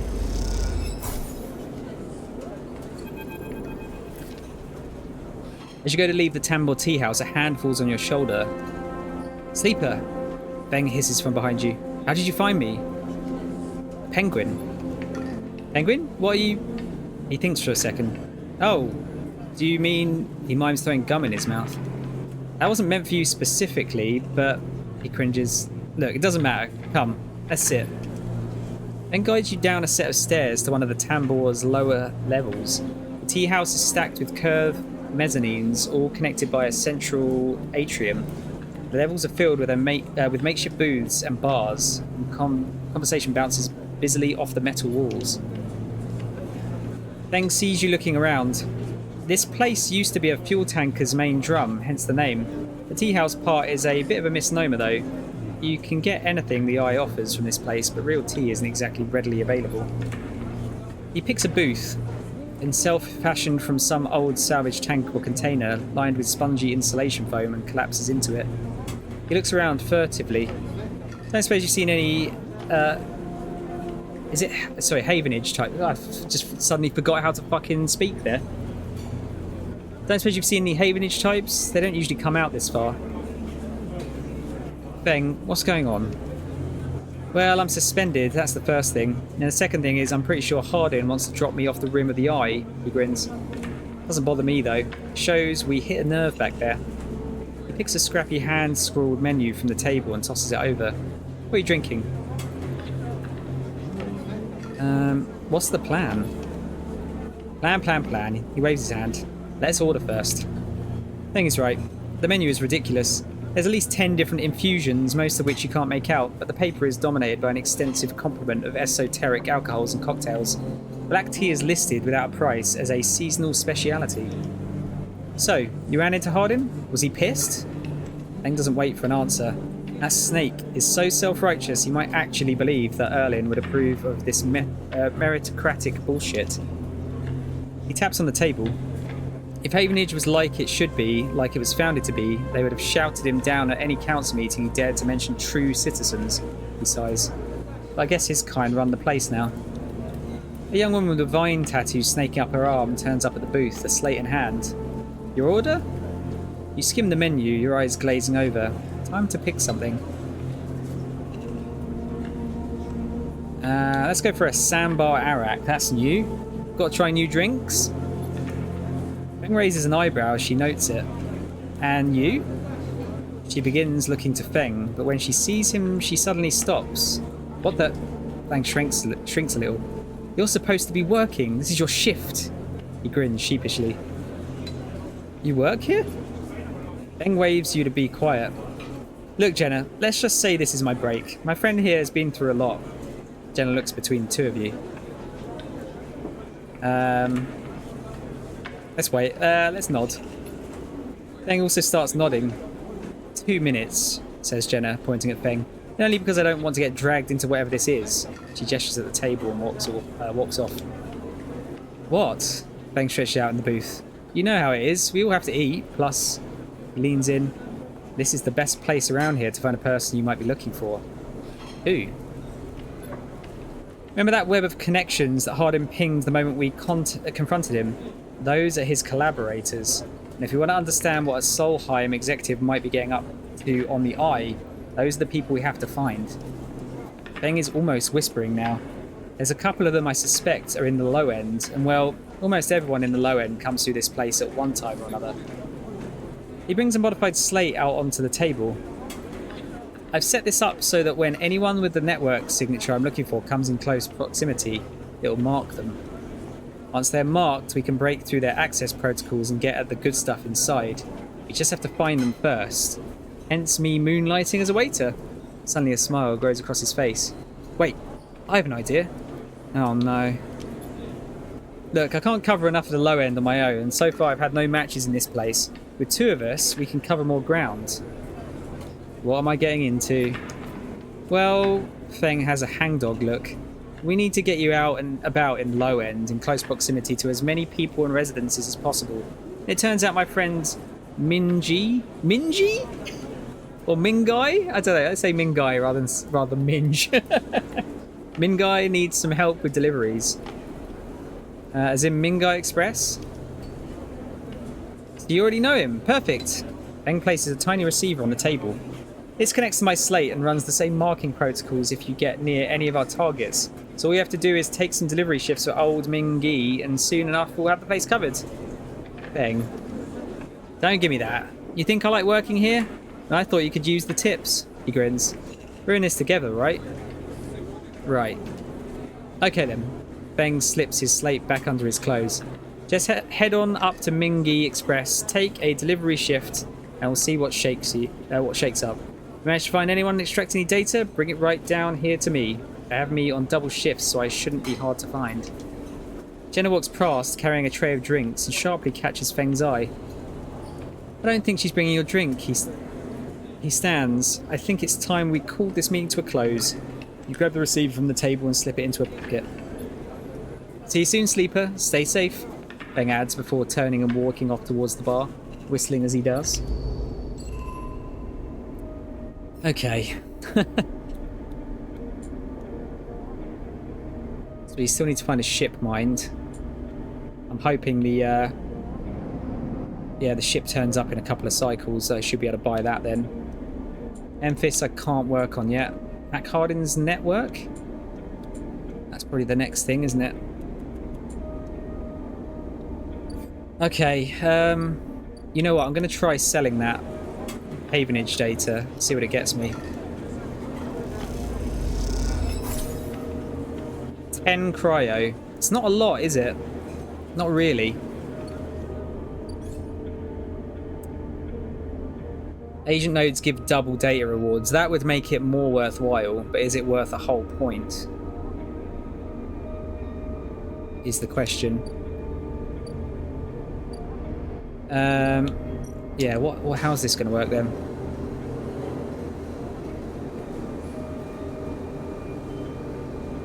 Okay, so express delivery. You'll have to deliver noodles to half the low end before you can get a proper fix on Hardin's collaborators.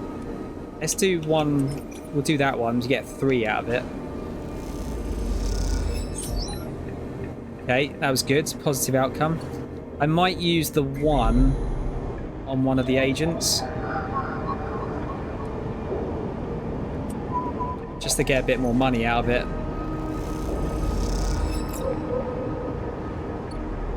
Okay, that's good. Get some food. I must remember to pay off thingies. Oh shit, I didn't actually buy the food. Pay that dickhead's tab as well. Oh, and actually I need to start thinking about a stabilizer at this point.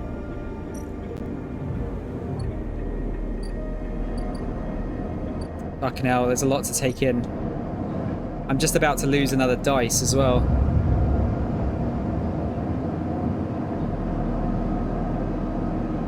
I think one of the perks I could use to fix condition, couldn't I? Scrap components to repair condition.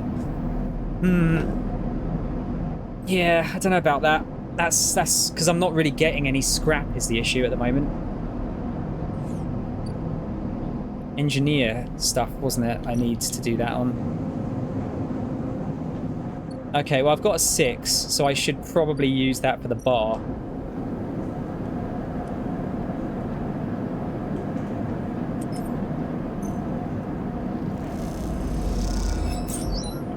Because that's going to take fucking ages otherwise. I'll use the 5 on it as well.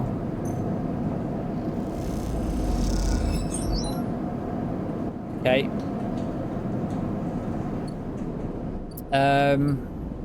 What else do I need to do? I should have kept my fucking components, shouldn't I? I would have been able to make the house already.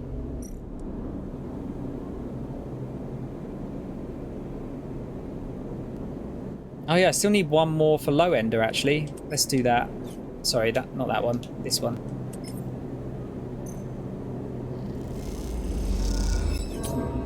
Oh, you fucking prick. Okay, fine. Shitting hell.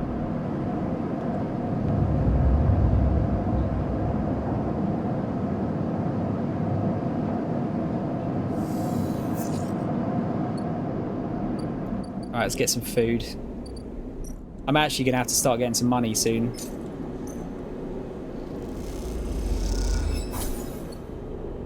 Alright, let's max this out.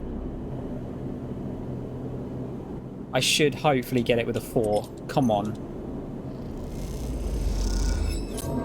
Ah, this game fucking sucks ass. Alright. Alright. Good. What do we get? Curious data fence. You cross between 2 walls of units, one of the cavernous streets at the center of the low end. The pressurized bridge is full of the clack of Tavla, the shouts of children, the whir of air filters. Sleeper. You turn to see a man sitting at a Tavla table alone, somehow untouched by the hustle and bustle of the people around. He gestures to the stool on the opposite side of the table. Sit. You sit at the metal stool and he starts setting out the board with counters, or at least the filter caps low-enders typically use in their place. Caster, he says by way of introduction, looking over his glasses. Night or day, he says, gesturing at the caps, crudely displayed white and black. Night. He nods. The black counters are already on your side. Let's begin. You take a plastic die each, pitted and worn, and roll to determine who starts. Caster rolls a 6, you a 4. I lead. He smiles and begins to move his first cap precisely along the board. He passes back and forth between you, the dice changing hands as the caps spread along the board. As it does, Caster speaks, eyes not leaving the caps. It is unusual to see a sleeper on the eye. That's why I wanted to play you. You take your turn rolling a 5 and a 6. Let's play carefully. After all, a sleeper's mind must be somehow different to a human one. Being emulated, I mean. As Caster talks, you build up a wall of caps, stacking them safely across the board. Progress is slow, but you remain unexposed. I don't mean to offend you, Caster meets your eye. I merely see that you are, by definition, different. What's been subtracted in the emulation? What's been added? He slides a single cap onto an open point, a risk and an opportunity. He hands you the dice. Do you ever think about this, sleeper? About what you were before and what you are now? Always. You roll a double 1 and solidify your wall. Cast the whistles. A holding game. Commendable. It can be brave to build from what came before. He rolls the dice and leaps your wall in a single move. But we cannot idle too long, sleeper. The slower we move, the sooner we are caught. The past you is not just an idea, a concept for you. It is a living, breathing person. He looks up over his glasses, his eyes bright and wide. You split from them like a shadow splitting from its caster. They may be sleeping now, yes, but one day they will awake and carry on with their lives unaware of your fate, no matter what it may be. He hands you the dice, smiling. You are a branch severed from the main trunk, an offshoot who refuses to die, so to speak. You roll again, under pressure now, trying to slip your caps out from under casters before he solidifies control of the game. So, what am I curious about is how you see yourself in all this? Caster asks. What does this tangle of truths make you? 3. Yes. Caster looks away through the glass at the crowded units on all sides. I can see that. Your life as an escapee was never meant to happen, yet here we are. He starts removing caps, his home board now full. Your life is an offshoot. It can go anywhere from here. You try a few more rolls, attempting to get back in the game, but Caster clears his home board with a sense of the inevitable. He has known he was winning for a while. I fear I may have pushed too far. He slides another cap from the board. I apologise. My curiosity has a habit of getting the better of me. You roll to return a cap to the board, but all the spaces are blocked. Caster clasps his hands apologetically. You play well, really. Your weakness is not your game. He smiles warmly. We have much to learn from each other. He slides his glasses back up his nose and sits back. I feel we could share knowledge, ideas, perhaps even data. His eyes glint with that last word. To our mutual benefit.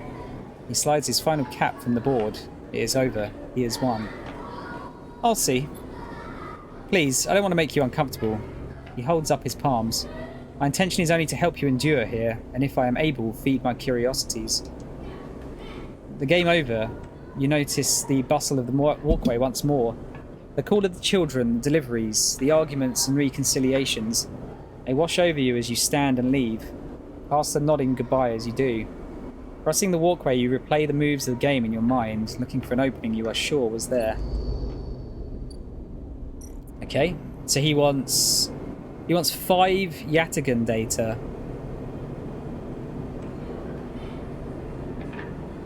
Oh, what is this? Oh, so I should have kept the fucking data, shouldn't I? Okay, so that's a big investment there.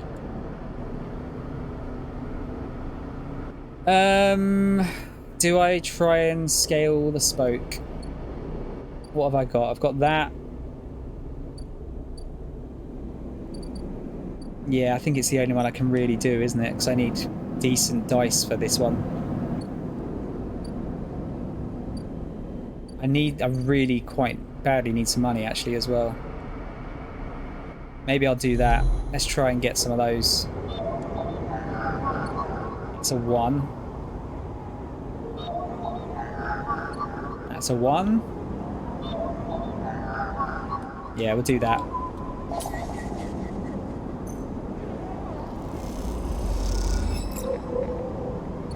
So I've got to get 5 of each, so I need to do that another 6 times. Oh, did I get a... Oh, I got a scrap component from something. Okay, that's good.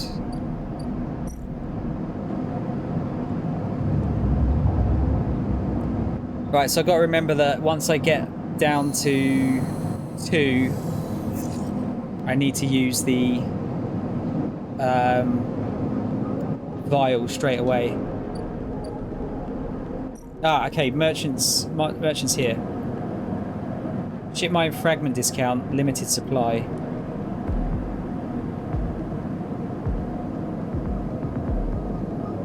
I guess we'll put that as a 4 just to make sure we get it.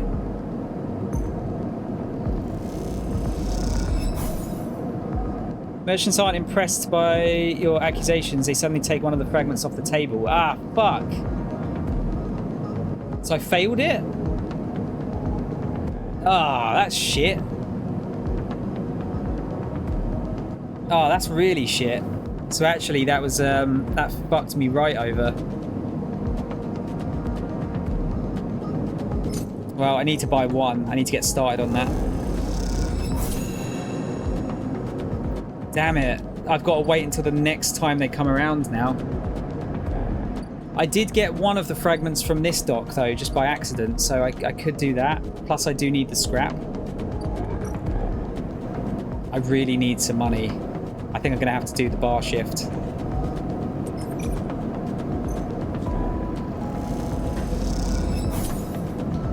Okay. Ah, because old dickhead's just about to get his tab as well. Can I do this one? Yeah, I'll do... Ah, shit, I should have done that, actually. That would have been a better bet. Okay, a bit more cryo. Oh, this is getting a bit stressful now.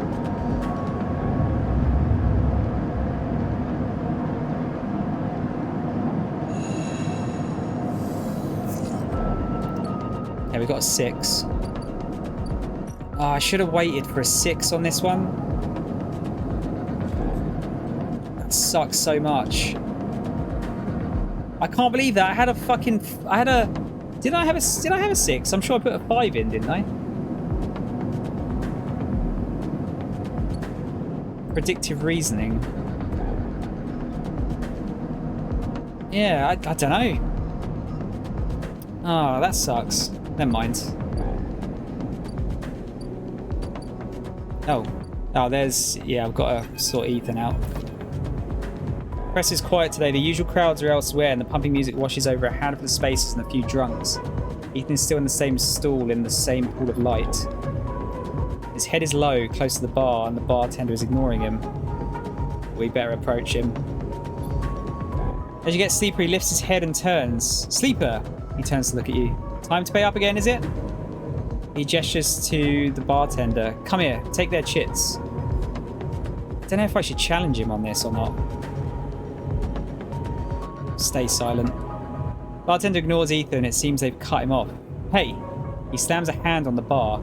Come take the chits. Bartender ignores him. Ethan lets out a huge sigh, rubbing his eyes with his palms. He reaches towards his holster.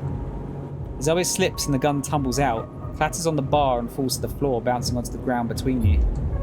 Both you and the bartender look at the gun, stare at it. Butterfingers, says Ethan, and puts out a hand, beckoning for you to give him the gun back. If you would. Bartender looks at you warily. You crouch down and pick up the gun. Ah! What do we do?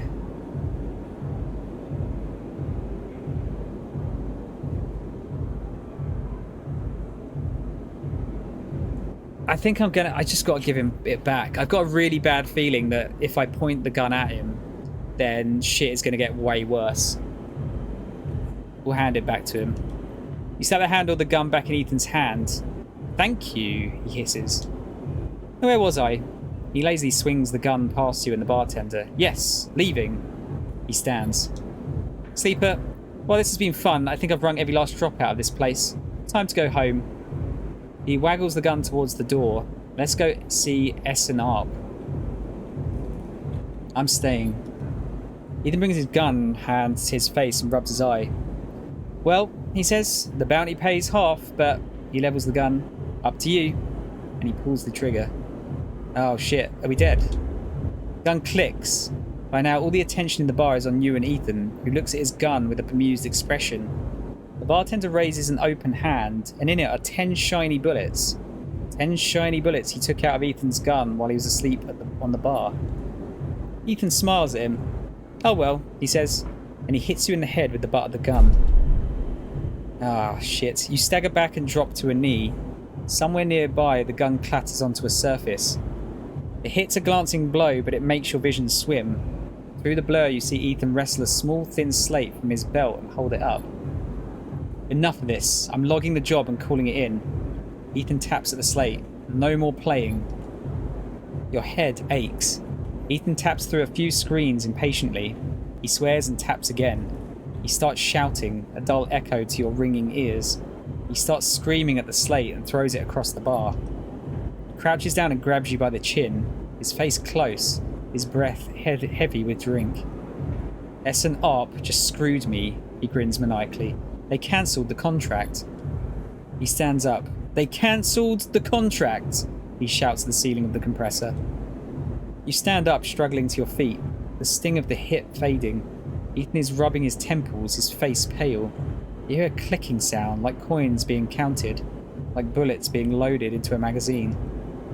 When you shake off the last of the blur, the bartender has Ethan's pistol trained on Ethan's head. Ethan stumbles back towards the middle of the room, all eyes trained on him. I'll kill all of you, he screams. He stumbles into the walls, spinning away towards the door. I'll be back for that, he shouts at the bartender and lunges out of the compressor. You steady yourself on the bar and catch your breath. The rumble of conversation returns. The bartender goes to say something, but then thinks better of it and begins to clean the bar. After a while, you wander out into the light of the Bright Market, looking for Ethan around every corner. Oh, that was not how I was expecting it to go. Ethan may be disarmed, but you doubt you've seen the last of him. Oh, shit. Alright. Well, at least that kind of solves part of my money problem. Let's do this. I'll put the 6 in this. You should get bonus action, hopefully. Yep. And I'll try the 1. See if I can get a neutral. Damn. Oh shit, I just took a shitload of damage there. That doesn't matter because I need to buy the vial anyway.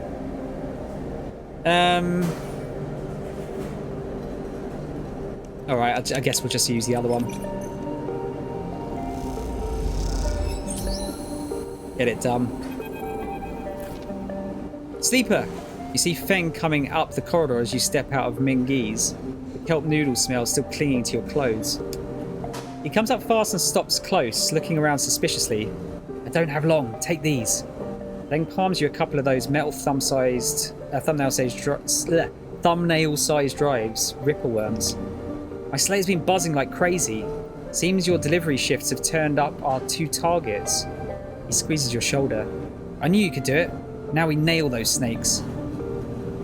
Ready. Good to hear it, he smiles.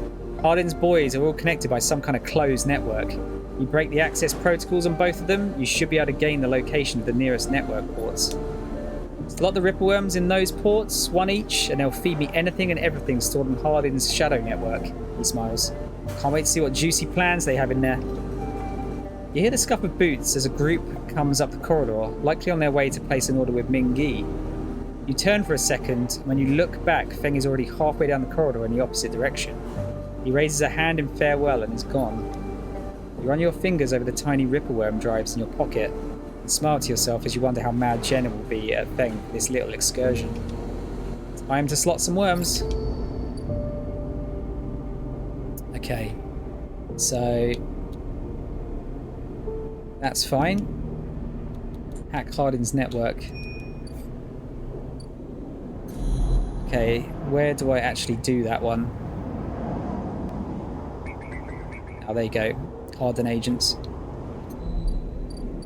Okay, yeah, running low on funds here.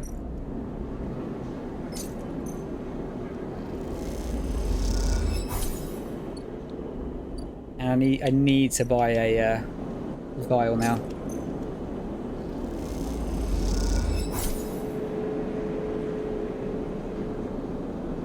Tertiary takes the chits and hands you a vial. When you ask after Sabine, he doesn't respond. Oh, hang on. As you quickly leave the surgery, eager to be away from Toshiro's glance, you notice something wrapped around the stabilizer vial, clutched tightly in your hand. You open your hand and a thin film marked with holes and sigils unrolls from around the vial. At one end, it has a hard metal strip, a handle. Let's inspect the film. Hold the clouded film up to the light. It is perforated with an ornate pattern of holes. You can make out a word among the markings. Passkey. Is this an entry key for somewhere? Look at the handle. Metal handle is worn and pitted, but you can see a set of numbers imprinted into it. 207F. And then crudely scratched into the handle at some later date. Low end. For a moment you consider going back to the surgery to return the key, and then quickly think better of it. Did Sabine want you to have this, or is Toshiro passing on a message? Time to head to the low end to find out. Okay. We got a point from it. Yeah, what do I put it into? At this point, the -1 from Endure is really irritating.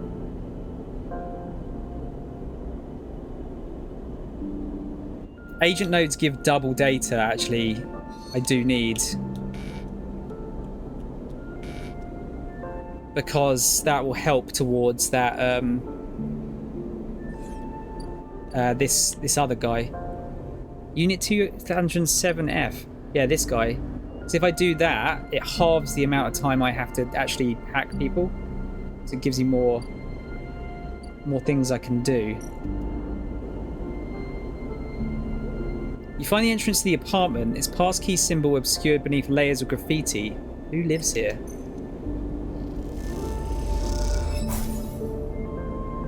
The lock clunks open, the metal door swinging inward into the dark. As you push the door open, the automatic lights flicker on inside the apartment. They reveal yellowing plastic panels, the curved shape of wall-mounted utility units, the detritus of a routine life arranged on every surface. Is this going to be a better apartment? You step inside, clicking the door shut behind. The amber light of the aging fixtures glaze everything with pale orange. The work surfaces hold a variety of objects, indistinct in dull lighting. Pale blue light drifts from a doorway at the end of the room. Let's inspect the surfaces. Smudges through the thin layer of dust suggest a recent, rare and hurried visit. They trace a path to the water dispenser, the auto wash, and to a cabinet still half open. On the shelf sits an empty pill case. You cross the cramped utility room with its auto wash dispenser's water closet towards the doorway. Through the doorway is a dark, warm room, lit only by the faint glow of a terminal screen. Let's inspect the room. A bunk is tucked into the wall, the blankets ruffled. A wall desk glitters with rows of vials and containers. A briefcase lab sits open, loaded with rows. God, I'm slowly losing the ability to talk here. A briefcase lab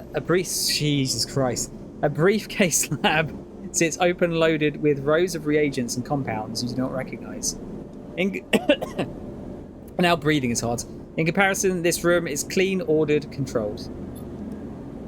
As you approach there is a crackle from somewhere in the dark. God, I'm really struggling here. I don't know how. Sleeper? Sabine's voice shakily echoes through the apartment. Welcome to my home. I'm sorry I can't be there. I had to make alternate arrangements. You hear rattling noises, static. I was able to record this message, but I don't dare to show my face. Something is happening within Yataghan. I no longer trust them. Their voice becomes distant, slipping behind the background noise. I have something to ask of you. I want you to get me out. Yataghan were supposed to hide me, to protect me. After everything happened, I was desperate, and then after that I was too tired to care. A noise like waves passes over the recording. But I'm done with them now. I want out. Screw the debt. But I need insurance, something I can hold against them. I have my suspicions, but I can't be sure. I need information, and as you know, you need me. A pause, something clicking in the dark. This isn't a threat. You have to understand my position here. Another pause. I know sleepers. I've been here before. I can help you, but not with Yataghan's noose around my neck. Get me data, get me information. Get me something that I can use against Yataghan, and I can get out and you can get what you need. Please. Waves of static cut into Sabine's voice. Bring it here to my terminal. I'll get to it when I can. You look around the tiny room and try to imagine Sabine living here, working at the desk, sleeping in the bunk, blinking into the terminal in the dark. Recording cuts to static, filling the room with its white hiss and silence. Access the terminal? You sit in front of the humming terminal and hit a few keys. Sabine has left an access port open, but the rest is encrypted, locked away behind passcodes. Seems Sabine might not trust you as much as they want you to think. Who does Sabine need to hide from? What debt do they owe to Yataghan? You try to assemble the pieces, but too many are missing. The only thing you know is that without stabilizer, your body will die. You glance at the briefcase lab on the desk, its glassware glinting in the dark. You turn away and leave, the door clunking shut behind you. Back in the corridor, you notice the scrawled graffiti of a blade on the opposite wall. Yataghan. You feel yourself being drawn into something you don't quite understand. Interesting. Okay. So what does... She needs Yataghan data as well. Do I just use it at her house? Yeah, okay. So she needs 3. I have 2 so far. Yeah, so I might as well use that.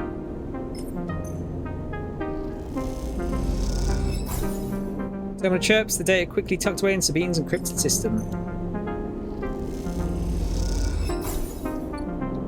Very nice, okay. Oh, lots to do. Use the stabilizer. I'm down to 47 cryos, which is not great.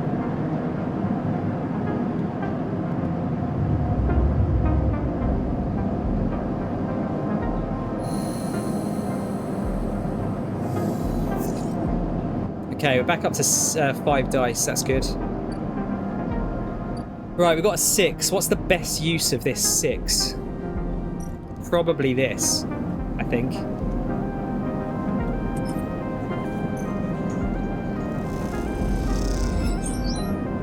In fact, actually, it might be good to get that out of the way. I do need to eat. I've still got to worry about that. Disabling the tracker. Oh, actually, yeah. I need to try and get the tracker out of the way, so then I don't have to worry about the other arsehole.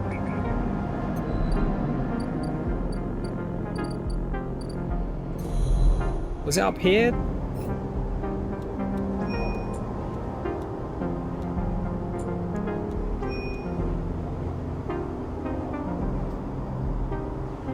Get to the bottom of the mystery first.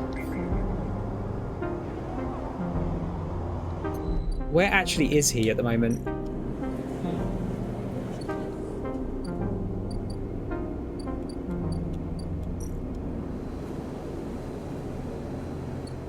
Okay, that's disappeared.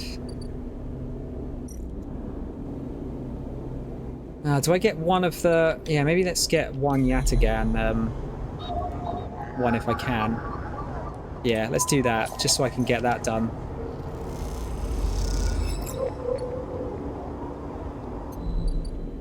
See where this goes. If I can get another point, that would really help. So a message appears on the terminal screen. Another recording, perhaps? As you turn away from the terminal, the final cache of Yataghan data are uploaded. The air crackles with white noise. Sleeper? Sabine's voice, weaker than before, comes through the haze. Sabine? Sigh of relief comes through the layers of noise. The call must be coming in from somewhere on the station. This has to be short. I don't know if Yataghan are monitoring me. Their voice is hushed, distant. You try to focus on it. The data you've been bringing in from Yataghan agents, there's something in it I don't understand. A shrill howl rattles through the signal. This data is all gleaned from their implants, records of integration with their nervous systems, performance analysis, error rates, usage data. I installed many of these implants and I didn't enable any of this functionality. Their voice dips under the level of the noise, like a swimmer slipping beneath the water. You listen to the waves for a few seconds before Sabine re-emerges. Has to be somehow baked into their wetwares interface. And that's not all. The systems compiling this data are connected to some kind of transmission protocol. It's being broadcast. Wait, why? Every Yataghan enforcer is equipped with black market implants, retinal enhancements, adrenaline boosters, pain suppressors. These implants are gathering data on themselves, on the enforcers' bodies, on their performance. Why? I can't tell. I can promise you these foot soldiers have no idea this is going on. Background tone switches, dropping to a grainy rumble. If they knew, I don't imagine they would be happy with the situation. Yatagan could have a mutiny on their hands. You lean toward the terminal, straining to listen to Sabine's faint voice. I need a few cycles to pull this all together, but this might be the information I need to pressure Yannick into releasing my debt. Yannick? He is one of the heads of Yatagan. They pause. It is better you don't know him. Keep it that way. Suddenly a banging echoes through the call. Sabine's voice is suddenly whispered, panicked. I have to go. Come back in 4 cycles. Then the sharp crack of a disconnect and silence fills the apartment. You step back from the terminal. What does Yatagan have to gain from monitoring its own members? You try to recall what you know about the gang, but you have little to go on. You think of Toshiro, Sabine's minder, his mirrored teardrop implants set below hard eyes. What data could they be gathering? And more importantly, where are they sending it? You reflexively rub your forehead, trying to think. Can you really trust Sabine? How did they come to be Yatagan's doctor in the first place? You think of their kindness, their care, but also that glazed look of recognition they gave you when they first met you. Maybe they're the other sleeper from this ship.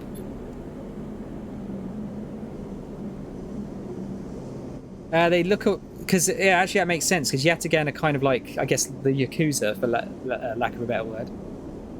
So they might have bombed the ship to steal all of the cargo and discovered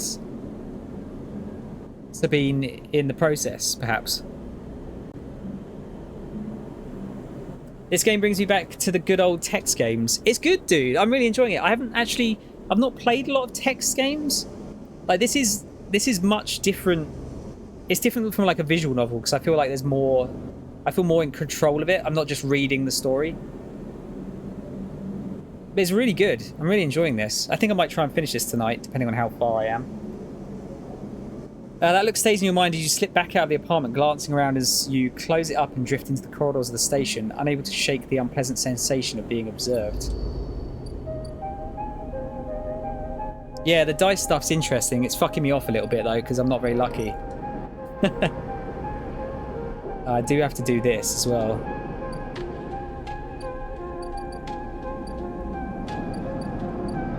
Yeah, where's the... Oh, yeah, the tracker, isn't it? Harden agents.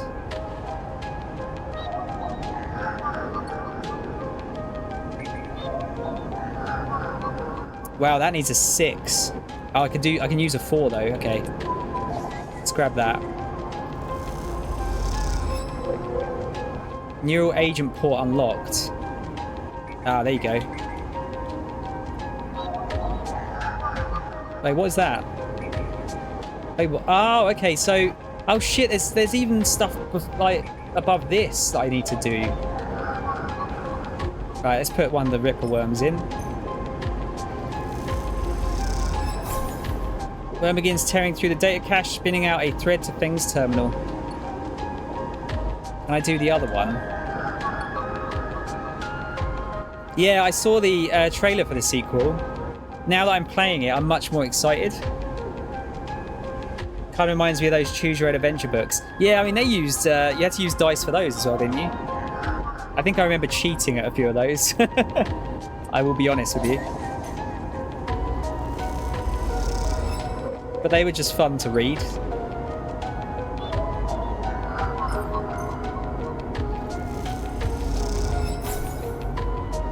It makes a little nest among the agent's data. Enjoy your stay, little friends. Okay, is that it?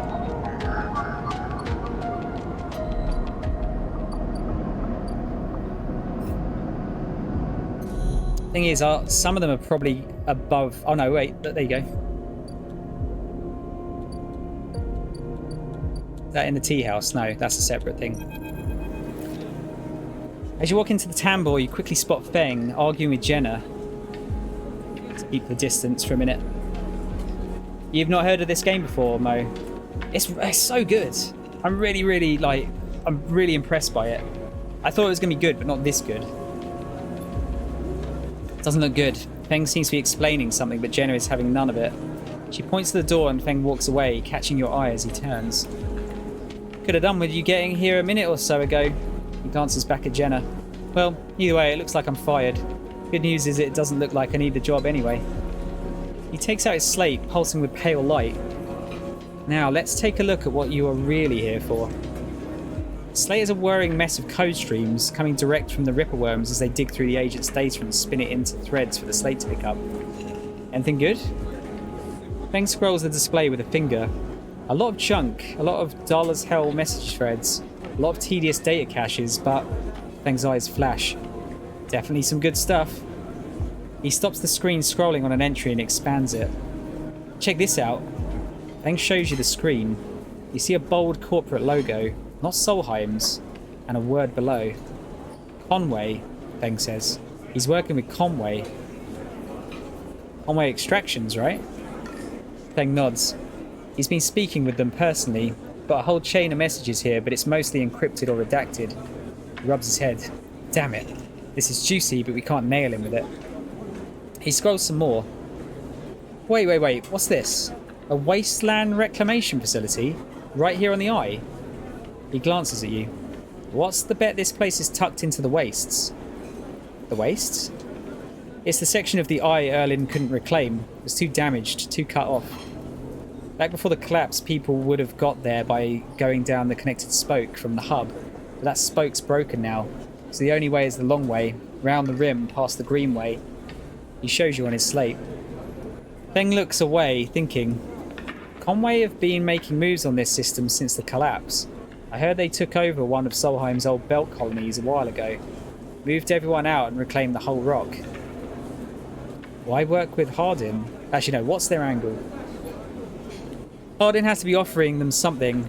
Feng looks back at the screen. If Hardin is involved in it, then we need to check it out. Simple as that. What's next? Feng stares out into the middle distance. We have to get to that facility. The answer to whatever Hardin has been prepping, been planning, has to be there. And we're going to catch him in the act. Give me 5, maybe 6 cycles, and then I'll see you on the greenway. I seem to remember there's some old service docks in the outer shell up by the Haifa building. Should be a good place to meet. Feng squeezes your shoulder. Thanks again, Sleeper, for sticking with this. I haven't forgotten about that tracker of yours either, but I'm going to need to be back in my bay to pull a solution together. He turns the slate around to face you, showing a mass of scrolling code. I've been working on a fix in my breaks, he winks. Feng grins. See you soon, Sleeper. And he walks out the door of the tambour without looking back. Sick. Right, we can get icebreaker. Let's get that. Because you get like extra two rolls on a lot of these things, but that's a lot of points to sink into that to be able to get it. I'd rather get a +1 on them, honestly. I think that's maybe where I'll put my points next. I think I'm going to bring Endure back up to 0 so it's not as much of a problem.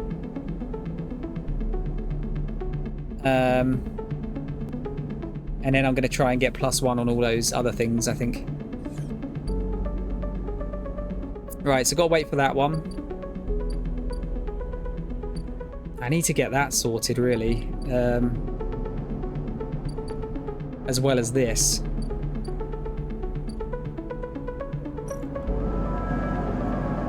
I don't know if Yard Hand's useful now. That's the only problem with this.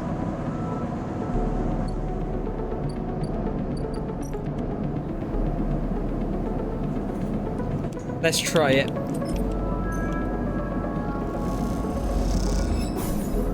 Okay, we got 1 point at least. I want to buy my new house.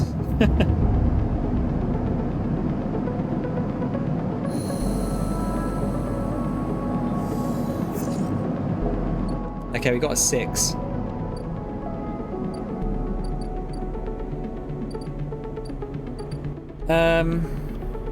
How long have I got? I've got a little bit of time for that, but not a lot.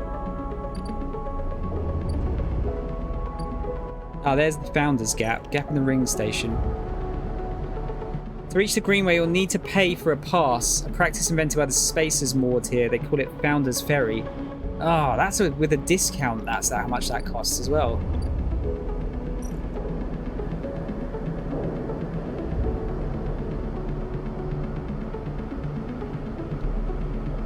Am I always going to lose condition if I use that one?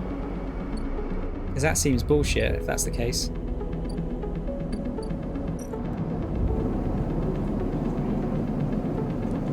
Let's try and get some more on this.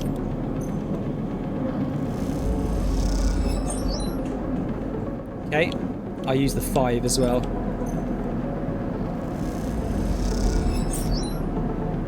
Good. And then if I can get one more, I'll use a low one. Oh, actually no, I need to get some energy because otherwise if I fuck it up, I actually lose condition.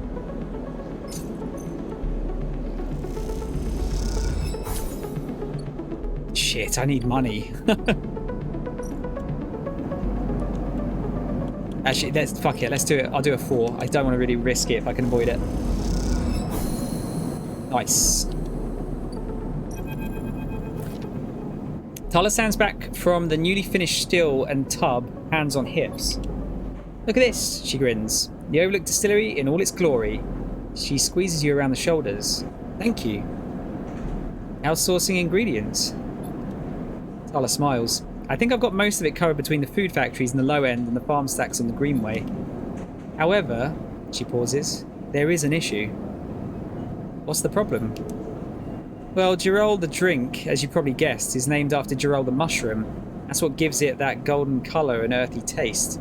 The alcohol is infused with the mushrooms along with a mix of spices. That means you need Girol caps to make Girol, but no one wants to supply us.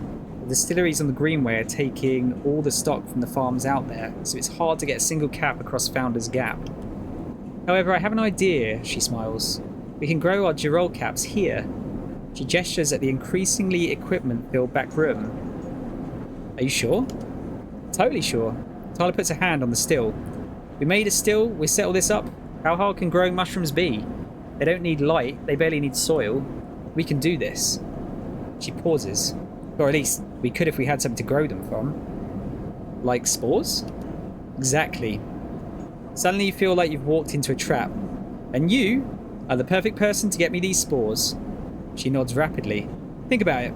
You built the still, you are great with plants, you know the eye like the back of your hand. Need I go on? Are you flattering me? If it's working, then yes. She grins sheepishly. Look, I can't leave the bar and the other people picking up shifts. She grimaces. I'm saying it has to be you. Fine. Wonderful. You'll love it over on the Greenway, I think. All that fresh air, open space. He sees your expression. Okay, I'm done. She turns back to look at the still and the fledgling distillery forming around it. It really is something though, isn't it? And want to or not, you really have to agree. Oh, so I didn't even get, I didn't even finish that one. Right, so we've got to wait for Sabine. I need to get Girol caps for Emphis. Need Tala spores. I might have to start working a few times to get some money to get across this other bit. Crack Conway. So I need to get across there regardless. What about the free spoke? Can I do anything with that? I might be able to do that. Oh wait, did I get... Oh yeah, I got my icebreaker thing, didn't I? So actually, I should probably get some data.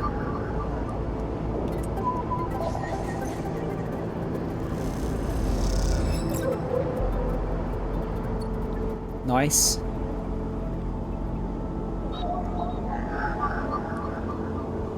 Okay, I can't use that one.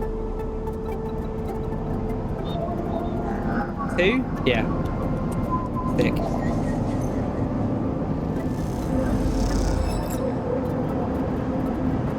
Alright. A couple more of those and I'll be ready to hand in that other one. Yeah, money is becoming a problem.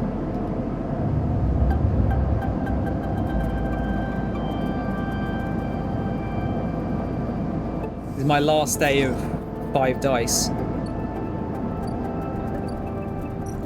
Should I do the shipyard?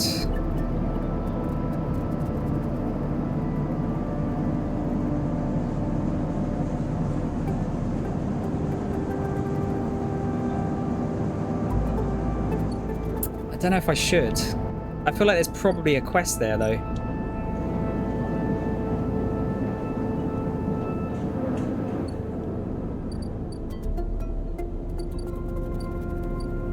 I need to make sure I'm starting to get enough money for the next stabilizer. I guess we could do this.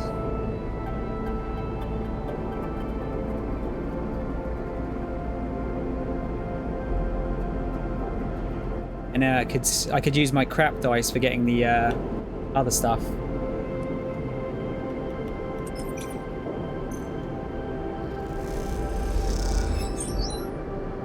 Okay, we got 2 out of that.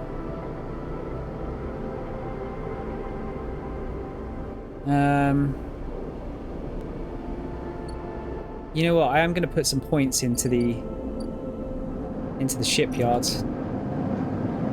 because that might open something useful.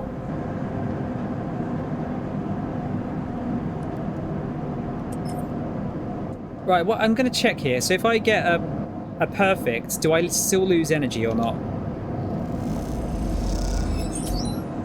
Okay, don't necessarily lose energy. That's good. Alright, so 2 more of those and we'll be good to go.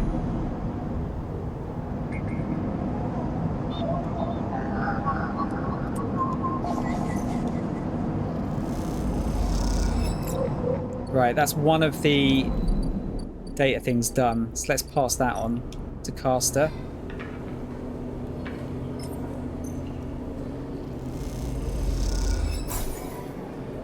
Oh, ship mine core. Oh, sick. Oh, okay. That's actually really useful. So we can help out our good friend here. And Keita gave you a stack of chits so you could acquire ship mines. Yep. Well, here it is. You drop the huge cylinder onto the mess room table and Keita can't hide her excitement. Upgrade point. Shall I get Endure back up to 0? Or should we put this up to... I'm going to start putting some of these up to 1, I think.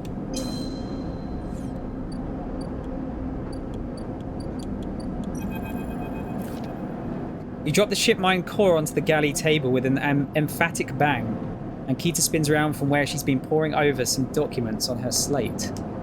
Holy shit, Sleeper, did you actually land a ship mine? She rushes over and hefts the huge cylinder, turning it back and forth. Well, shit, it might actually work. She smiles wider than you've ever seen. Where did you get it? Trade secret. Keep your secrets. As long as I have a ship mine, I'm happy. Makita bangs on the galley wall. Hear that, Amber? The Sleeper got you a new ship mine. Sound echoes down the ship's passages. You have to admit, being in a small space with Ankita when she's this excited is a little intimidating. Ankita puts the ship mine back on the table. I'll start the process of fitting it as soon as I can. I might need your help with some of it. She heads back towards the counter to grab her slate. This isn't the only good news today, either. Looks like my good karma is finally coming in. She throws the slate onto the table and spins it so you can see the screen. Take a look at this. You see a list of names and numbers, nothing that exciting, along with what looks like a transit timetable. I found them. The thieves? Exactly. Well, the thief, the thief, singular. She points at a name on the list, or more specifically, Ashton Kaide. It was his pass that was used to access Amber and slice the ship mine. I thought he might have been killed or robbed, his pass stolen, but it turns out he crossed the Founder's Gap the very next cycle. How do you know? I know some of the crew over at the ferry, old mercs. Used to run in an outfit I worked with. I saw them in the Overlook, and they mentioned they saw Ashton crossing. I checked the manifests, and there he was. Looks suspicious. He hasn't said a word since the theft, and anyone wanting to hide out might head to the Greenway and go to ground, she flexes. You won't get far, though. There's no real docks out there, only a couple of jetties in the wastes. So what now? Now I fit the ship mind. That's the first priority, she pauses. But maybe you could help me out. Sure, how? It's like this. I head over there, especially in Amber. He'll spot me a mile off and go underground. He'll find a way to slip the station, or he'll bury himself so deep in the wastes no one will ever find him. But you, Ashton doesn't know you. All I need is for you to go there and sniff around. Not the commune, not the stacks. You'll have gone to the edges, the margins, the wild places. That's what Ashton likes. You see him? You locate him? Ping me on this.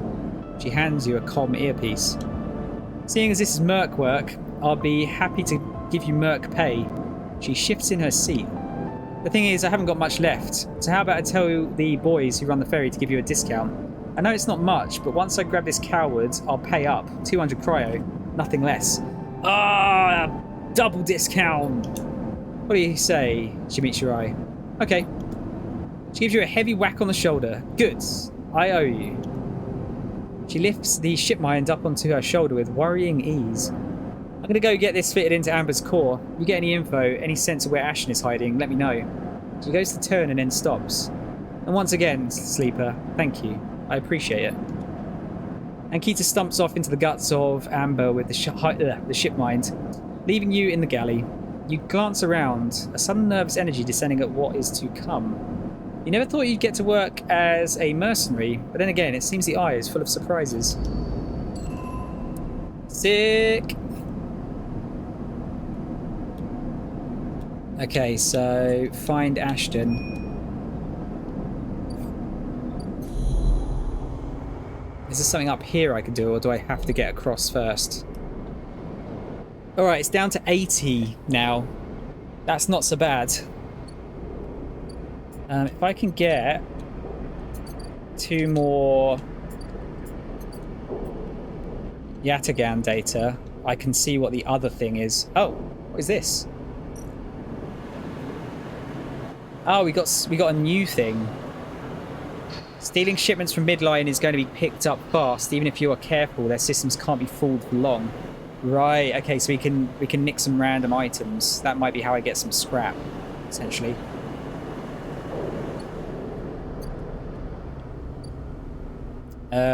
Yeah, let's see if we can get the other thing from Caster's table. Whatever it is. Can't use that. Ah, shit, can't use that either. I think that's the only 2, isn't it, that I can do? The other ones are, the other blokes. Alright, fine. Could I use it on the free spoke?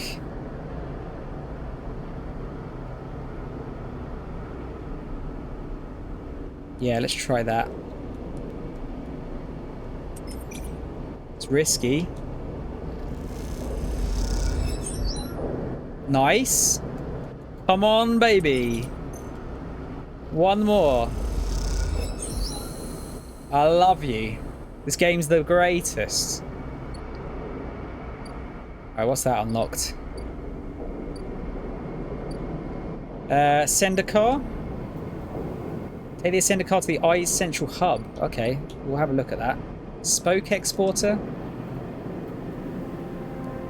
Ah, okay. Let's say she has a contact who'll take ship mines, which reminds you any ship mine from the eye fetches a lower price. Oh, okay. So you can actually just outright buy a ship mine core here as well. Right, so depending on what the other chappie gives me, I might have a bunch of money here I can grab. What is up here? Hub. Up here is no gravity, so even just moving around takes a while to get used to, let alone navigating the bays. Weightless Wanderer.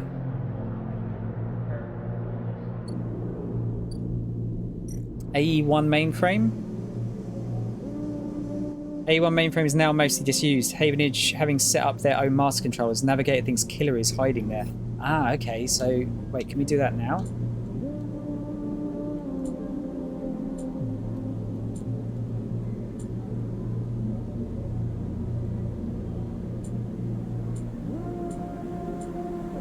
Is that going to be like end game shit, though? I don't know.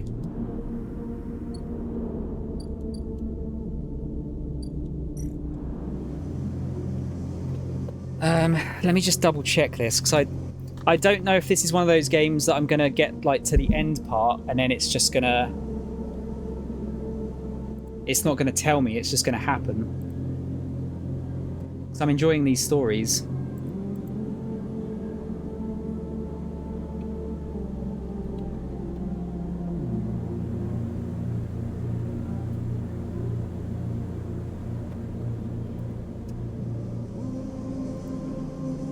Yeah, I'm going to double check it. It might be spoiling myself a little bit here, but I just want to make sure.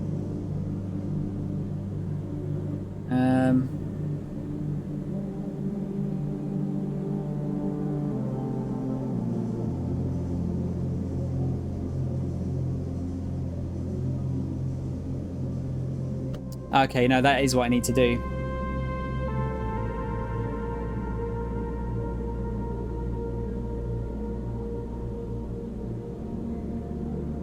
Right, yeah, that's cool.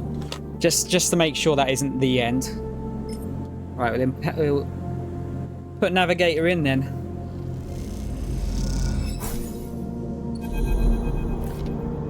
You slip into the cloud as easy as blinking. Navigator is beside you, their sphere casting light into the strange darkness here. This is not how a mainframe should look, a center, point of connection. The object in front of you is severed, cut off. A rootless, branchless tree, only the trunk remains. Is Killer even here? Quiet. Navigator hisses, and then you see it, like a blade in the dark, an edge slicing through the void. It glides along a distance and winks out. And it appears again elsewhere, gliding once more, searching. It's looking for us. The moment you make a sound, the edge leaps closer, and you see now it is not an edge, but the ridge of a long, sharp head, like a shark. It glides past, closer now, and you see into the voids where its eyes should be. Where its eyes would be, should be. You and Navigator exchange looks, both thinking the same thing. It is blind. Killer crosses between you two, smooth as a razor, then disappears. It flickers back in, further away now, and you move close to Navigator to talk. You saw it too then. Killer has been blinded. How? Unclear. This protocol has been running for decades, well past its operational limit. Navigator's sons dull as they drop their voice to a whisper.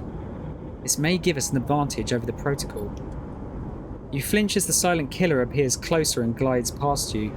Its empty sockets open wide. You turn to Navigator and notice something strange. Their orrery... Orrery? I keep forgetting how to say this word. Their orrery... Orrery? Orrery of spheres is collapsing. The orbits, usually round and even, are decaying. Spheres are following spiral paths, condensing on a central point. Navigator is noticing it too. They go to shift their position to better direct the spheres, but they cannot. Whatever is drawing the orrery... Hang on. I need to find out how the fuck to say this. How do you pronounce orrery?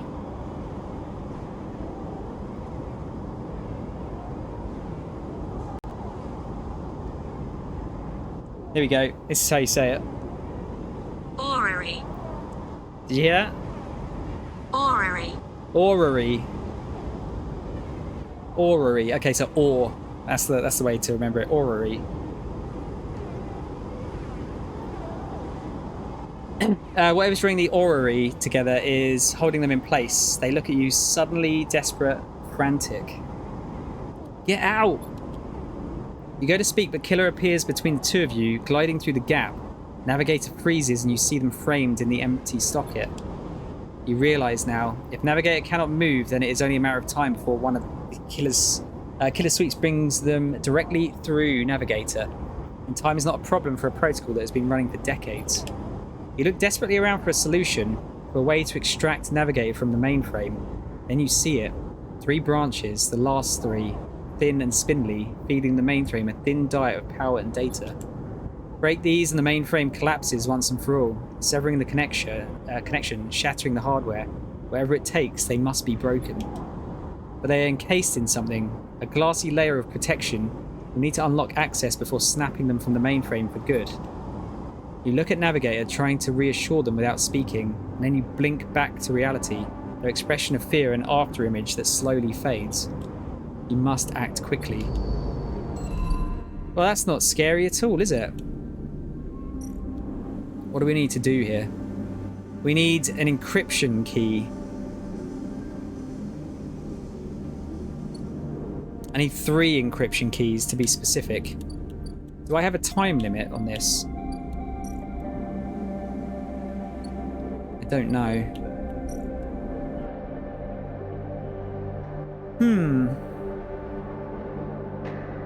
I wonder what that gets me. Okay, well, either way, I need to go to sleep. There's the key. I need a 4, was that? I think. And actually, let's have a look. What is it? So we need a 4 or a 3. Can you please let me go on the other one?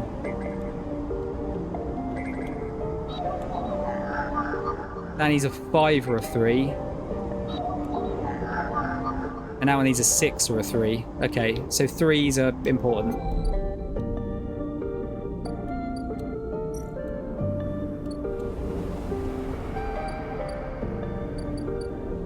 Also need to make money. I'm down to 4 dice now as well.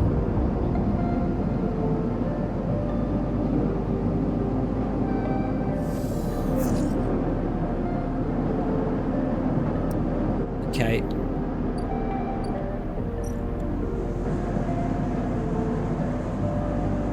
Maybe let's try the shipyard. I kind of want to unlock it and see what I get. Only 1 from that. Fuck off.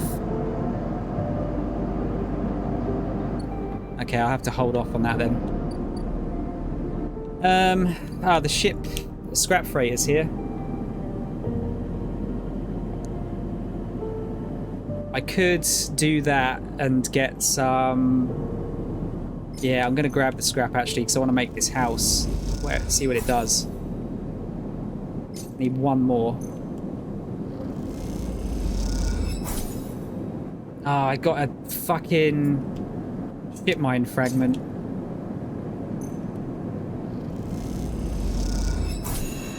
Okay, there you go. Let's buy this house. Or fix the house, rather.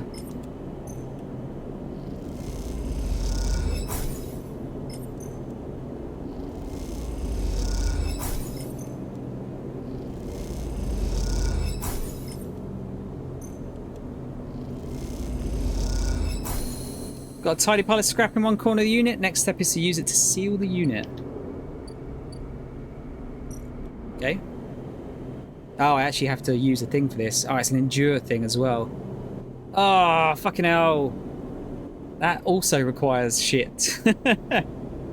This is where the endure thing is a problem. Alright. Well, at least that's done. And I've got part of a... another core. Oh, that's what I needed to do, wasn't it? It was, what do I need? I need Yataghan data. I need to find out what this is going to get me.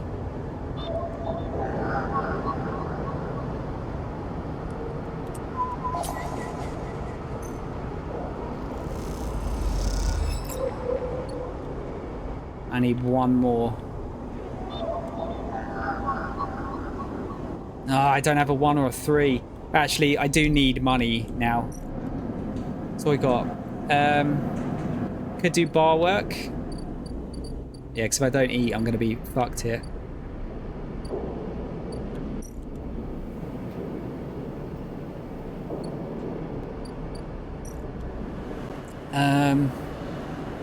Oh, that one's safe, so I could do that one. Yeah, let's do that. Let's try with 2. Well, 3. 16 cryo. Oh, and I get more from the interface thing as well. Yeah, actually, let's do... Do I do that? No, I'm gonna... You know what I'm gonna do? I'm gonna risk it, and I'm gonna try and do the... I'm gonna try and do this.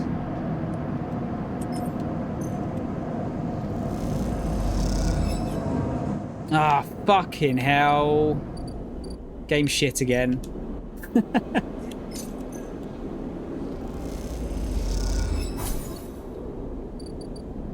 Alright.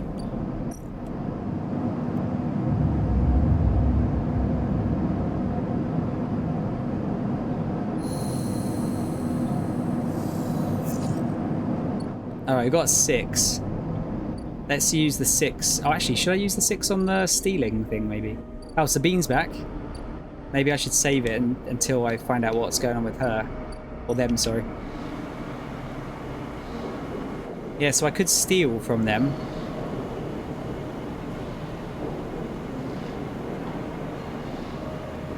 I'll see. I might do that, because I might be able to get a data...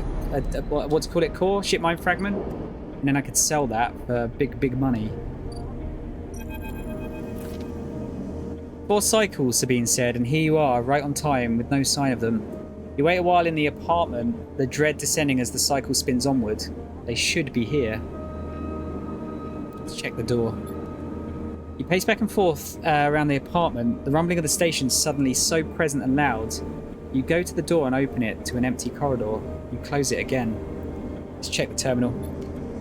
You check and double check the terminal for messages or recordings. Nothing, just the pale glow, the silence. Try to settle down to wait. You sit on the bunk and stare out at the tiny room. Where the hell are they? A knock on the door. Stay still. Another knock. Stay still. Ah, good job he did. A flash, small, impossibly bright light cuts through the handle of the door. It soundlessly swings open. A figure stands in the door, and immediately you know it is not Sabine. They are taller, sharper, and something in their face glints in the half-light. A dark shape like a stubby baton hangs loosely from her hand. Our local sleeper, good to finally meet you. She steps into the apartment, glancing around with sharp eyes. What, may I ask, are you doing here? She fixes you with a steady, unwavering stare. We're waiting for a friend. Of course, a mutual friend of ours, the good doctor. She walks past you into the apartment, glancing around. We set them up here, you know. This place is one of ours. She picks up a glass from the dispenser and inspects it. People always seem to forget who put them where they are. She glances at you. And I suppose you were here to help? Something like that. Good, good. She puts the glass down and turns to face you. I love to meet helpers. We need so many, but can find so few with the right skills. She spins the baton in her fingers by her side, her eyes not leaving yours. We have a problem, you and I. It seems our friend has disappeared, left without even saying goodbye, which means they are in a little trouble now. But it's the kind of trouble that you need help for, so I thought I'd come down here and take a look at their little hidey hole, and here you are, help. She looks through the detritus on the side. And what help? A sleeper, no less. Which I have to admit is a little surprising. It suggests to me that our friend hasn't been very honest with you either. What do you mean? Well, I'm sorry to report that before we got them set up here, Sabine was working for your owners. She pauses. S&R. You blink hard at the news, unsure how to take it. Rabaya looks away, waiting for a response. Prove it. Happily. She crosses into the next room and you follow silently. She sits at the terminal and touches her baton to one of the access ports. A spark, then the terminal screen skips. Encrypted folders emptying themselves before your eyes. In the flicker of files, you see S&ARP letterheads and code forms. Reports laden with medical data marked with the corporate logo like the sigil of some cult. Tobias steps away from the terminal. Look all you want. Some of your files may even be there. The volume of documents is overwhelming, but they seem to be mostly reports on early emulation tests, surveys with sleeper candidates, reams and reams of usage data. If Sabine was an S&ARP employee, why did they help you? Rabia reaches over and places a vial of stabilizer on the desk, breaking your concentration. It shimmers in the screen light, its viscous clear liquid crystalline within the glass. We will of course keep up the supply. We are more than able to dispense important medicines even without the doctor. You hold it between your fingers, and for a tiny moment you have the urge to crush this object for the power it has over you. I'll ask Toshiro to make those a little cheaper for you. He'll be running the surgery now. Rabia closes up the briefcase slab and holds it at her side. We have to retrieve our assets, of course, but I'm sure you understand. Rabia turns on her way out. There is no reason for us to be enemies, Sleeper. Come see me. I keep an office nearby. We have good work to do, you and I. Meet me there in a few cycles. She slips out silently into the corridor. You look around the apartment and feel the fear drain out of your body to reveal the tiredness beneath. Well, fuck Heidi, like helping those cunts out.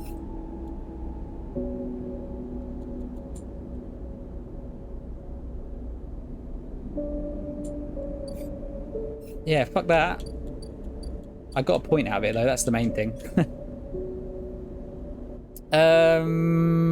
Let's go engineer. I'm gonna put another point into that, I think. Wait, where is my point? Let me use it. Hello?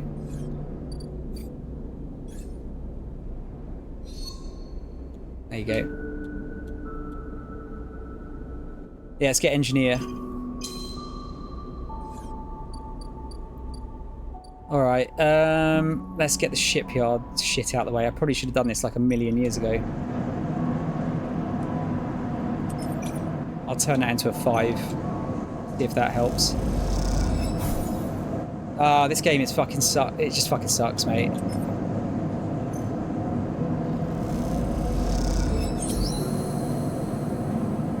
Only way to get to know the shipyard is to work there. No tourists there? Okay. Right, action is unavailable now. Lem and Mina and a unit assembly.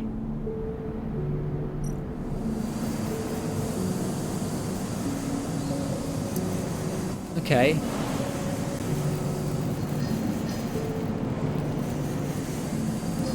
So that's more money for those. These are safe as well. Okay, so if I get any points to dump, that's a good place to put them. New characters. From the walkway, the sidereal horizon looks impossibly vast. A landscape of plating and frames. All along her flanks, torches flicker, drones maneuver, arc lights glint. The sense of scale of industry is both stunning and strangely unsettling. From the walkway, the sorry, she's quite beautiful, I think. Ah. I need to protect them. You turn to see a figure a little way down the walkway, leaning at the railing. He is thin, ragged, his work gear poorly fitting and loose. Torches of the sidereal horizon flicker in his eyes as he turns to you. Lem. He leans back from the rail, revealing a child standing beside him, staring out at the ship. And this is Mina, he adds with a smile. Let's say hello to Mina. She stares and tucks herself behind Lem, who dutifully picks her up. She's a little slow to trust, aren't you, Mina? She buries her face in the folds of his overalls. Mina looks out from Lem's chest, a dark brown eye twinkling among the rough material. You working on her then? Lem asks eagerly, gesturing to the vast ship, or just admiring. He shifts Mina's weight to his other arm. Well, I guess we'll be working here. By the way, I love this style of art they've gone for. I really love. Like, the character art is really cool. Me too, me too. He flashes a havenage pass. I knew it. Just to look at you. I mean, he stumbles a little over his words. Not wanting to be misunderstood. I mean, you look like a worker. She's Mina's and my ticket out of this place. Our escape vector, so to speak. How? You haven't heard? Anyone who takes a Havenage contract on the Sidereal Horizon will be entered into a draw for the transit support crew, he smiles. We won't get to sleep the journey through, but a couple of decades of service will be nothing for me and Mina if it means landfall on a new world, he winks. Decades? It's a long trip. He straightens up, stretching his back. That's a colony ship, friend. The Celis Foundation is sending thousands of people to settle a system well outside the reaches of the core worlds. It'll be a totally dependent colony. No surrogacy, no corporations. Celis Foundation? They are Havenage's client, yeah. Some wealthy project from the core systems interested in independence and self-sufficiency and all that. They hired the whole shipyard out, helped re-kit it and everything. He strokes Mina's hair. Someone else's dream, I suppose, but doesn't mean people like me and Mina can't tag along. Mina responds by pushing his hand away. Daddy, she whispers. Food, putting an exaggerated grumpy face. She glances furtively at you as she plays with a set of dog tags that hang from Lem's neck. I'm just chatting a little, Meanie. Give Daddy a sec. He turns back to you and you suddenly notice how tired he looks. I'm not on the Havenage crew yet, but I'll work my way in. You can do it too, friends. We have to stick together. He smiles a little shakily and you wonder how long he's been working to break into the official shipyard crew. For sure. He looks out the Sidereal Horizon as if trying to pull energy from those flickering torches from the vast hull. We've got to hold out, okay? You aren't quite sure if he's talking to you. That's how it works. While he stares out, Mina catches your eye curiously. You agree, Mina? She straightens up and meets your eye. Daddy loves me, she says it stubbornly, daring you to question her. Lem smiles and lifts Mina. That's it. We hold on. He smiles sheepishly at you. We're just a couple of softies, isn't that right, Mina? He sets her down, standing by his side, and she clings to his leg. Gotta go feed this one. He pats her back. Maybe see you on a shift, huh? He turns and they walk down the walkway away from the shipyard. You see them talking, and then a moment later Mina turns around and stops. See you, robot! Her shout echoes down the walkway and she flashes you a parting smile before running to catch up with Lem. You watch them a little before you turn back to the impossible scale of the Sidereal Horizon. They ticket out. Okay, so is that like another way to finish the game, maybe? Win a Sidereal ticket. What do you have to do to get that? I guess we've just got to help build. Havenage offices.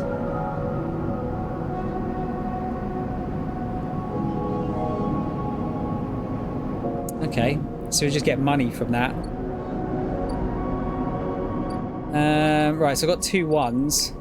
I can't remember if I can use that on one of the doodahs up here. I don't think I can. No. 3 or 4.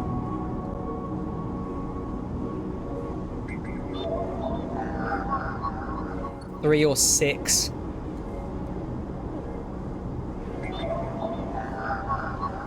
And 3 or 5. Okay, yes, they need big rolls for those ones. That's fine. No problemo. Oh yeah, what was on the hub again? Oh yeah, the Weightless Wanderer thing. I think we'll work on the shipyard, seeing as those are safe ones.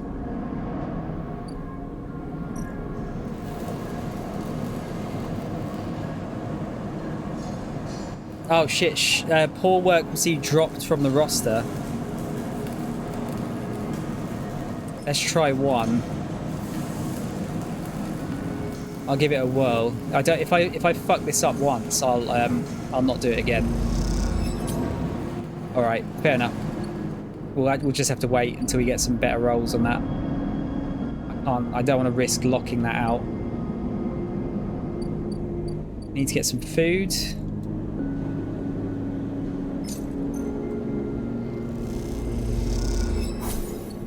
And I need to do some work.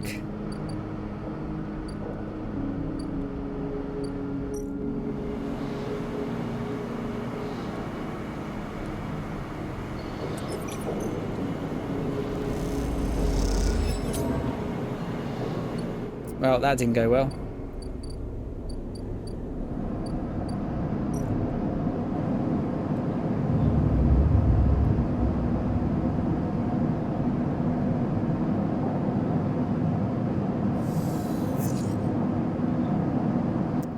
Fours and threes, I think I needed, didn't I? That other bit.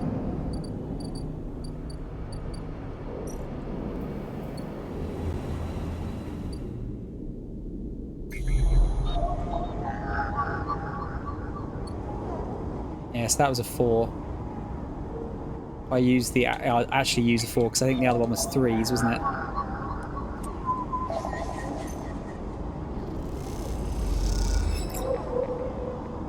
Right, that's 1. That needs the 3.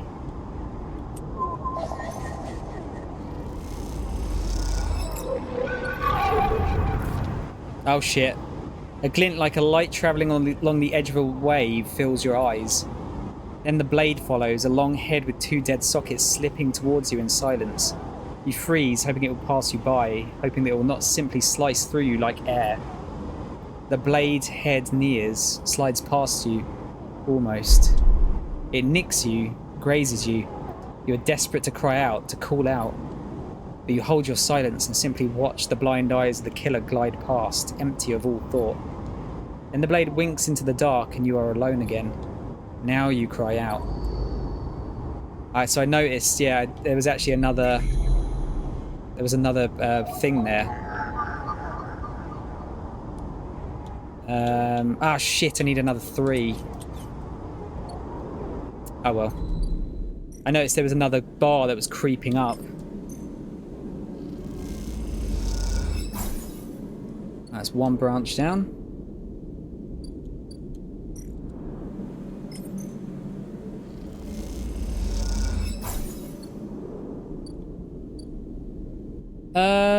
Okay. I'm pretty sure I can use... If I use a 5 here, it can't fail. It'll just be either a neutral or it'll be a great success.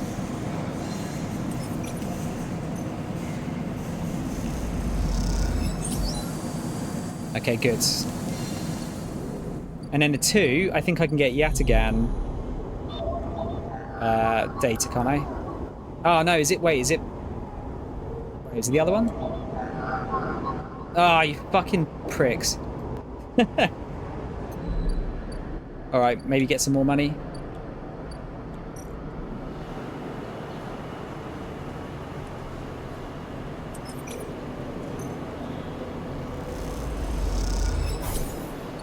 I need to start making some money for this.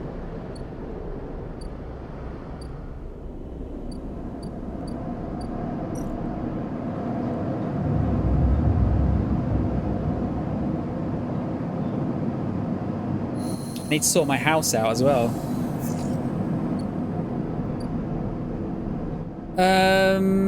Right, let me get the thing up top done first. Oh, Rabia's here.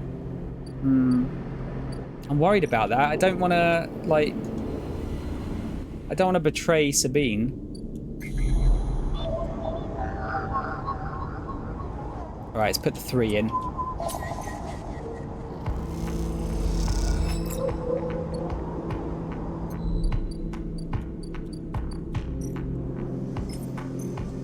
Okay. Done.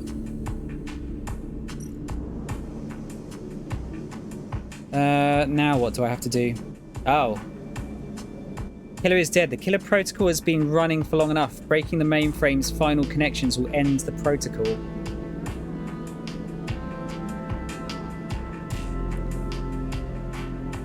Killer protocol can be isolated without being destroyed. A loop of connections would lock it into a closed system.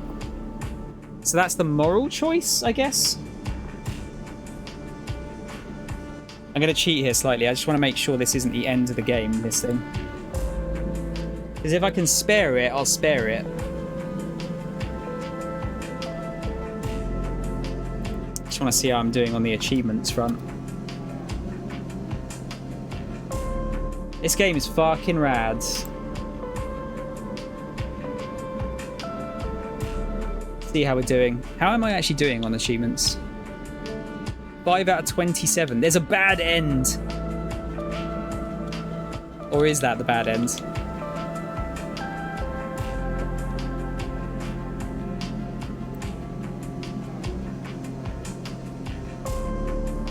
Right, let's see.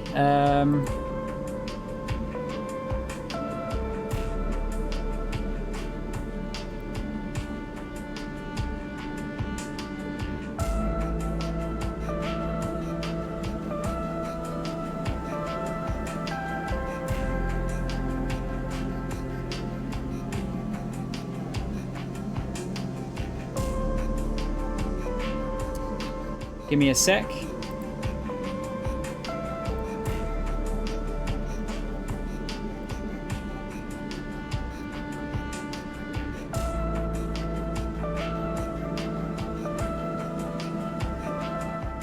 Yeah, it's not, I can't, it's not clear.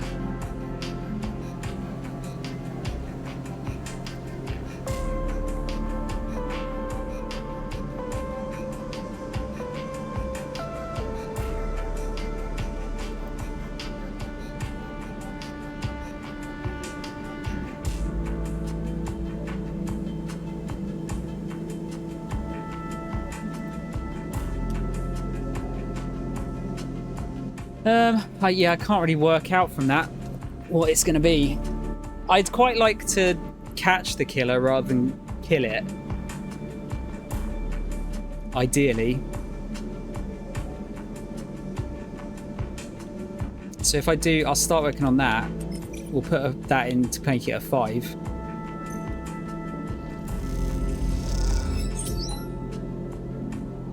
Cool. So I only have to do that 2 more times. 5 or a 6 would work there.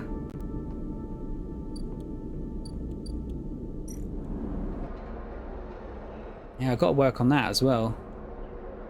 Too much to do.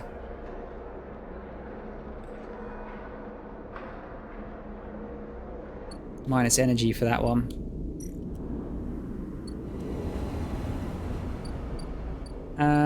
Let's see what the Sabine things, the Rabia thing's all about. As you approach the address Rabia gave you, a heavy hand falls on your shoulder. What's your business here? The enforcer grips your shoulder, giving a hint of the strength her implants give her. As you turn, you see the same subsidiary eyes as Rabia and Toshiro, glinting like mirrors on her cheeks. Gia, please. The sleeper is here by my invitation. Sorry, Gia, please. The sleeper is here by my invitation. Rabia's commands, the hand immediately loosens and an apologetic look replaces the scowl on Gia's face. Of course, Rabia, I'm sorry.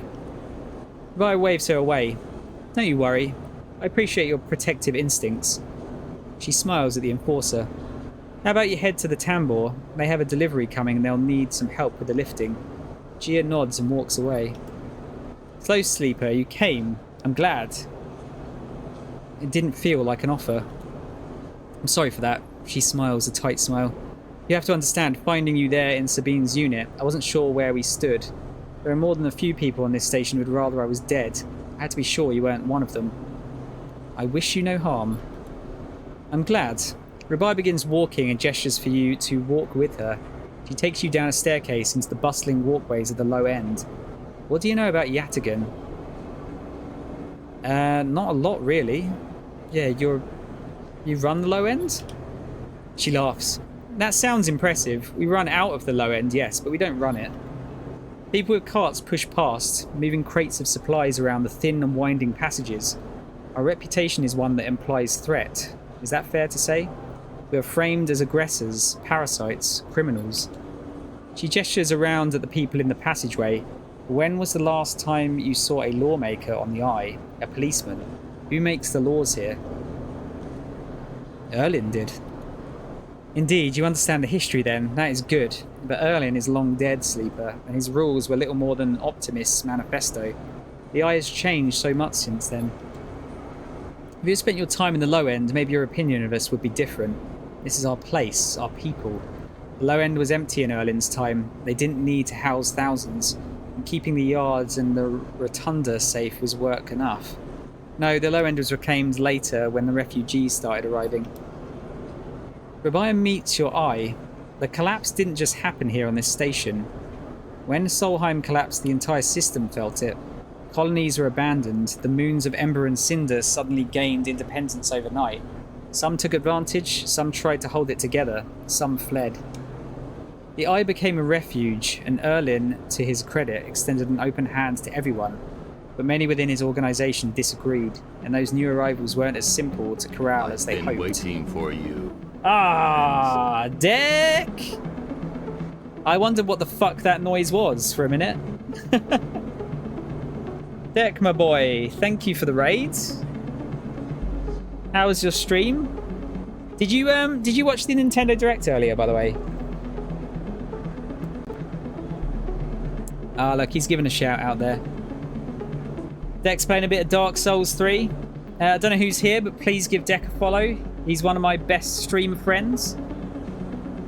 Me and him are secretly working together to repair English and Scottish relations as well. Sorry you weren't there for anime. Don't worry, man. Don't worry. It's I mean, you don't watch the anime. You just come in and suggest random bullshit to watch. You said that as well. What, the whole repairing relations thing?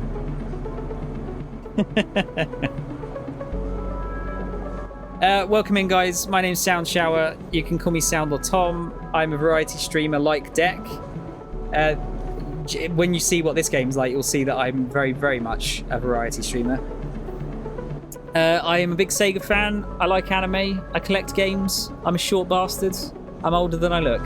There you go. I will give you the raid intro, actually, because there's rather a lot of you here. And I haven't got my camera on at the moment, so it's not necessarily indicative of what the stream's like. So yeah, have a butcher's, why don't you? 誰もいないようだがこれはどうしたんだこれは soundshower. What you'll find on this stream is that I'm simultaneously the smartest and dumbest person that's ever lived. Blatantly, I'm going to get that chest and every one of them will come to life or something. Oh! I wish I'd finished off all the dudes in the... oh, that sounds really bad. I wish I'd beaten all... oh, that sounds bad as well. Let's get cleaning, she said, cocking her gun. Ha, cock. If you ever get lonely, just start bouncing and think of your pal Tigger. I will, Tigger. Fuck you. Isn't it funny that I've not been Jump Master for like a billion years and actually been doing better since I've not been Jump Master? Oh, fucking hell. Hi. Hi! Hey, here is Tom, the wanted man. Soldiers, anyone, come quickly. You fucking cow. New ability found, Flash. I'm so glad we both did that. We're rich. Oh, come on! Gonna have to be real careful. Say that. Are you fucking serious?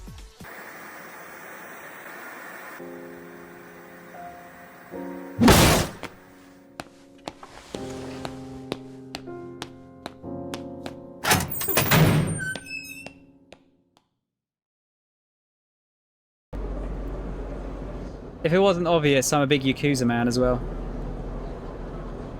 What do you mean am I still using the video? I've only got one. I don't have any other ones. How's your nap, Kel? But yeah, that's kind of what the channel's like.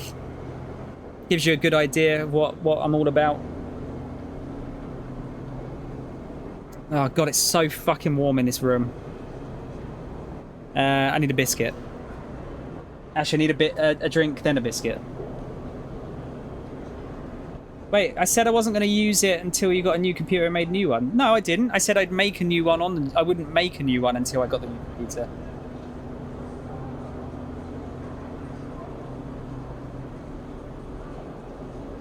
was what I said.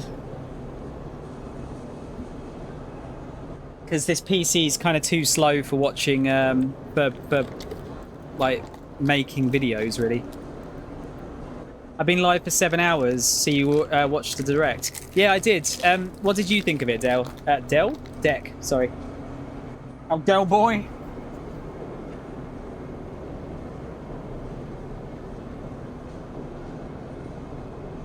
Anything catch your eye?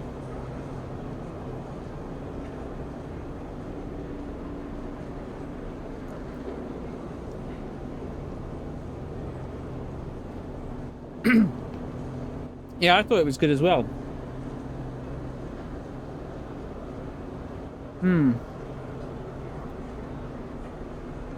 I needed that. I'm just if anyone's interested, I'm I'm not reading properly. I am eating dark chocolate digestives. Oh, that was your Del boy. Yeah, okay, sorry, I missed that. Fucking hell.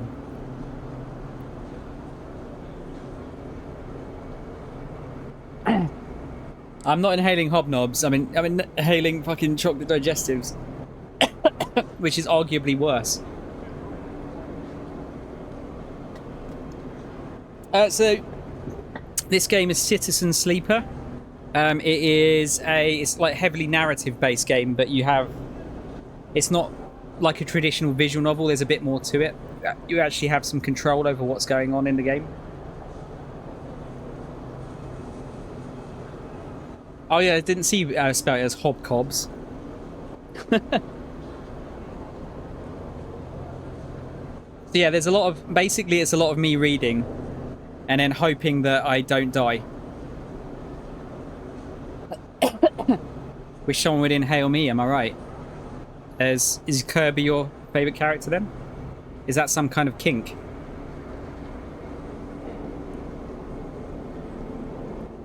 Reading and coughing, yeah. Let me get past this bit, and I can maybe show you a little bit more of how it works. The Eye became a refuge, and Erlin, to his credit, extended an open hand to everyone. But many within his organisation disagreed, and those new arrivals weren't as simple to corral as they hoped. The Eye leads you through a small market hall, busy with small stalls and traders. Erlin's union was made of workers, administrators, people who were malleable and already organised into hierarchies and networks. The refugees came from different factions and families, were scared, injured, desperate. Conflict was inevitable. Yet again, as a child of that conflict, a child born out of the need for us to stand up and claim our future, to provide security, strength. People call us a gang, but we are a community. I take my position as lieutenant seriously, and from my birth, I have worked to earn it. Rabai catches herself before she raises her voice any further, and you both walk in silence for a while. Among the smells and textures of the low end, you start to wonder if this place could be a home for you too. Where do I come into this? Rabai smiles to herself and thinks for a moment before she responds. I believe that you understand the importance of a refuge, so I also believe that you wish to help keep this place safe. She exhales quietly. For this reason, I would like you to trust me. I do not know what Sabine told you about us, but I imagine it was not good. I'll be honest with you, Sleeper. I was never comfortable with having Sabine as part of Yataghan. An ex-corporate employee? It goes against our nature.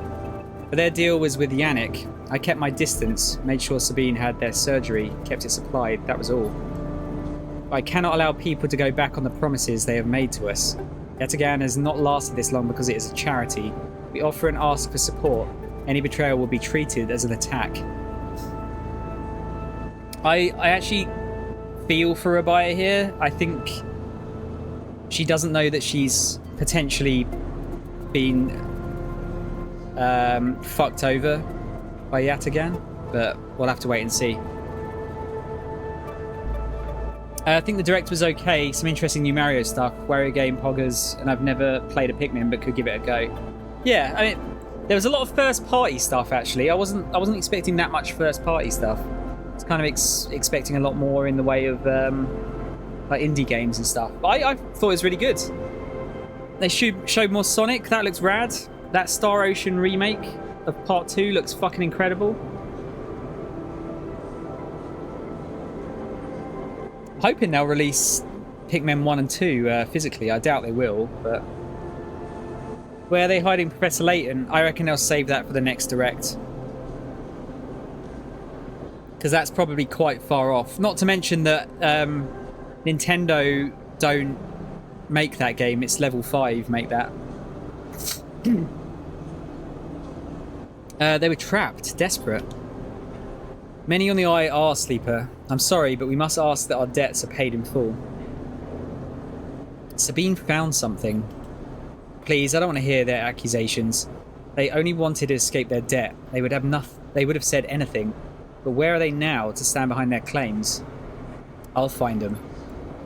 As will we. You realise that Rabia has led you in a loop, and together you both come back up a staircase to the walkway where you met. You're free to go, Sleeper. I've said what I wish to say. She looks out through the windows of the walkway. I would protect this place with my life as it has protected me. I want to make that clear. She turns back.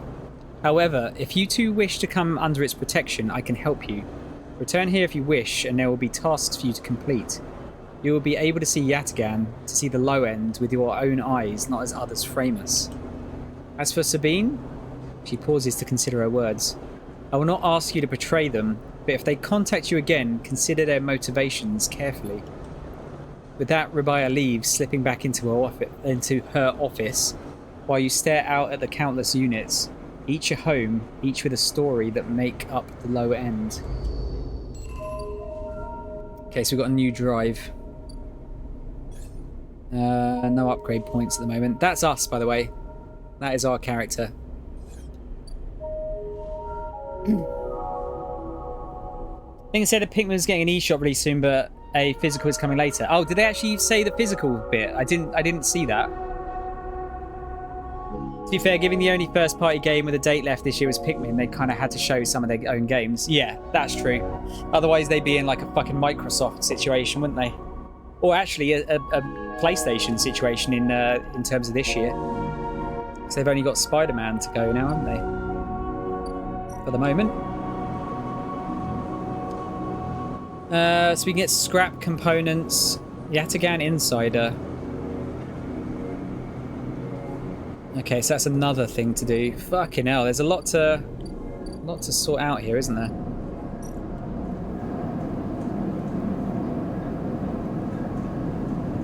Right, so we're still waiting on that. I need to make some money, but I also need to work on some of this stuff.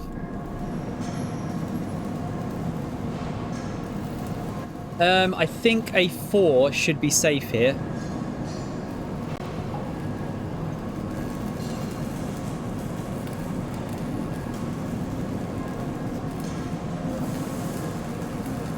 Yeah, let's do that.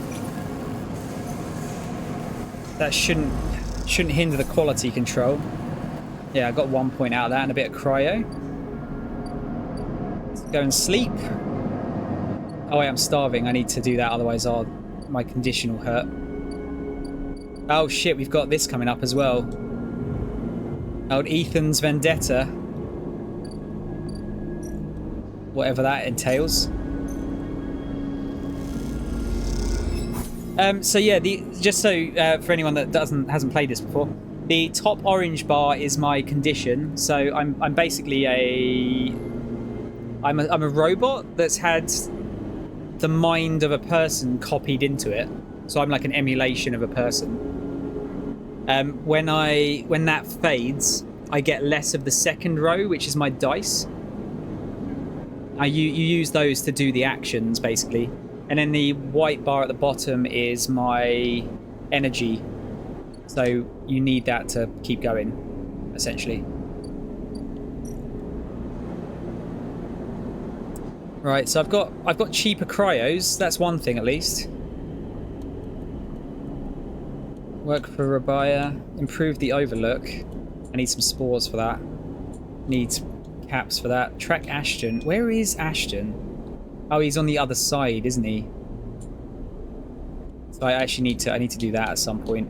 I can wait on that. That's not going anywhere, is it? The Greenway stuff. Although my tracker isn't getting disabled any quicker. Need to decide killer's fate. I don't think I want to kill the killer. I want to be merciful.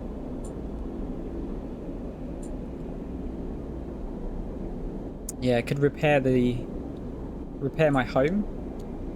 I will do that because I can get some more points out of it.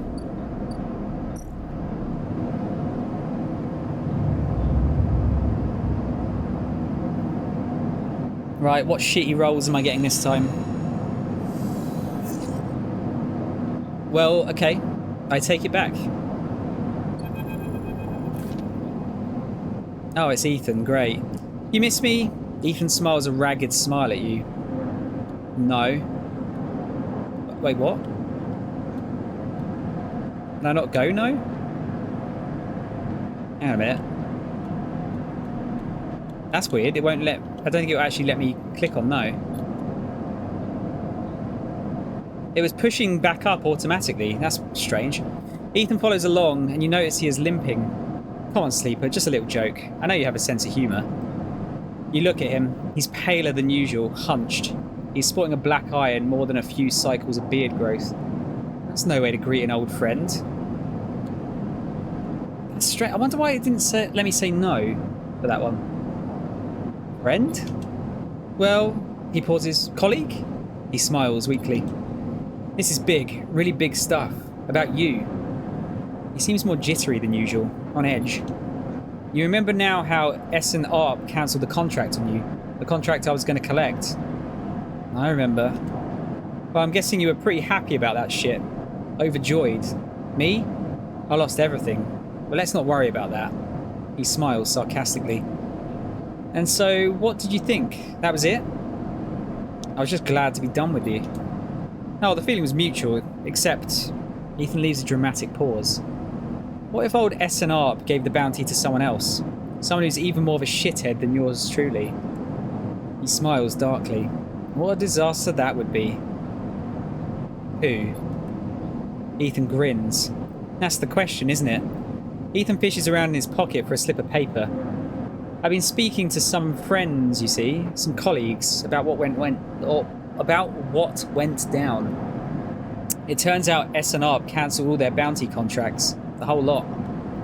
Seems they brought someone in-house, some guy who did so well in their last contract that they got offered a job. He leans in. Apparently he made a hit on this ship called the Winter Wonderland or something. Ah, here we go. It was smuggling sleepers out from under S&R's big corporate nose. He killed the crew and blew the ship. Ethan whistles. They called him Hemwick or Maywick or something. He gives up looking for the paper. I forget. You mean Winter Light? That's it. He looks at you hard. So you do know about all this. He pats you on the shoulder.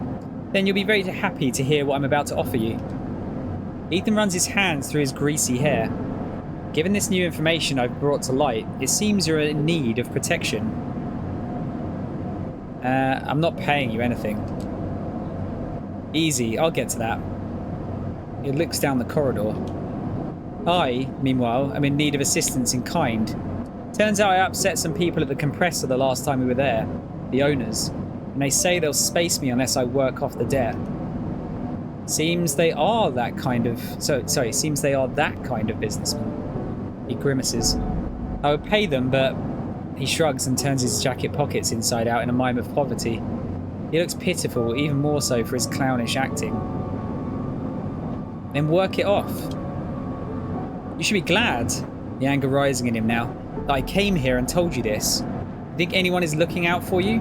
You're a contract, a name on a list. He kicks the wall. Ethan rubs his temples. I'm sorry, he hisses. I'm sorry for being a shit and trying to kill you and whacking that thick skull of yours, he sighs. Welcome back, Kel. Do you think I want to go up against this guy? For us? He jabs a finger between the two of you. We don't have a choice. So you keep me from getting killed and I'll do the same for you. We can help each other. A straight 50-50 deal. He looks at you. I'm not asking for a favour. Fine. Ethan smiles. He looks like shit warmed up. Oh dear, don't we all? Mo, thank you for the hydrate. I shall have a drink. Do need to pee actually soon.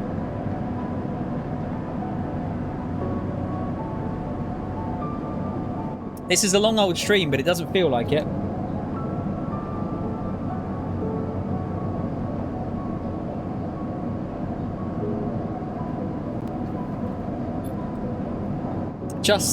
He pauses. Just think about Maywick. Think about that cold-eyed Essen Arp shit on his way here from the core systems, he smiles. That should give you the motivation you need. Ethan swaggers off down the corridor, throwing his jacket over his shoulder. Can't wait to be working with you, he shouts.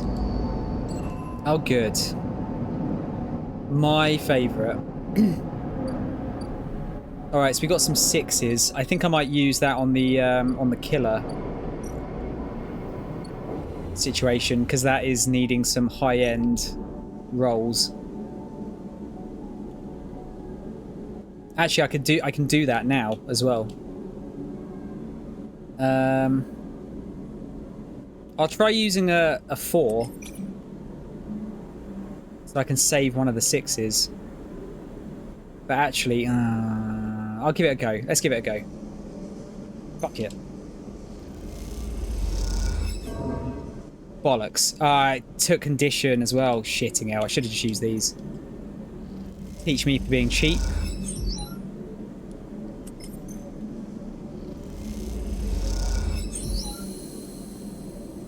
The fact that I could take a 4-hour... Wait, a 4-hour, 1-hour nap? A what now? Is that a 5-hour nap? A 5-hour nap? And Thomas still streaming is impressive. You know, when I play games, I play games properly, aka for a long time. So is this just upgrades and story? Is there action? I didn't see anything. It's not really upgrading. It's more using dice rolls to progress the story, while also making sure that you don't die, basically. Oh, it's a 1-hour nap that lasted 4 hours. Okay. Yeah, that's asleep, mate. I hate to tell you, that's asleep. As you blink into the clouds, you see the last flickers of life from the mainframe. This vast machine once ran the whole station, span it up, directed and processed the flow of energy, water, and data. Fed the lives of thousands of people. Now it is finally dead. Navigator is beside you, and you both look out at the perfect ring that encircled you both, woven from the data branches that once fed the mainframe. You see a glint along its edge, and that familiar blade-like head rises to the surface like the cresting fin of a shark, and then slips into the loop again. All that you can see of Killer's body after that is slight thickening of the loop, and that thickening begins to travel around on a long and slow sojourn that will last it forever. I'm surprised at you, says Navigator, drifting faintly around you in a lazy orbit as if to shake off their imprisonment. Killer had been wandering blind for so long. Did you not think to end them forever? I mean, all of these, actually. Perhaps they can be saved. You are naive. They are a killer by nature. Look what they did to their own home. Navigator gazes into the darkness. This place was their domain and prison, and they had followed their directives for the many decades they roamed here. They cut the threads of the mainframe, executed its administrator AIs, and then kept slicing. At some point they cut away their own ability to see, to sense, to taste, to speak. Yet they kept cutting, till only those 3 threads remained, from millions that once thrummed here. Only their blindness and chance kept them from making those final 3 fatal cuts. There is a ceaseless violence in the kind of system that creates beings like this. Those that will execute commands endlessly, even to their own destruction. Navigator looks to you for your thoughts. I mean, yeah, I don't... You know, it's the whole... Yeah, the sentience thing is an interesting question, isn't it? I think I will not continue the violence is kind of where I want to go here. In D&D, that's a short rest. This isn't D&D. Although we're actually rolling dice here, so actually maybe this is D&D. I will not continue the violence. The system you float in is one built of violence. You would be naive to believe otherwise. Navigator turns away. You watch the data points of the station spin around you. Blending with the fixed stars, there is something satisfying about finally wrenching the last threads of control from this central point. It was little more than a ghost by the time you reached it, but this place deserves to be haunted by better ideas than the totalizing system of control. Navigator floats beside you. It is free now. This station no longer presents a hazard for illegal entities like me. They turn to you, their face a cloud of shimmering light. In fact, in time, perhaps it can be a refuge. A refuge? That sounds like something of value. Something worth building. A dark shape passes across your vision, a distant curve of something like smoke or oil, a fluid-shifting tank of total darkness. The Greenway, says Navigator, following your line of sight. It was cut off at the moment of the collapse, so hunter or killer could never reach it. Now it is closed off to us, separated from the cloud. What system is inside it? It may be totally dark, or perhaps some other old protocols are isolated there. Navigator turns to you. And we have now seen what decades of isolation can do to a protocol. If we could extract an access cipher, they pause and then blink out of existence. You freeze, shocked, but a moment later they reappear with a glowing polygon of data. Here, the cipher you need. You take it, still shocked. I'm not used to being free, to being able to move and explore and extract without fear, without limits. Navigator does a little twirl. This will take some getting used to. Thank you for this gift. They whirl their spheres around you. The entities of this station will always be friends to you, Sleeper. That's a powerful friend to have, isn't it? And I to them. It is true that mutual need is required for friendship, but I must admit I had not considered the value of offering assistance without personal gain. I'll think on that. Navigator loops around you rapidly, suddenly eager to test their newfound freedom. But first I will explore. Perhaps there are still intelligences that hid themselves as I did, encased in simple systems cut off. Navigator glows. I should like to free them. And with that they drift away, flickering, glowing, then shifting so rapidly you lose sight of them among the glittering rim of the eye. You feel a pang of jealousy. Free, without a body to weigh you down or fear to limit you. How must it feel? Your eyes fall on the Greenway and its secrets. But perhaps that can wait until after you've celebrated this victory. I was going to say, I better get a fucking upgrade point from that.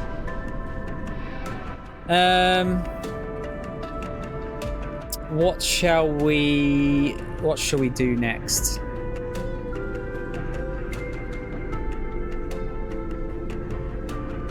I'm going to bring Endure up to 0 because it's really fucking me off how badly it's messing me up here.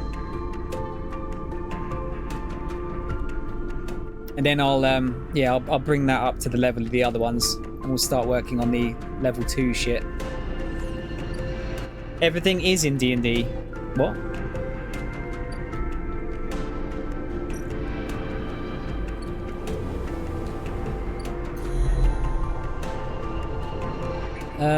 Right, so what was that other thing? Greenway Cipher.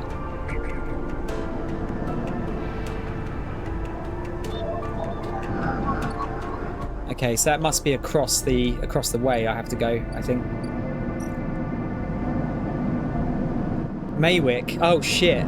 Ethan says Maywick is on their way. You'll need to leave the station, get protection, or disable your tracker before they arrive. Okay, that sounds fucking final, doesn't it? Shit.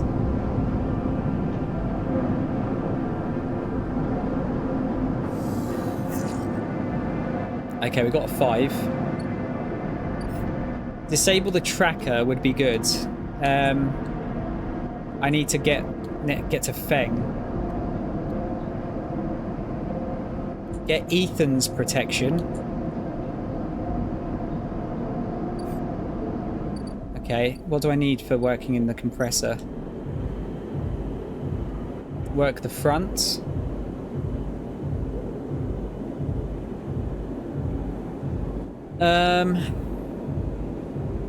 Yeah, so I don't actually get any...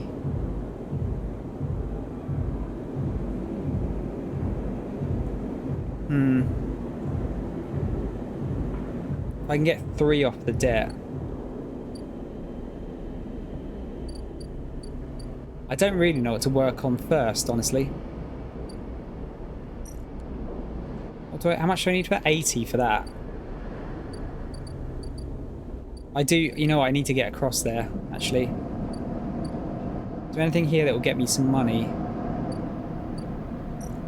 That will get me some progress as well. This is probably a good bet for now.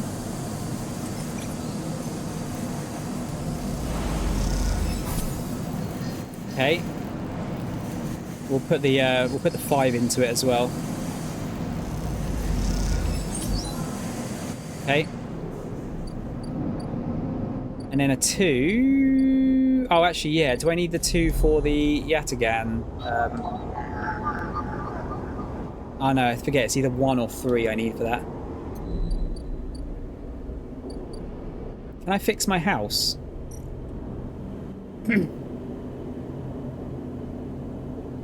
It's risky, but... Oh, no. Yeah, I mean, I lose energy from it, but I need to use the vial anyway, the what's it called it? Stabilizer. So I might as well start on that.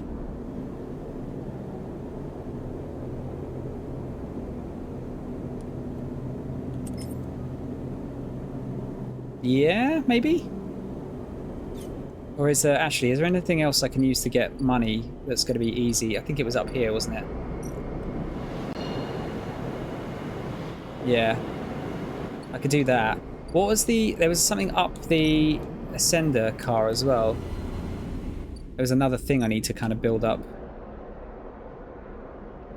Weightless Wanderer. Let's try this one. Start building that up. Okay, cool.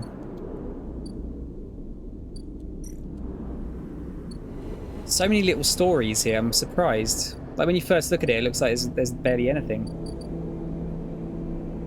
Alright, get some food. No, not that one.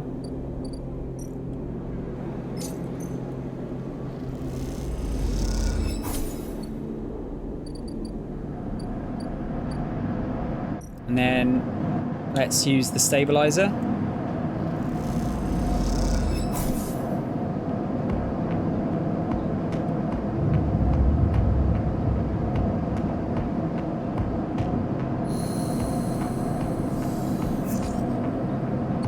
Right, we got 6. What do I want to use my 6 on? Probably that to get it out of the way. Actually, you know what?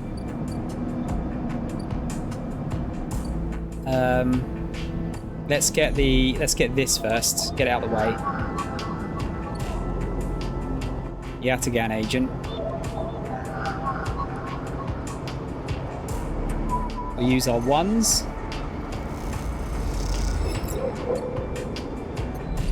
Let's see what old caster can get us.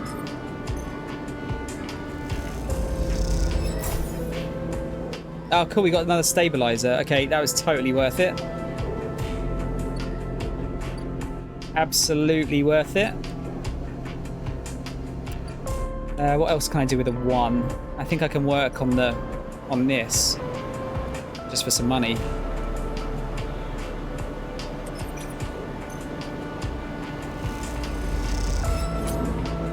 Because what I want to do is access this.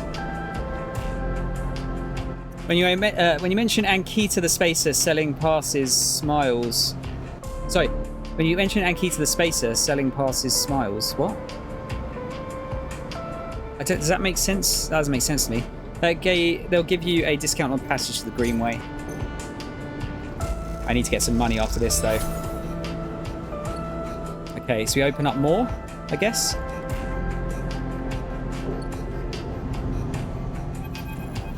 There we go. As you step out into the passageway, someone barrels into you from behind, sending you stumbling down the corridor. Ah, who are you? Ish? Is that how you say your name? You turn to see an unfamiliar spacer laden with heavy gear. She steadies herself, staring you down as if daring you to respond. Sorry. She adjusts a strap on her shoulder, holding up her hand in recognition before setting off down the corridor. And peek. I'm sorry for her. A second spacer smiles at you apologetically. She's on a mission, and when she's on a mission, they shrug. Not a problem. They smile. You're sweet. Peek.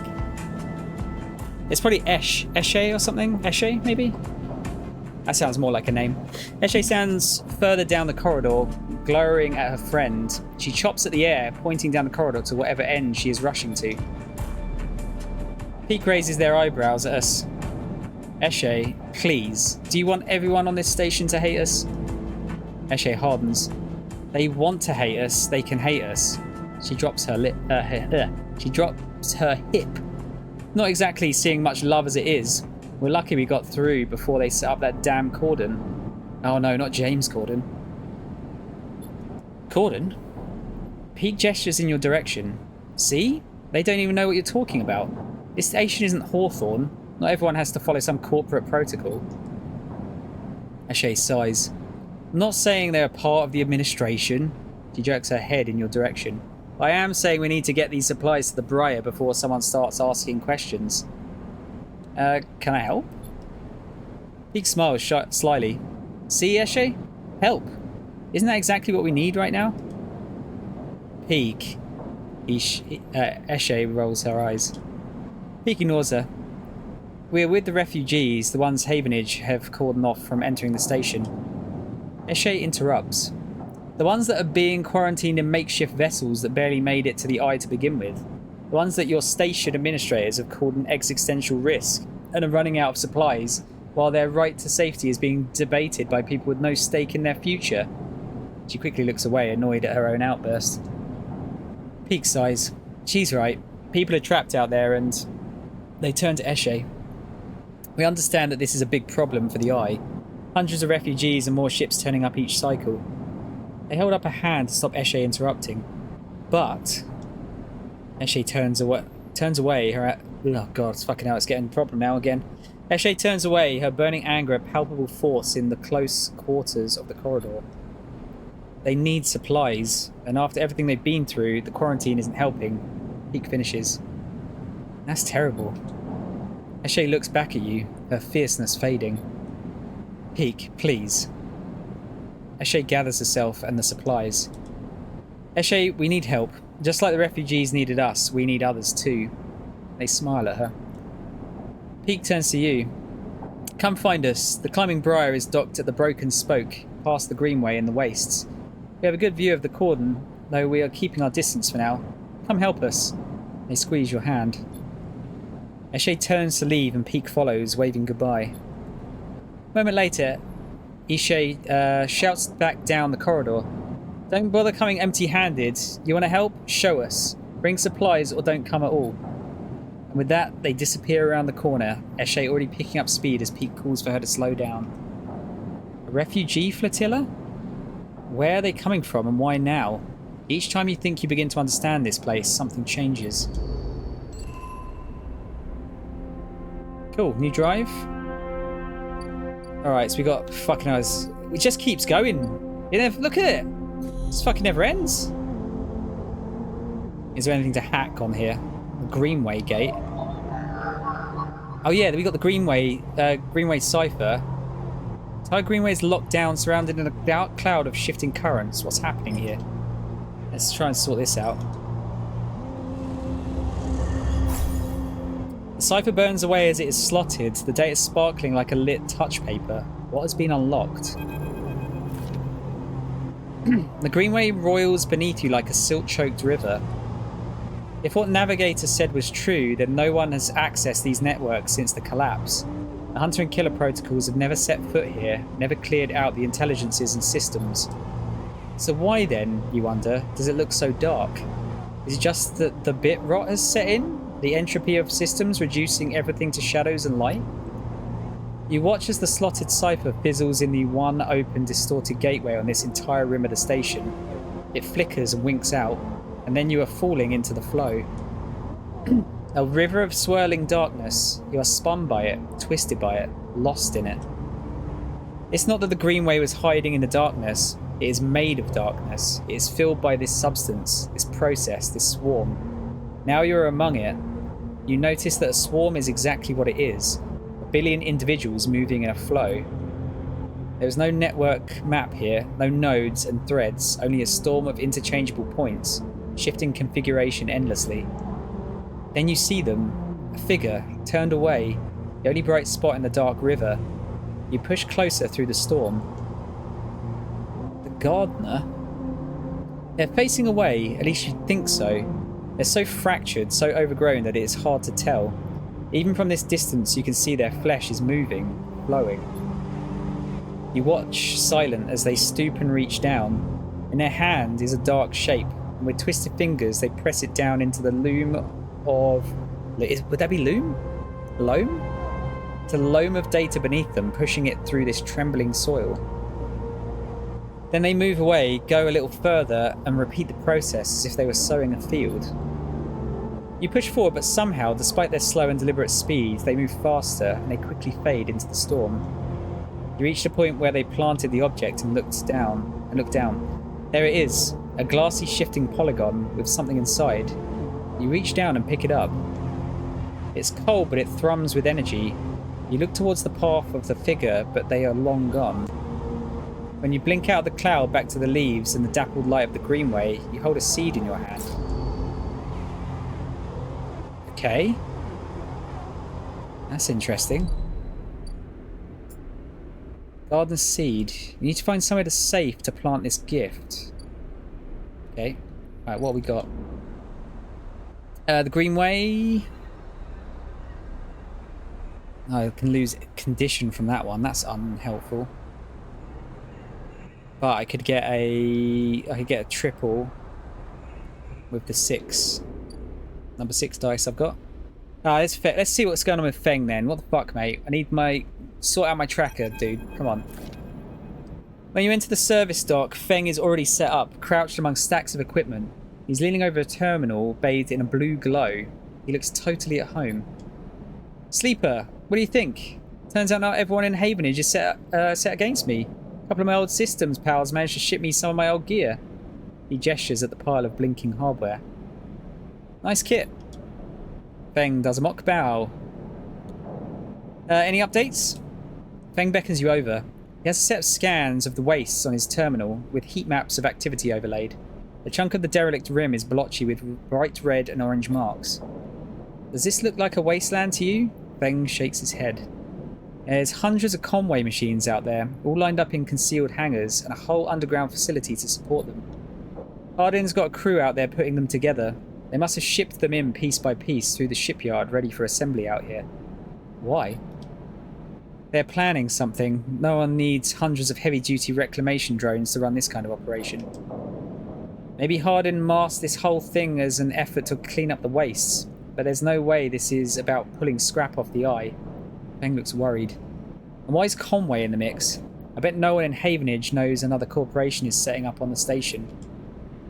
They aren't stupid either. These scans are the best info I can get. The wastes are cut off from the eye's cloud of networks, and the greenway is a total dark zone. No data can come in or out. I can try. No use. You need to enter the cloud, and there's no cloud to speak of. He turns and winks. That's why I'm going to pay them a visit. Ow. You forget. Havenage come in and out of their all cycle. I should be able to get in. As long as no one I know sees me. He grimaces playfully. But I need you on the outside to help disable security systems and cut me a pathway through. There's no cloud access, but if I can get inside, I can open up nodes in their network and we can work in tandem. It's a massive facility buried deep down there. Miles of corridors and bentways wrapped around cargo bays and hangars. So it will take more than a few cycles to work through it. But as long as you can keep them off my back, I know I can rip what we need out of there. He pulls a handful of ripple worms from his pocket and hands them to you. These are the last of my little helpers I managed to salvage, so make them count. I modified them slightly. This time they'll feed their data threads back into the system that they are tunneling into, creating a nasty little feedback loop. We run it just like we did with the agents. Hack the nodes I pinged to locate the ports for the security system, then slot the worms in those systems and let them go to town. He points to a fuzzy silhouette of the buried facility on the terminal. Here's the entryway. This is where you can get access and slot the first worm. That'll pry their perimeter systems and get me past the first cordon. What I need from you is to keep your eyes on the facility after you kick things off. You see me pop a security system, a server bank, you need to break in and slot a ripper to disable it as soon as you can. If I don't, Ben gives you a hard look. You miss a system, you wait too long, they're going to find me. Simple as that. He claps you on the shoulder. I need you focused on this one, so I'm going to let you fire the starting gun. I won't go until you slot the first worm. I'll leave a tracker running on the terminal here, so come back here if you want to see my progress. He affectionately pats the top of the screen. This sounds risky. Risky? This is audacious at least, he grins. Wouldn't be worth it if it wasn't. Ben gets up. It's all in place. You just need to make your own preparations, then slot that worm. He stretches. Just don't wait too long. I'm getting bored of all this sneaking around. Once I'm inside, I'll get the proof we need to end this whole thing, no matter what. He crouches to check the terminal. We can't take longer than 6 cycles on this thing. Remember that. He stands up. Oh, and one last thing. He lowers his voice. If I get caught, or you can't reach me, or we run out of time, there's one thing I need you to do. What? You take whatever I've managed to pull at that point, all that data, and you slot that stuff straight into the relay I've set up here. He points to a pile of servers and terminals hooked into the dock with cables as thick as your arm. I repurposed the dock's SOS broadcast system to beam out whatever you put in it. Anyone with a terminal, a slate, or a server on the eye will see it. That means Havenage, Yatagan, the hub, everyone. No matter what, Hardin isn't sneaking away this time, he grins. I've got a bit more to do here, but the moment you slot that first worm, I'll make my move. He gives you a parting smile and turns back to the terminal. The nerves hit as you make your way out of the service dock. Time to prepare yourself. Okay. That sounds pretty final, doesn't it? I wonder if that's what I should do last. Tracking Ashton.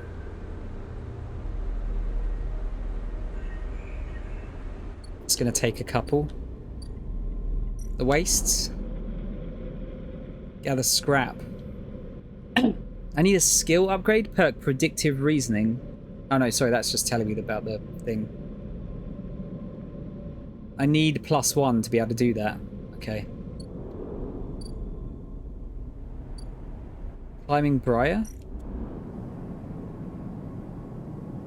Welcome to Episode Flux. Episode Flux is the first of 3 episodic updates to Citizen Sleeper, telling the story of the refugee flotilla which has arrived at the Eye. All 3 episodes, Flux, Refuge and Purge, are now available.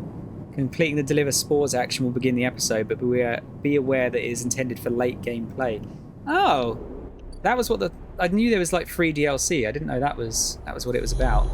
That's cool. One-way access. Right, so I'm not going to start that yet, because that sounds like I might need to do some upgrading. I've got some time before I need to worry about the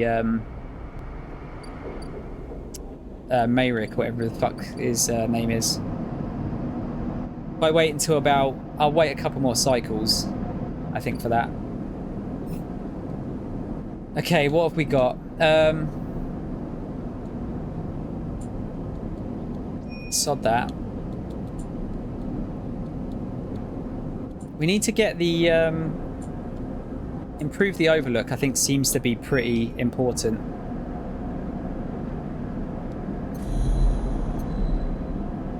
Bring Tala spores. So I need to work out where I'm getting these spores from.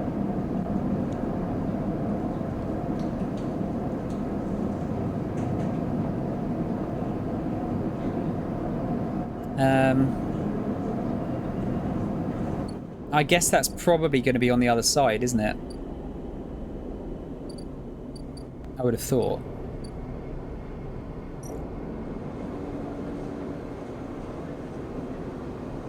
Yatagan Insider. Man, it's so... You know what? I don't think I can finish this today. There's a lot more to this than I thought. I think this might have to be a two stream game.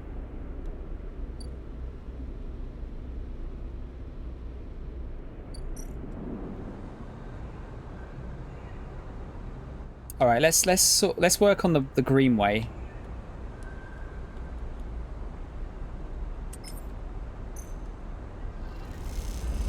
I might be able to find somewhere to plant this this, what do you call it? This seed. I get minus energy for that one, but yeah, I could probably do it with those two.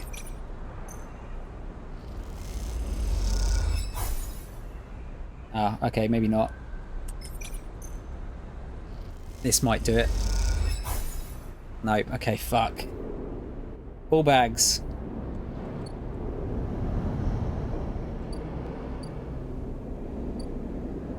Sleep again.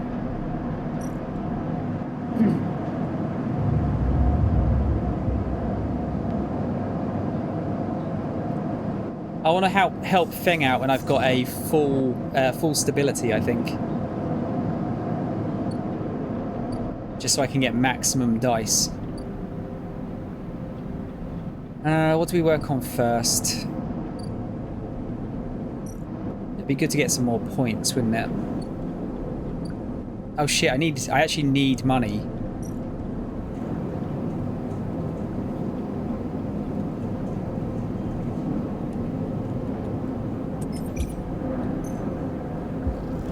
Otherwise I'm going to die of starvation.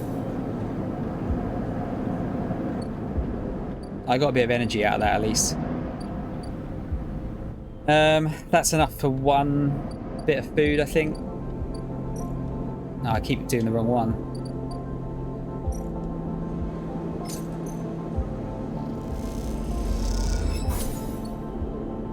I feel like I should probably be working on the stuff down here first, get it out of the way. Let's do this, so I could probably get that up to what I need.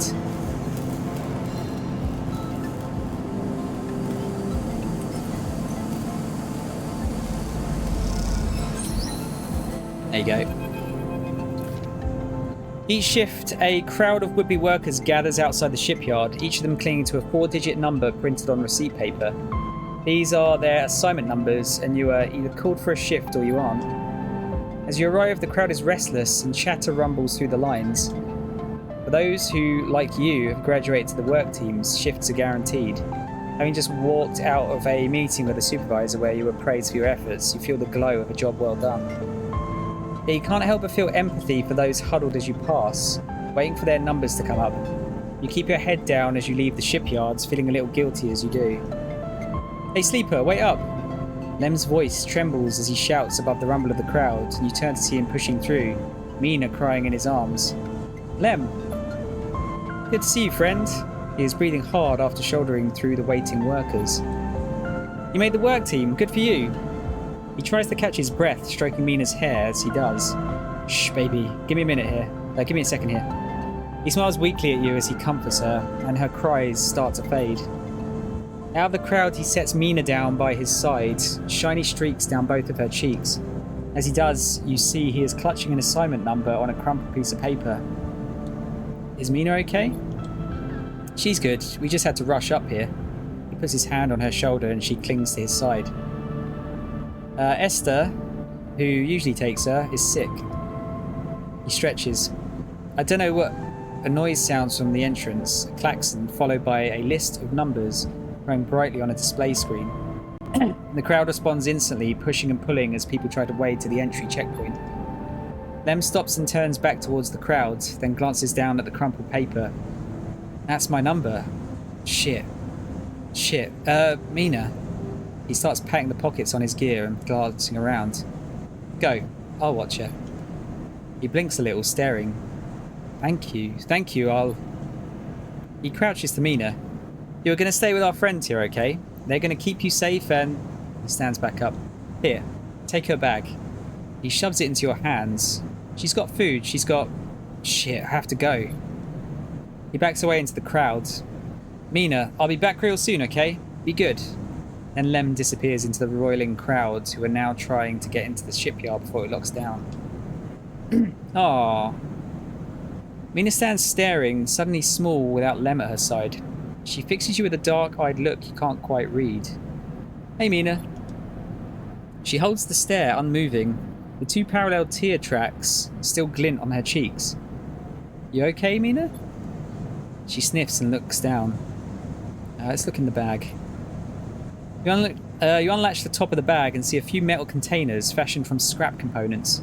A battered slate sits on top, blinking a low battery warning, and tucked beside it is a ragged rabbit, hand sewn. Let's take the rabbit. You pull the rabbit out of the bag, its long limbs waggling as you do. Mina goes to jump and grab it, but holds herself back. She stands and hugs herself, eyes on the rabbit. What's their name? Mina turns away and looks at the entrance to the shipyard. This isn't going well. Give her the rabbit. You hold the rabbit out and Mina snatches it from your hand. She hugs it tightly without looking away from you. Bun Bun, she says, staring you down, ferocious, despite her size. Hi, Bun Bun. You move a little closer as you speak, closing the gap. He doesn't speak, she says. She looks at you suspiciously, but her face softens a little. She waggles Bun Bun in front of you and then walks him up your arm and onto your shoulder where he sits. She pokes your arm a couple of times. Are you really a robot? Sort of. Yeah, she thinks. Me too. Mina has more questions. Lots of questions. Questions about how you breathe or if you rust. But before long, you were talking about rabbits and what Esther, the lady who usually takes her, smells like, and whether or not fairies live in the ice heating pipes. You pass the time like this, sitting side by side on the floor of the walkway as others pass by. Sometimes talking, sometimes drawing on the slate, sometimes playing with Bun Bun, the rabbit. And this is how Lem finds you, just as both of you are starting to yawn. He is dirty and tired, but Mina leaps up his legs and into his arms as he stumbles backwards. You two get on okay? He asks, trying to keep Mina from climbing onto his shoulders. More than okay. Mina shoots you a smile from Lem's arms, her suspicion gone. Well, well, well, looks like Meanie can be nice. He pokes her in the ribs and she squeals in delight. Thank you, friend. I mean it. He gives you a warm, wide smile. I owe you. Look. He glances around. It seems like Esther, the lady who watches her, is going to be out for a spell. If you ever have some time, I'd really appreciate you coming down to our place in the low ends. He grins sheepishly. If you have time. But now I have to take this one to eat. He plays at biting Mina and she giggles in response. See you, sleeper. He waves and they stumble off down the corridor, drawing gazes from passing spaces as Mina's laughter echoes down the corridor in bright squeals. If anything happens to them, I'm gonna fucking throw my Xbox into the fucking bin. Sidereal Horizon. Okay. I think this is gonna... So what my feelings on this is we're gonna win a sidereal ticket and then we get the option to either leave or give it to them. And I am absolutely 1,000,000% giving it to them.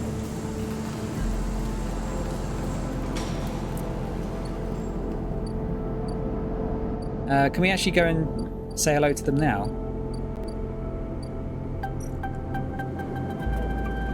We can. Unless Lem gets time in the shipyard, he won't qualify for the sidereal crew lottery. Watching Mina gives him that chance. Okay, so we could use that. I love them. Okay, we got old dickhead's thing to pay off as well, though.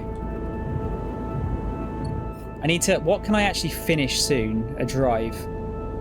If I could fix the house, that would get me another level.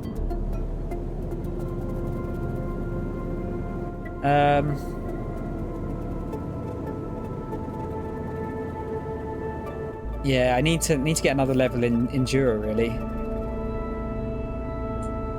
Crack Conway. Yeah, I need to get the mushrooms. Actually, will be pretty. I think that's pretty important. That there's a lot of stuff, weirdly, that I need to sort out.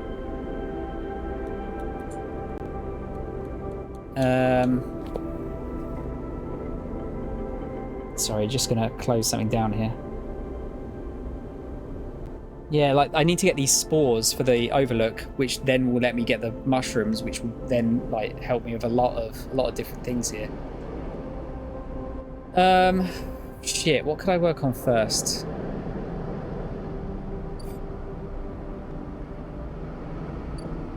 I kind of feel like I want to get this side done, really. Can I help Lemon Mina out?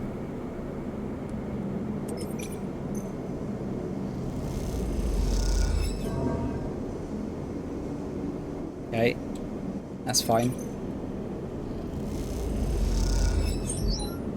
Nice.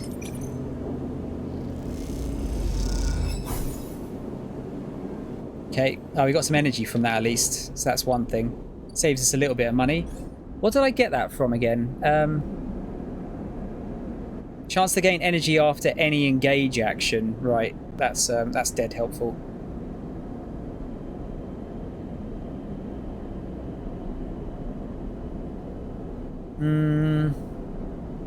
That photosynthetic skin one is probably going to be quite useful, isn't it?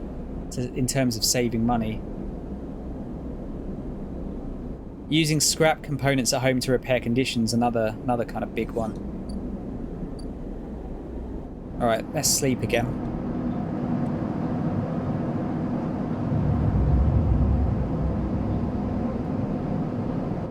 I really want to get this tracker out of the way. I don't know if that's going to end the game or not. I don't know if the game does end or not. Must get credits at some point. Okay, well let's use the one that I've got to progress Lemon Mina's thing. Oh shit, sorry, I needed two. I didn't notice that. Balls.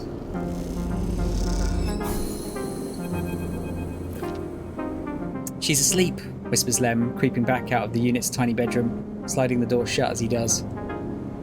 You're perched at a thin bar in the main room. The slate in front of you is still glowing with Mina and your drawings from a cycle spent together. There's a ring, the only world Mina has known, with stick figures standing along its edge. The tall one is you. Drink? Asks Lem, producing a worn-looking bottle of Girol from under the bar, its contents glowing amber in the fluorescent light. Sure. Lem nods and glugs a few fingers into a couple of metal tumblers and sits down with you at the bar. Cheers, he offers, and you clink the metal containers together. You know, we actually have something to celebrate this time around. Lem gives you a sideways look. Made the assembly team on the side reel. He grins broadly, clearly he has been desperate to tell you all cycle. Amazing. Lem holds up his drink. Couldn't have done it without you keeping an eye on little Meanie back here. Lem shifts a little on his stool. He looks uncomfortable. How's our girl doing, Sleeper? I haven't seen her much of these past cycles. She's doing great. Of course she is. He playfully squeezes your shoulder. She talks about you a lot, you know. Draws you. I'm glad she has a friend that isn't me. His eyes drift to the bedroom door. You okay? He nods. I can't take all the credit for Mina. She isn't actually mine. He gazes into the middle distance. I pulled her off a refugee shuttle out by one of Ember's moons. The colony was falling apart for decades after Solheim collapsed, surviving on next to nothing. Eventually, some of the residents tried to make for the eye on these decrepit old shuttles. He sloshes the drink around in his tumbler. They had no idea what they were doing. The one Mina was on decompressed halfway here. Everyone's spaced.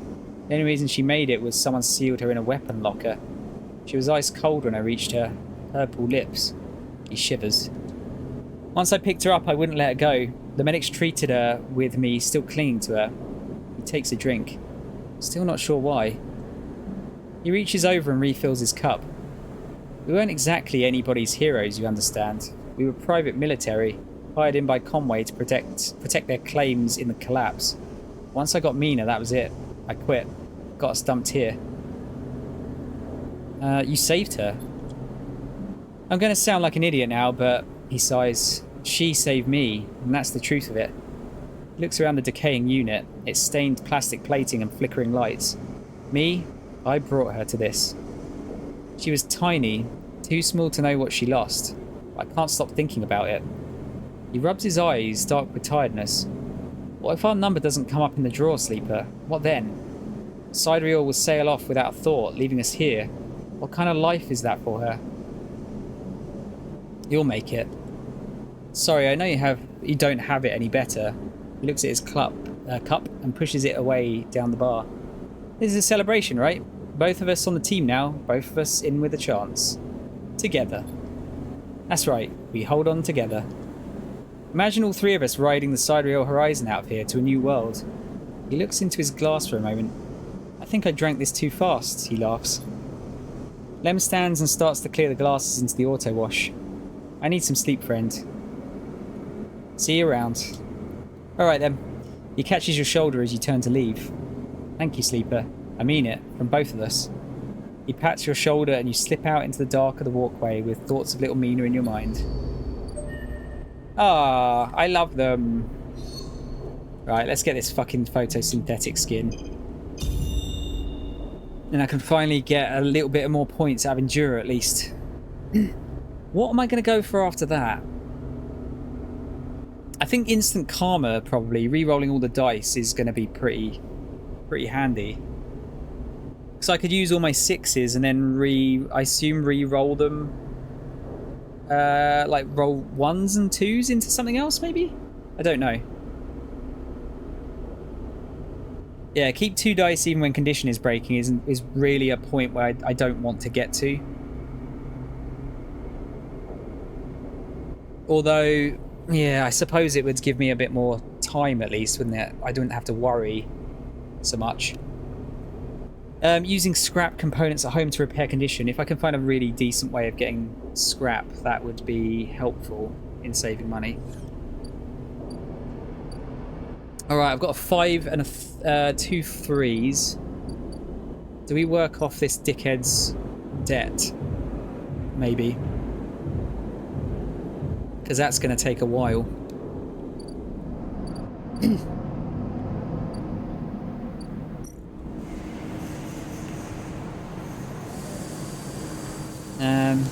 Then get some more money from that. What is that actually? Is that a dangerous one? Yeah.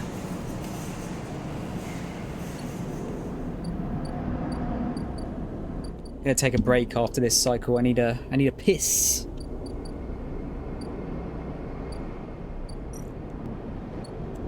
Maybe work on some of this. Farm stacks.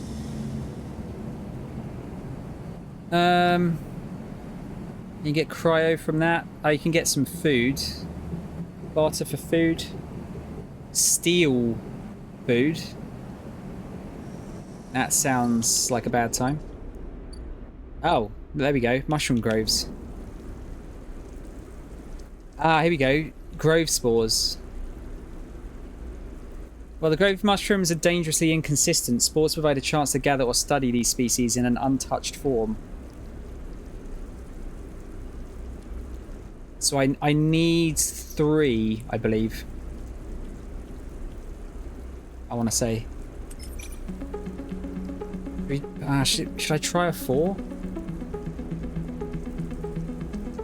Let's try a 4, see what we get. Okay, that's 1. And then if I do the 5 to get a maximum. Okay, cool. Right, now I can upgrade the overlook.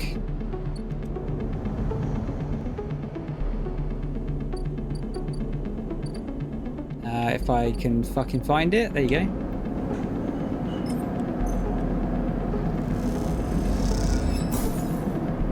They're so cute, says Tala, looking at the container of spores. Her excitement is infectious. I do love Tala. She's so cool.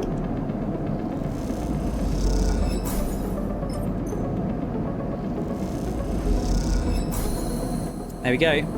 Tala has enough spores now. Time to put the Overlook Distillery into action. Right, so we've got a cycle clock for this now. Tala's locked herself away in the back room while she focuses on the distilling. She won't let anyone in or out. Do I want to get any scrap? Oh, I can't. Never mind. I don't need the merchant freighter now, do I? Ship mind fragment. I mean, that would be good for getting some more money, but I have to pay for it in the first place, so it's not really worth it.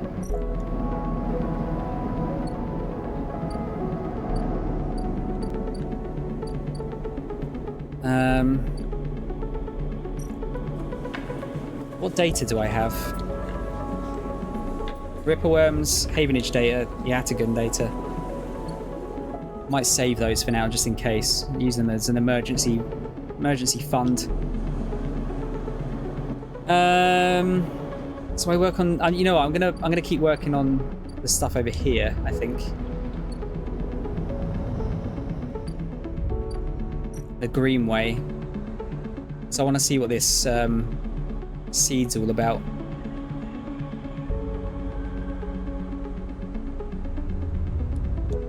We can turn that into a 4. Oh yeah, that'll max it out as well, in theory. Yes. Good shit. New drive discovered. Avery. Once a corporate garden for impressing guests with gene-tweaked birds. Now this chamber is a mess of overgrowth. You can change that. Okay.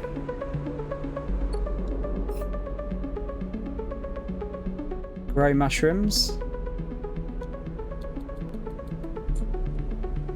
Avery would be perfect place to grow mushrooms with some work, that is. Okay, right, so that's a new thing.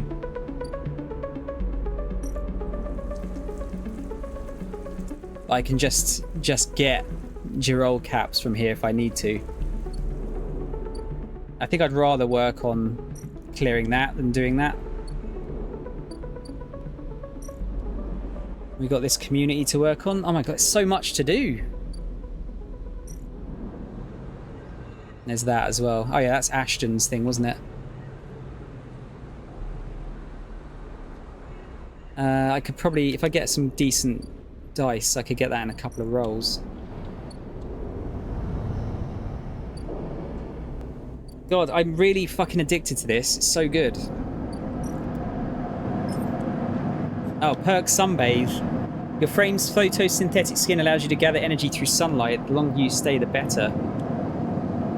That's pretty handy. That's very, very handy, in fact.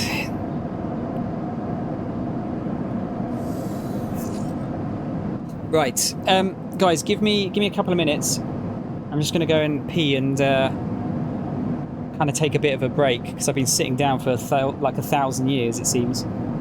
I'll leave you with some tunes. Don't go anywhere. I'll be back soon.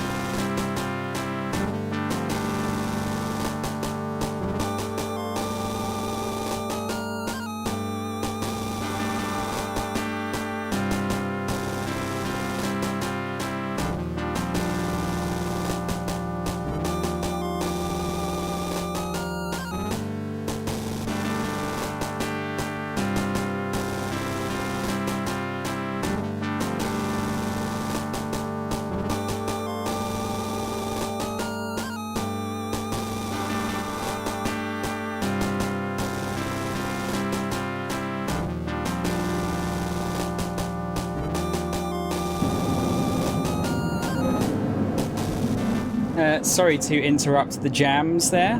I thought you might like a bit of Shining Force, Mo. I mean, who doesn't? Let's be honest. People that are wrong, that is the only people. Right, let's have a quick drink here. I'm probably going to go on for, I don't know, let's say maybe say like another hour or so. I want to end a little bit. I mean, it's not early, is it? Let's be honest, but I want to leave a little bit earlier just so I can work on the thumbnail for this and just get it out of the way.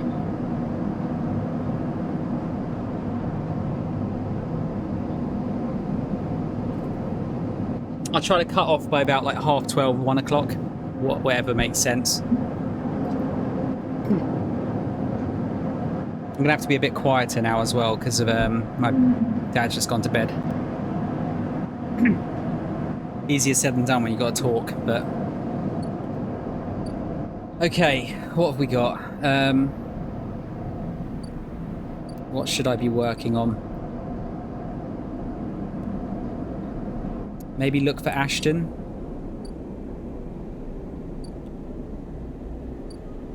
See, if I pay off Ethan's debt, is that enough to sort out Mayrick or whatever the fuck their name is? I already got Rabio as well to work with.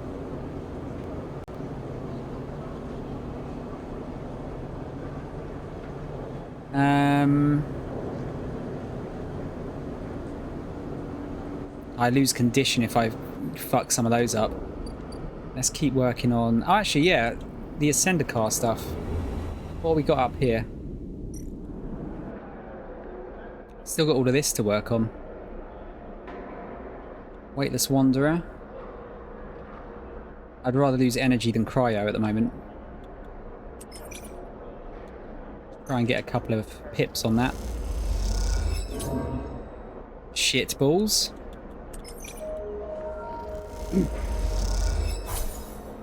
Okay, that makes me feel a little bit better. This is where getting those extra perks for getting more added to your role would be useful.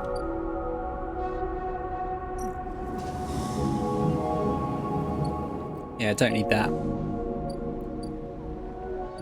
Can we clear the aviary? Or is that dangerous? No, it's safe.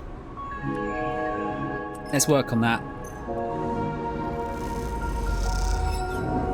Even if I only get a couple of pips out of it.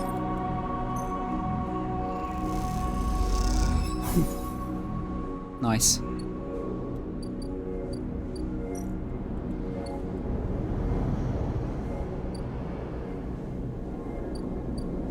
Just quickly going through this.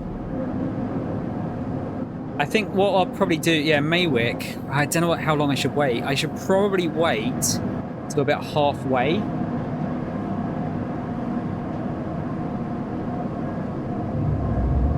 If I wait till halfway, and then I'll start working on Feng's quest.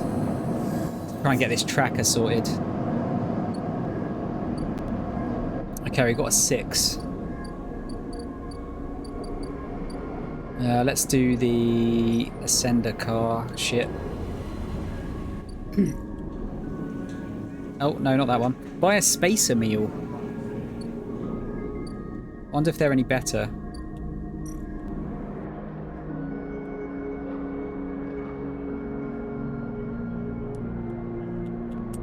Well, that makes it a perfect.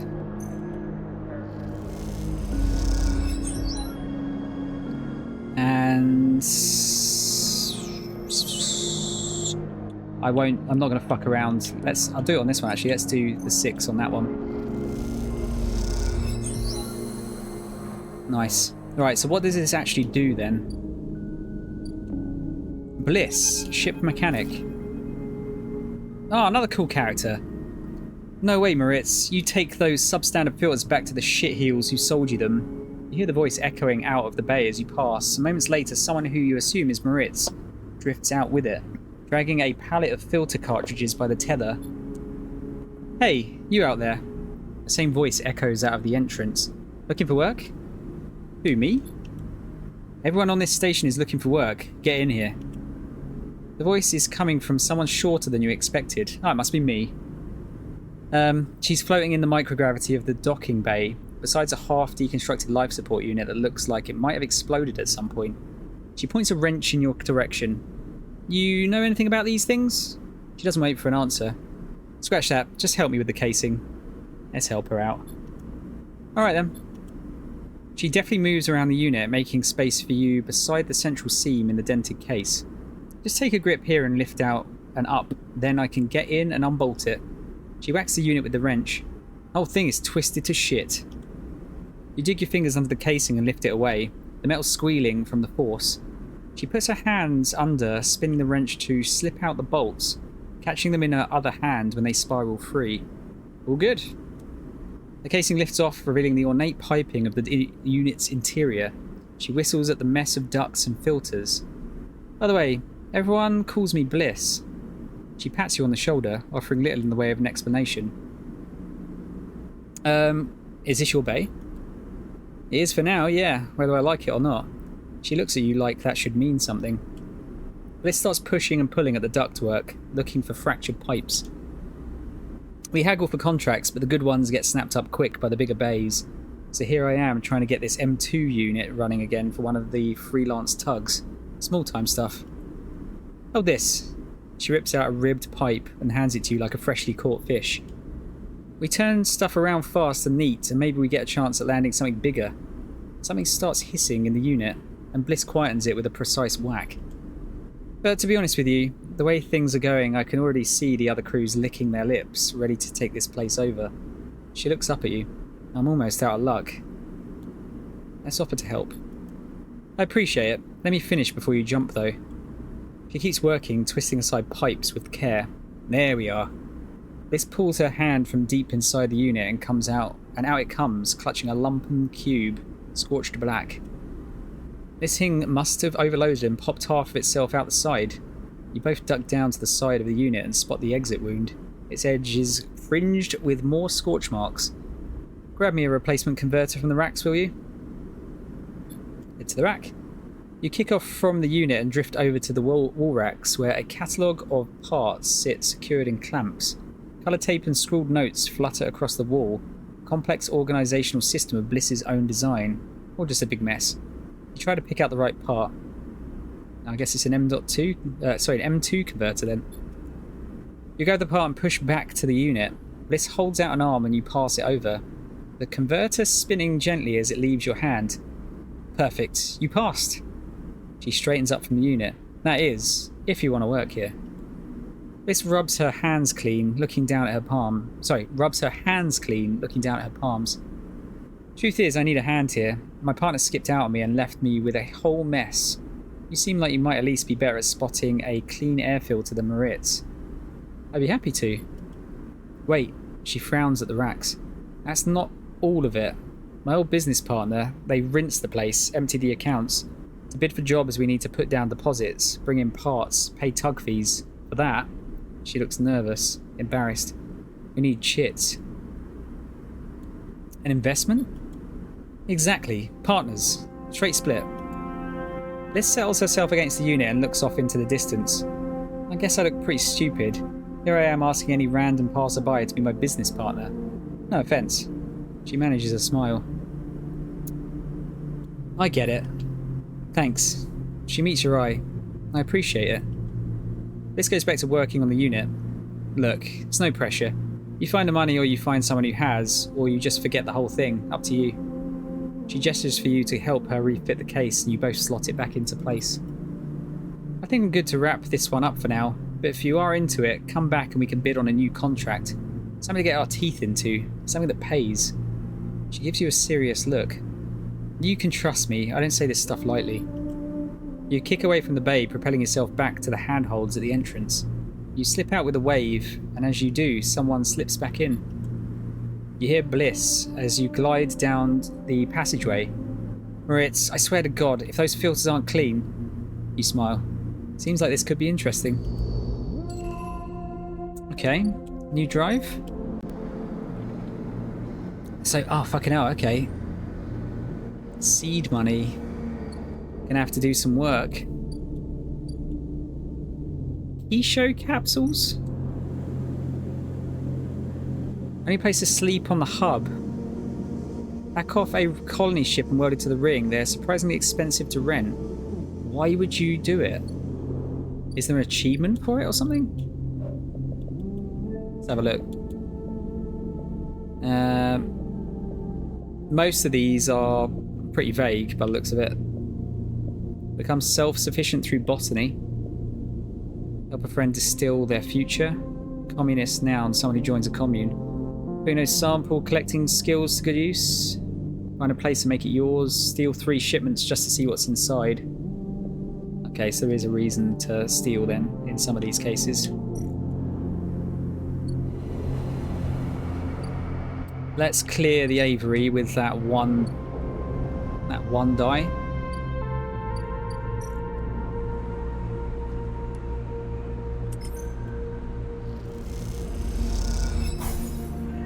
Nice. Oh shit, what was it? I keep forgetting what these are, you know. Tracking Ashton.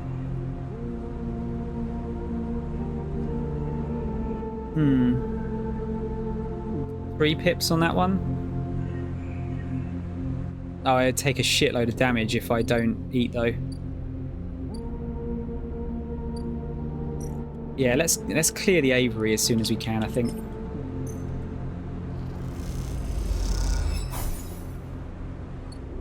We get our own mushrooms. Let's get some food in. I haven't seen Emphis for fucking ages, it seems. Yeah, so I need Girol caps. 3 Girol caps for his next thing.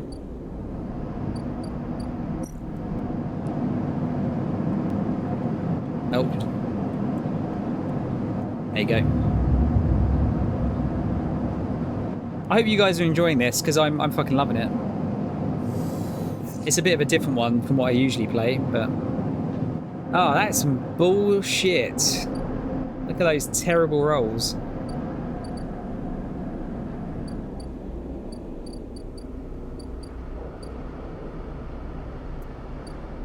Alright, let's go across. I probably will have to actually work, I think.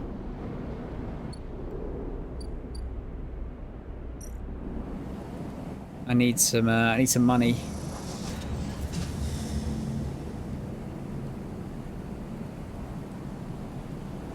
That's safe. I can get some money from those ones. Forage for fungus.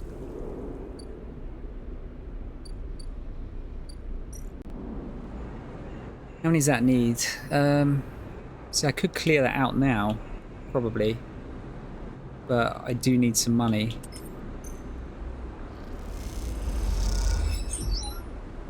Okay, got 3 from that. If I use the 2 ones to bring it up. Yeah, that's fine. And then I'll do some work to get the get some enough for some food. Alright, so that's clear then. Germinate spores. Ah, so I need to get some spores to do that. And then it just takes some time. Does that give me money if I do that? No, it's just minus energy. Alright.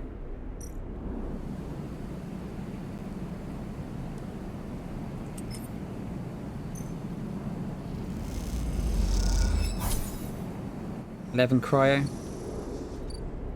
It's getting to the point where I might have to just do some work.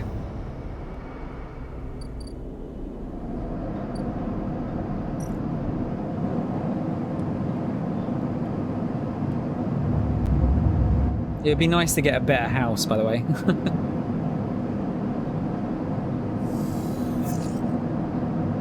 Okay, we got 6.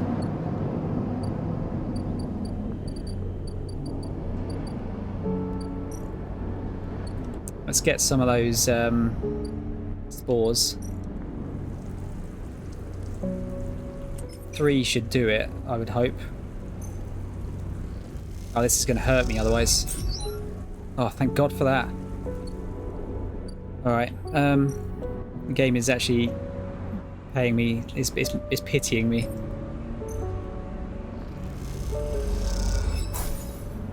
Okay. Extract the spores from the sample print and mix with water, then inject them into prepared mulch. It is precise work. So in a couple of days, we'll have some mushrooms.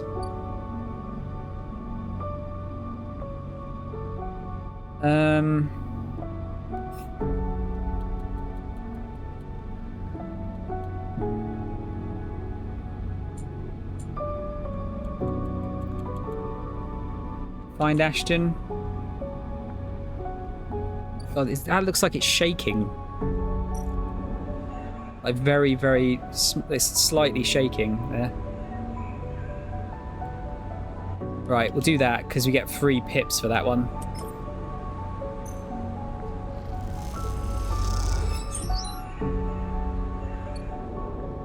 And then I work to get some more money and just build that up a little bit.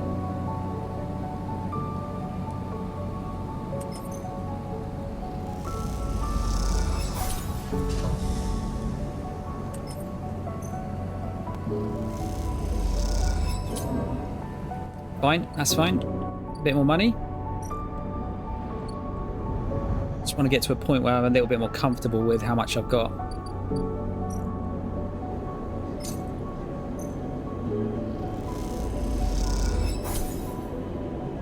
Okay, I'm going to be down to 3 dice next round.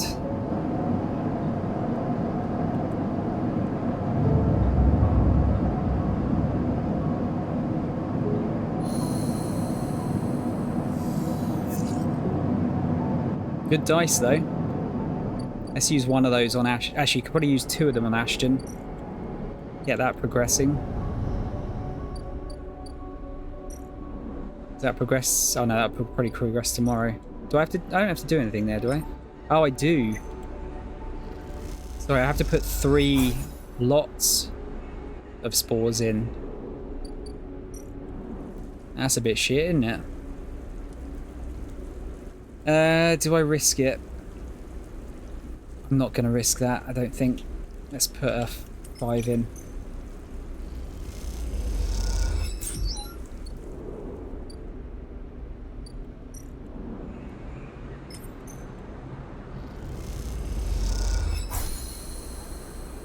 Okay.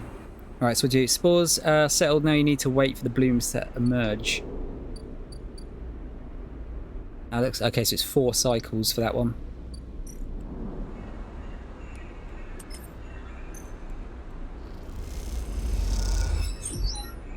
Nice. Let's get a little bit more money.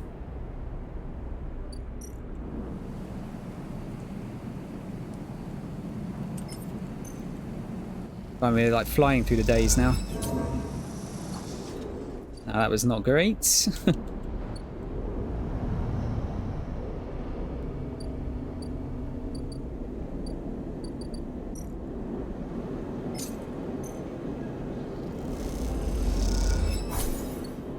Cool. There we go. We're getting quite close to being halfway through towards Maywick now. So I might have to start Feng's thing. What I'll probably do is, if I wait until my condition gets down to 2 dice, I'll use the stabilizer and we'll go from there. Hopefully I get good dice from it. Ah, here we go. Tyler comes to you 1 shift when the bar is empty, tapping you on the shoulder as you clean the bar. It's ready. She's grinning from ear to ear. Can I try? Obviously. She grabs you by the arm before you can ask anything else and drags you into the back room. The smell hits you immediately when you enter. A cocktail of rich fermentation and chemical sharpness. The room is warm and bright now. The newly installed lights making the place look clean, whether it is or not. Tyler has already pulled up a couple of stools around a metal crate where 2 glasses with a few fingers of pale Girol inside sit waiting. She smiles. I haven't even tried it yet. You can see she's nervous. You both sit at the makeshift table, the slight strangeness of the situation making you both jumpy. Tala hands you a glass. Cheers, she says solemnly, and knocks the glass back. You do the same. First sensation is burning, a sharp nose-clearing blast of alcohol that has your frame querying whether you would like to activate safe mode. You gulp the drink back, and it is only then, behind the burn, that you taste the earthy tones of the mushrooms, the wood, and the soil, left behind like sediment, barely there. That's strong. Tala nods vigorously. Oof, that was heavy. Has promise, though. You think? She swirls the glass and puts it down. Wait, I have an idea. Tala grabs a metal bottle from the newly installed work surface and adds a few drops of water into the Girol. Try again. This time the burn is a warming glow, harsh but fading off, and the woodiness less heavy. You taste something floral in among the marshy decay, something fresh and bright that you never expected to find. Both you and Tala meet eyes. It's really good, right? It is. Tala grins with her whole face, and that makes you smile too. Tala pours out some more Girol, and then adds some more water. The action's already taking on the quality of a ritual. You both drink. Tala tucks her feet up beneath her on the stool, folding her legs. She looks down into her glass and swirls the liquid thoughtfully. What's on your mind? Tala looks up, at nothing in particular. My father opened this place, you know, she says out of nowhere, her thoughts suddenly becoming words. It was his attempt at making a life for us, for my family, when we got to the Eye. You were refugees? From Sinza, yeah. It's one of Ember's lesser moons. She takes a drink. I don't remember much. I was only tiny when we came. I was just thinking about something my father told me. When he first set this place up, he wanted to call it the Bantayan? But he was afraid it'd scare off the customers, so he kind of translated it, hence the Overlook. In these past few cycles, when I've been in here, I've been thinking that I should rename the place. She looks at you. The Bantian, what do you think? What does it mean? Dad said he translated it to Overlook, so something like that? Watchtower maybe? Lookout? Tala picks up her glass. That settles it then. To the Bantian. You both clink your glasses and drink up. Tala hisses through her teeth. Still harsh, she laughs, then suddenly grabs your shoulder. Oh, Sleeper, I totally forgot. She stumbles to her feet. She lurches over to a corner of the room covered with a plastic sheet and whips it off like a magician performing a trick. Beneath it is a neat little kitchen, a sink, a work surface, and a compact oven with a hob. Your kitchen! She doesn't give you time to respond. You can come make stuff here any time, as long as you promise not to raid the mushroom farm. I need those for the Girol. I was thinking too that if things pick up, we can start serving proper food at the the Bantian. She laughs. Do you like it? It's perfect. Tala gives you a hug and quickly stands back. I'm sorry, I'm just so glad you're here. She grins. Me too. As Tala tidies away the glasses, you inspect the kitchen, checking that it all works. It's small and salvaged, but after what you've had to put up with, it feels like a dream come true. Later, when she's done for the day, Tala comes back through to the bar and you share a glass of the good Girol, the one she didn't distill. And this time you talk about nothing in particular, sharing stories about regulars or discussing the best place to eat on the Eye, which after everything that's happened feels like a nice change of pace. When it comes time to leave, you promise to cook for Tala and agree to let her know which shifts you'll be working in the coming cycles, and then slip out into the cool of the rotunda. And in this moment you feel, for once, at home. Ah, good ending. And they've actually changed the name. Okay, let's get the last point here for this. Good, so we've at least got +1 on everything now. I think I'm going to save up for instant karma. Yeah, that was a good ending, right?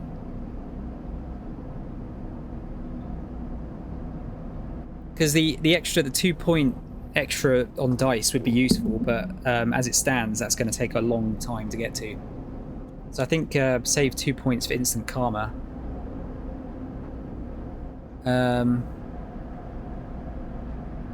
Maybe use the the self-repair one might be useful if I can find a place to get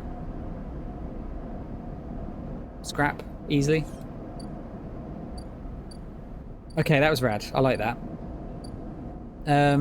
What were we working on?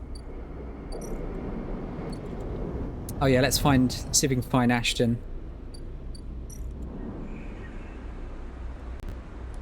We'll do this one. Great. Love it. Love to see it. The trail ahead extends deep into an overgrown section of the Greenway. At this far end of the ring, where the long lazy curve of the Greenway becomes the shattered landscape of the wastes, things are oddly quiet. Ahead stands a vast farm stack, broken from its axis by rust or force, and lying amongst the overgrown landscape like an ancient temple. It is stained with moss and algae, flows of green running out from its broken tanks like a frozen brackish tide. This is where Ashton is hiding, you're pretty sure. All your intuition points to the shadows beneath this collapsed superstructure. You roll the comm headset, and Keita gave you in your palm. Oh, we could go it alone? Interesting. Nah, we'll call her in. You stick the headset into your ear and it fizzes with static. After a few moments you hear Ankita. Sleeper, have you located the target? A doubt enters your mind. Can you be sure he's even there? I mean, as good as any, I suppose. Yes, come now. Copy. Hold tight until I get there. The static cuts out, the channel dead. You hold your position and watch the trail. Ahead the stars wheel with the motion of the eye. Your mind wanders. You try to imagine what this place looked like before the collapse. All ordered rows of crops, corporate pleasure gardens, glowing farm stacks. Now it is wilderness. A strange overgrown biosphere bordered by the void of space. You smile. Despite everything, it seems like an improvement. Sleeper. Ankita's hiss brings you out of your reverie. He's in the collapsed stack? I think so. She gives you a look. You better be right. Well, there's no way I'm following that trail. If he's up there, he'll have eyes on that for sure. She glances across the landscape. Let's keep to the undergrowth, work our way around. She heads off towards the central spine of the Greenway with you following close behind. It is slow going there, where the overgrowth meets the metal wall, but it's so concealed that you can barely see the glass roof high above. Ankita somehow seems to know where to go. Ankita works her way through dense undergrowth, pushing aside branches and fronds. It is exhausting and you desperately want to rest, but Ankita shows no sign of letting up. Up ahead there is a faint glow from the collapsed stack. Ankita leads you around the sides to a broken tank. You both step through the opening, trying to avoid the broken glass that sits among the moss and algae. You work your way up the slanted tank. Ankita's setting a deliberate pace. Somewhere water drips and you swear you hear birdsong. Hanging plants catch the light, coating the place in a pale and sickly green. You know what? I really like it when things start to kick in and they actually use music. I feel like it's really effective. Ankita reaches the edge of the tank where it meets the central drum and holds up a hand for you to stop. You inch forward and look over the edge. The vast drum is like a cistern, with plants growing on all sides and wet mossy islands at its base. It is beautiful, and for a moment you can't see anything but tones of green. Then you see the sleeper. Oh no! It's a sleeper! In a faint circle of light descending down through the drum, the sleeper lies slumped at an odd angle. They are surrounded by crates, and beside them, on one of the mossy islands, there is an object. A cylinder set on a tarp. It is connected to the sleeper's head. You flinch. Are they one of the others? One of the ones that escaped with you? You squint, trying to recognize them. They are twisted, broken open, wrong. You look away. Ankita doesn't look at you. She doesn't look at the sleeper. She fixes her eye on the object. That's Amber's ship mine, she says, and you suddenly recognize the cylinder. Wait. You turn to Ankita to speak, but she is already gone. She drops off the edge of the tank and lands on one of the mossy islands, her armor letting out a hiss as it absorbs the impact. Oh no. Is this the one? Oh shit, what is going on? The shot hits her shoulder piece, the ceramic armor cracking but holding as she braces it into the impact. Then she launches herself forward, the now activated armor launching her across the drum. Another shot goes wide before she reaches the cover of the crates beside the sleeper. Shit. You hear the shout from one of the tanks high on the far wall. Ankita reaches over and wraps a hand around the thick connection between the ship mind and the sleeper. What is she doing? You better come down here or I'll rip this right out of their head, she screams at the wall of tanks. You shiver at the suggestion. We got to tell her to stop. Stop! Quiet, sleeper, Ankita shouts. A shot rips through the moss beside you, filling your vision with green. The shooter must be somewhere on the other side of the tank. Do that again, and I swear to God I'll tear their head off, Ankita shouts to them. Sleeper, you stay down. There's a long pause. All you can hear is the dripping of the water running down the walls of the drum. Then Ashton calls out. I'm coming down, Ankita. Don't do anything stupid, for God's sake. He appears at the far side of the drum, stepping through the shallow water, rifle raised above his head. Okay, so he's a disgraced mercenary, this chap. Drop the gun, Ankita shouts. He throws it down onto the moss. As you lean out to watch, you see him catch your eye, clocking your presence. What are you up to here, Ashton, you sicko? She stands, keeping her sidearm trained on his head. You ripped my ship mind for what? Some freakish experiment? Ashton approaches with shaking hands, his eyes now fixed on the connecting bundle of wires that Ankita still has hold of. Steady, Ankita. It isn't like that. I needed the ship mind. You have to understand. They would have died without it. What are you talking about? I don't give a shit why you ripped my ship mind and crippled my ship. I should put you down right now. She tightens her grip on the connection.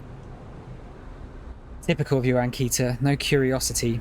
Ashton smiles shakily. That's why I never asked for it for your help. You only look after yourself. He nods at you. That sleeper up there, they're just bait, right? To draw me out. Ankita sucks a breath in. Are you trying to give me more reasons to shoot you? I love them, Ankita. Ashton looks at the crumpled sleeper. I loved them and they were going to die. I knew you would never understand that. He starts closing the gap between himself and Ankita now, slowly inching forward. Don't do that, Ashton, Ankita snarls. Don't do that. Let the wires go, Ankita. Let's go. If you don't get out of my way... He inches closer. Please. I can't let you take it, Ashton. Ankita harns her stare. You stole it from me. You left me for dead. She shakes her head. You think I'm going to trust you after all that? I need it, Ankita. I need them to survive. Ashton is in reach of the sleeper now, of Ankita. I'm going to take them now, Ankita. He raises a hand. I'm going to take the ship mind and go. Ankita loosens her grip on the connection a little.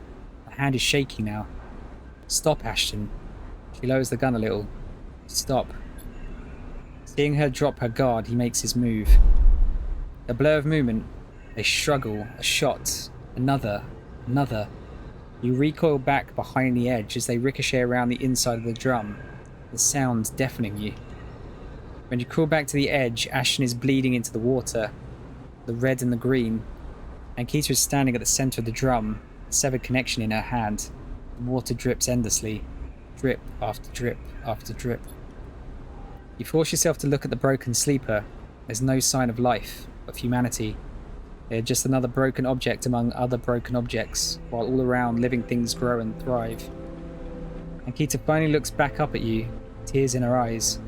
She begins to say something that might be sorry, but you are already gone. Ah, that seems like a bad end. I should have gone in by myself.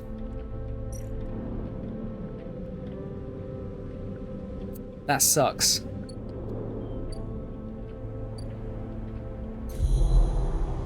Do not like.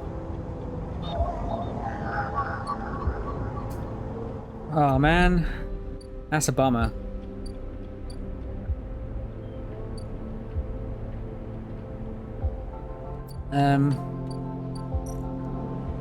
Should we work on this one? Hypha member? Yeah, let's do it.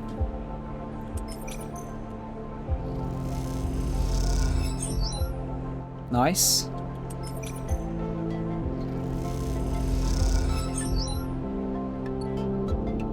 Does that unlock anything extra? New drive. Talk to Ankita about what happened. Join the Haifa commune? Meets the needs of its members in exchange for work. Could you find a home here? Okay. Alright, let's go and talk to Ankita then. Ah, man, yeah. I wonder if I went in by myself, I wonder if I could have diffused the situation. Maybe. Oh wait, where is she? Or do I have to wait for a bit? I guess I must have to wait. Let's have a sleep.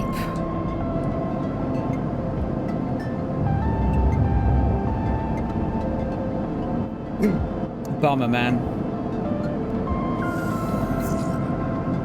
Ah, great dice.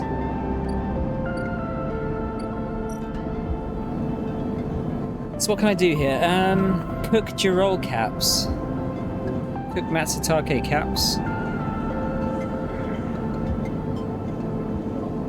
So does that just give me food? What do I need to get? Memphis needs 3 Girol caps, wasn't it? Yeah.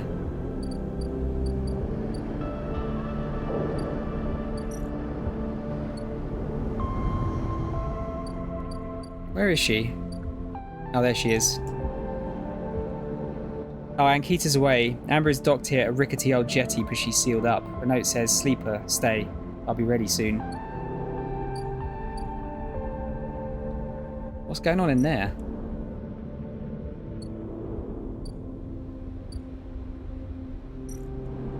I guess we'll work on the commune.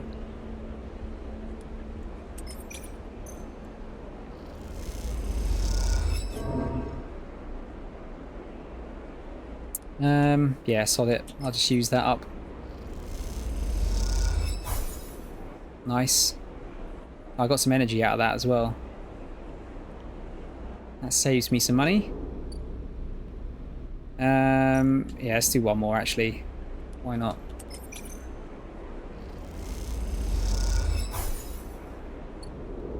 Okay, so I can do that with a 1 die. I think my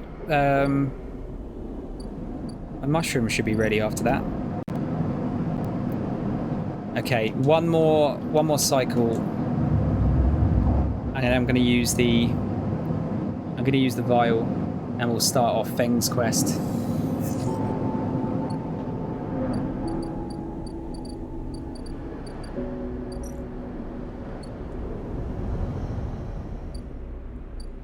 Oh no, one more. Let's just use the 3 one.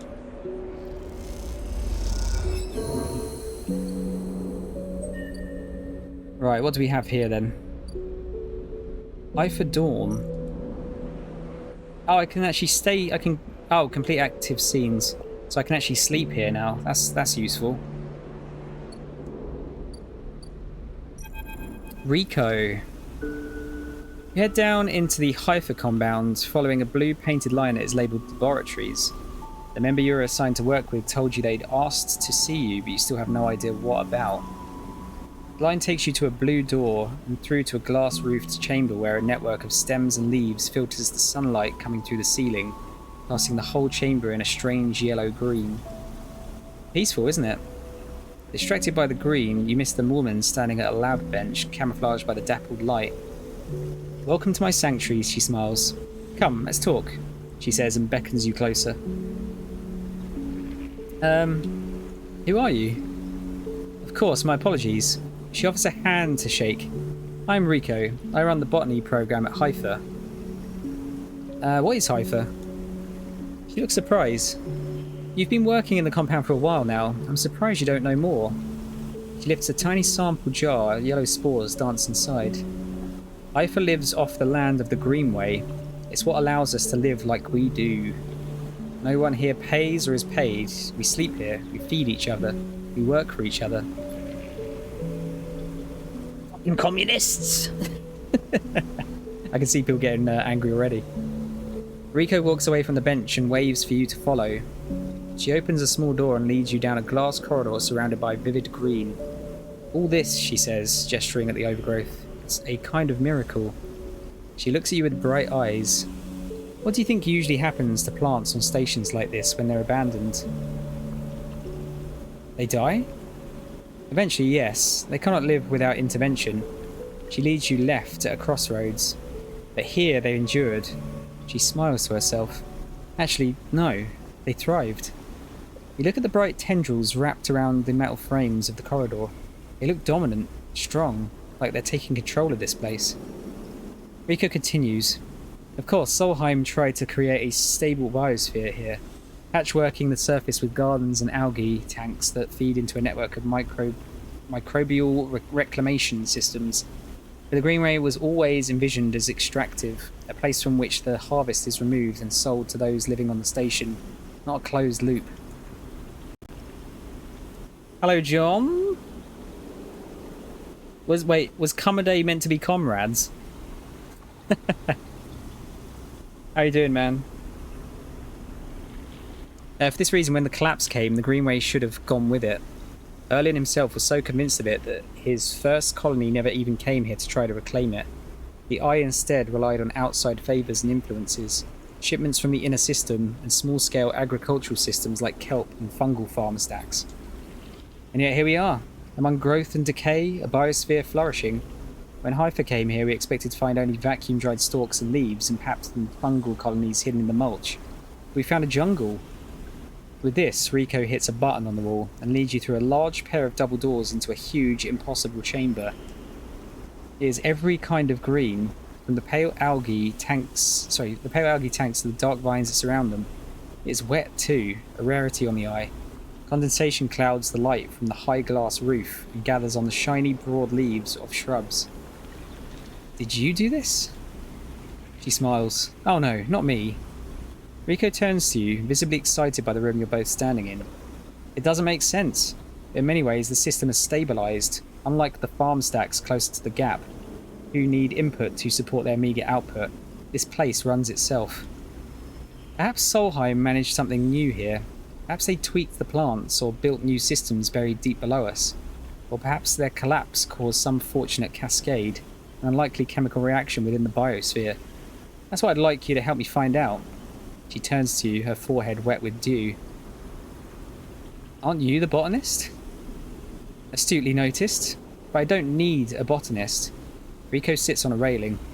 These halls run deep, Sleeper, and I'm getting old. She stamps her foot on the metal grating of the walkway.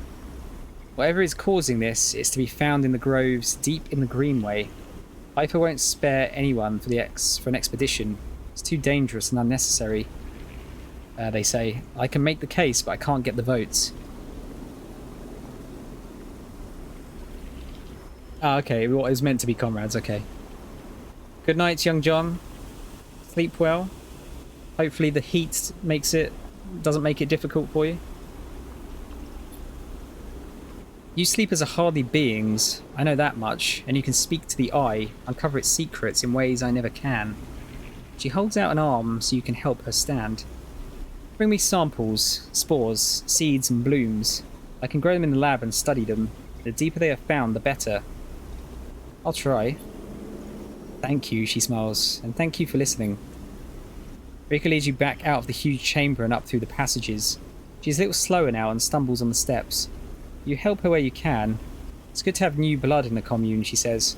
Many of us have been here a long time, and few come through.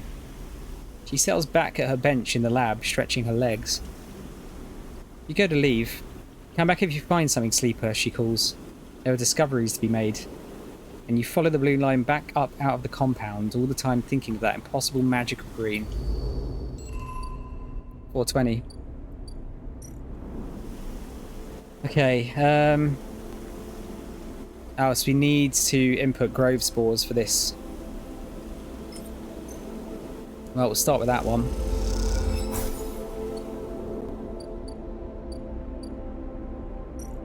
There's nothing on the farm stacks, was there? No. I guess we will try and get some more spores. Yeah, I should be able to use the 4 one to get 2, hopefully. Oh, fuck off. I kind of want to use the 5 die for something else.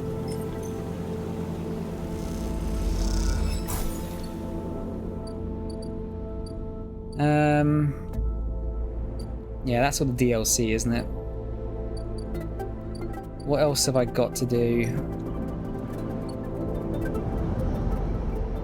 I guess I can work on... I could work on my house.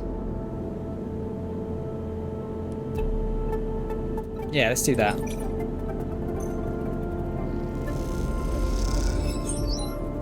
Nice. Right, now is the time to use the stabilizer.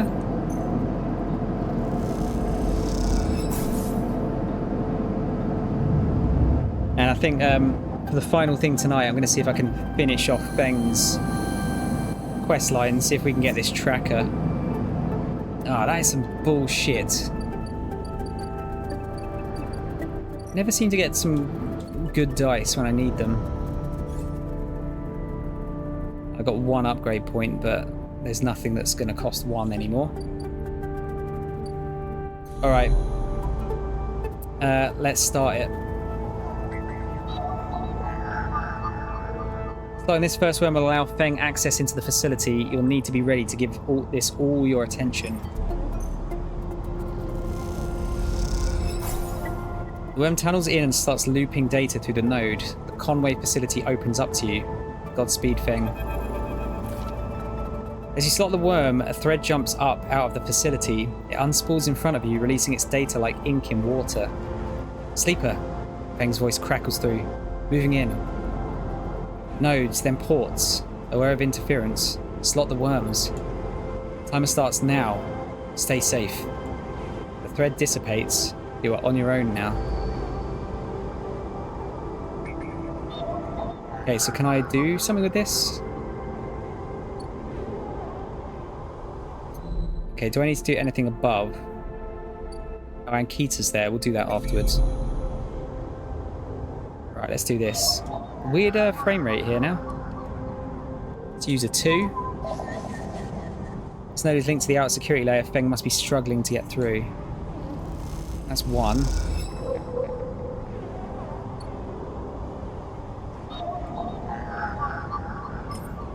First layer of security, a ring of doors around the central facility. Time to open them up.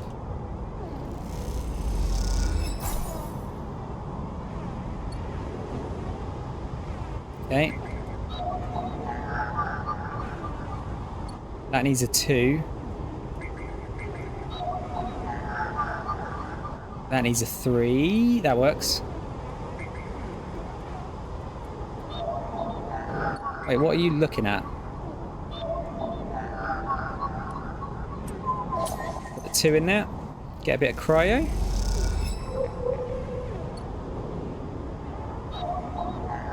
And then put the 3 in that one.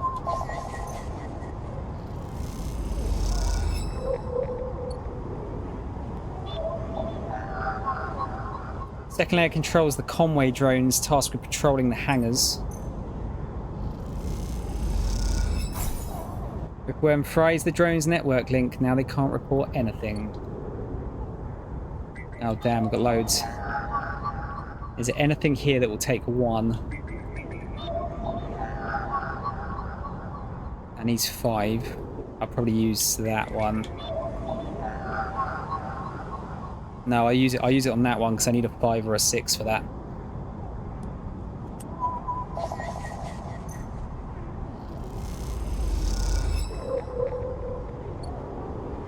Alright. Good shit. And then I'll use the... What should I use? Oh, wait, let's talk to Ankita. You spot Ankita on the track to the farm stack. She has a box on her shoulder and is working her way down the slope. She sees you as she approaches. Neither of you speak for a moment. She looks tired, pale. Her hair is tangled and clumps of dirt cling to her armor. You both eye each other. Ankita. She holds up a hand. Sleeper. She takes a deep breath. I'm sorry for what happened. Truly I am. She looks down. I'm sorry you ended up in the middle of this, when all you have shown me is kindness. She rubs her face. I'm sorry. It's okay. She nods, then looks up to the stars. I've never... She stops herself. Thank you. Ankita shifts the weight of the box on her shoulder. I've been preparing for... She grimaces. Look. She sighs. Can you come with me? It's easier if... Lead on. Ankita leads on down the dirt path between the pillars. There's a wind passing through the greenway, quirk of the air currents the biosphere maintains, and it ruffles the leaves softly. Sound makes the silence more obvious, more complete. You try not to think of the last time you were here. You've been trying not to think of it for the past few cycles. The image of the sleeper, sprawled, twisted open, connected to the ship mind, has been hard to forget. You realise Ankita is leading you back there, back into the drum at the centre of the stack. You pause, trembling a little at the threshold. She turns. What are you doing? She looks at you with empty eyes. What needs to be done? You stand on the threshold and look up at the tanks, green and wet, some glowing with flickering glow lamps. You look down at Ankita, suddenly so small under this hulking ruin, the smallest she has ever looked. She places the box down. Let's follow her in. You follow Ankita into the stack through a low tank entering the drum at ground level. It is just as beautiful as you remember, but it barely touches you. Instead, you check the apertures of the tank for the glint of a weapon or a shadow among the moss. Ankita stops and you look down. The mossy island at the centre of the tank is clear now, the equipment cleared away. In its place is a mound of dirt, loosely covered with moss. Ashton's rifle stands straight, half buried in dirt at the grave's head. I buried them together, Ankita says without turning. You both stand there in silence for a little while. You think of questions you could ask about Ashton, about the sleeper. How long did you know him? She takes a moment to respond, and for a moment you think she won't. But then the words come gushing out. He signed on a while ago. He used to run recon for a corporate outfit, but he got sick of the pay. He joined the crew as a sniper, and the first few jobs were a breeze. He was so cold, disconnected. He always hit his marks. The last few jobs, though, he was different. I noticed that. We'd had a period of extended shore leave on the Eye, and when he came back, he was changed. I assumed he had just too much time off. He was right. I never would have given him the ship mind. I wouldn't have believed him. I've had crew members double-cross me, undercut me, rat me out. That's the business. He wasn't a good person. None of us in this job are. This is how we die. Alone. She stops, not sure of what to add. It seems like she is reaching for something, but she can't quite get there. You feel that gap between you, and as you do, it widens. The water drips, the moss trembles. You both stand in silence for a while longer. You both feel it. Life creeping back in, the silence ending. Ankita shifts her weight and then starts to walk out. You follow her, suddenly eager to be back out in the open space of the greenway, to be away from this place forever. You stand outside and breathe the fresh air. You stare at the green leaves and the stars wheeling above them. That's it, says Ankita from somewhere behind you. You try to think of something to say but can't. Ankita puts a hand on your shoulder. You turn back to her. At least take this. She forces a handful of cryo chits into your hands. It's what I owe. She looks at you desperately. You look down at the metal bars. Ugly little things, you think.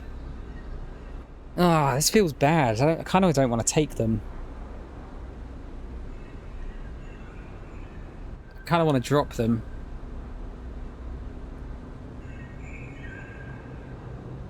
Slug, how are you, man?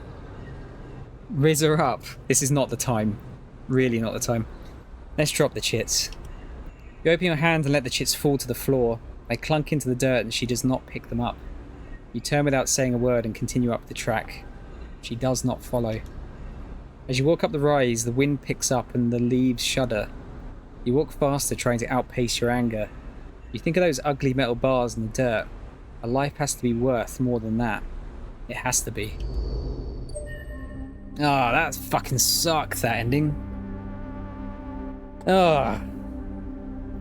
Yeah, there had to be... I'll have to look up after I've finished the game, see if there's a better way of doing that. Slug, what have you been up to, man? Yeah, I felt bad taking the chits, even though there would be no downside to it. It just felt bad. Let's get instant karma as our next upgrade. Actually, can I get... Yeah, I do need 3 points, don't I? We'll grab that. Then I need to get a little bit of money. Oh wait, is my... Yeah, my Avery shit, has that grown yet? Harvest mushrooms. 2 random mushrooms plus Chirol caps. Chirol's are easy to find, but Matsutake and other stranger types will require extra effort. Take your pick. I feel like I want to use a really strong dice for that one. Which one is the one that gives me back... Is it Engage that gives me... Yeah, energy back, potentially. Oh wait, no, that's dangerous. Let's do that.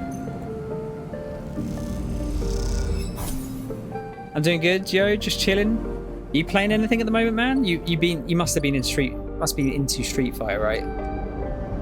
I can't imagine you not getting that.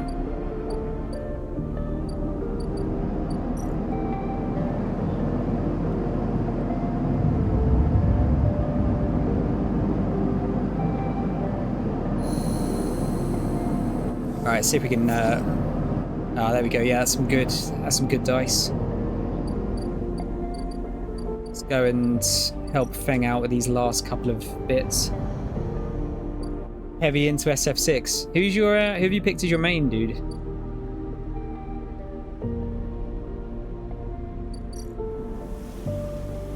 Oh shit, wait, what was that one there? That's got a countdown. Service dock. Oh, Feng's progress.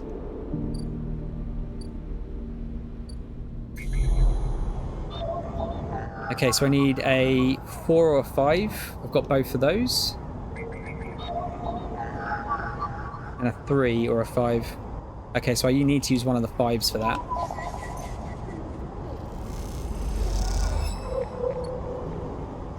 And then finally, we'll use the 4 for that one. You're a Dalsim player. Interesting. I didn't think many people main Dalsim. Have you been fucking rinsing it? Final air control surveillance. With this down, Feng should be able to control the facility's cameras. Let's do it. Ripworm chews through camera control. The moment it does, a thread shoots from the facility. A thread from the facility cuts through the cloud like a hairline crack of light. That's it. The final layer of security broken.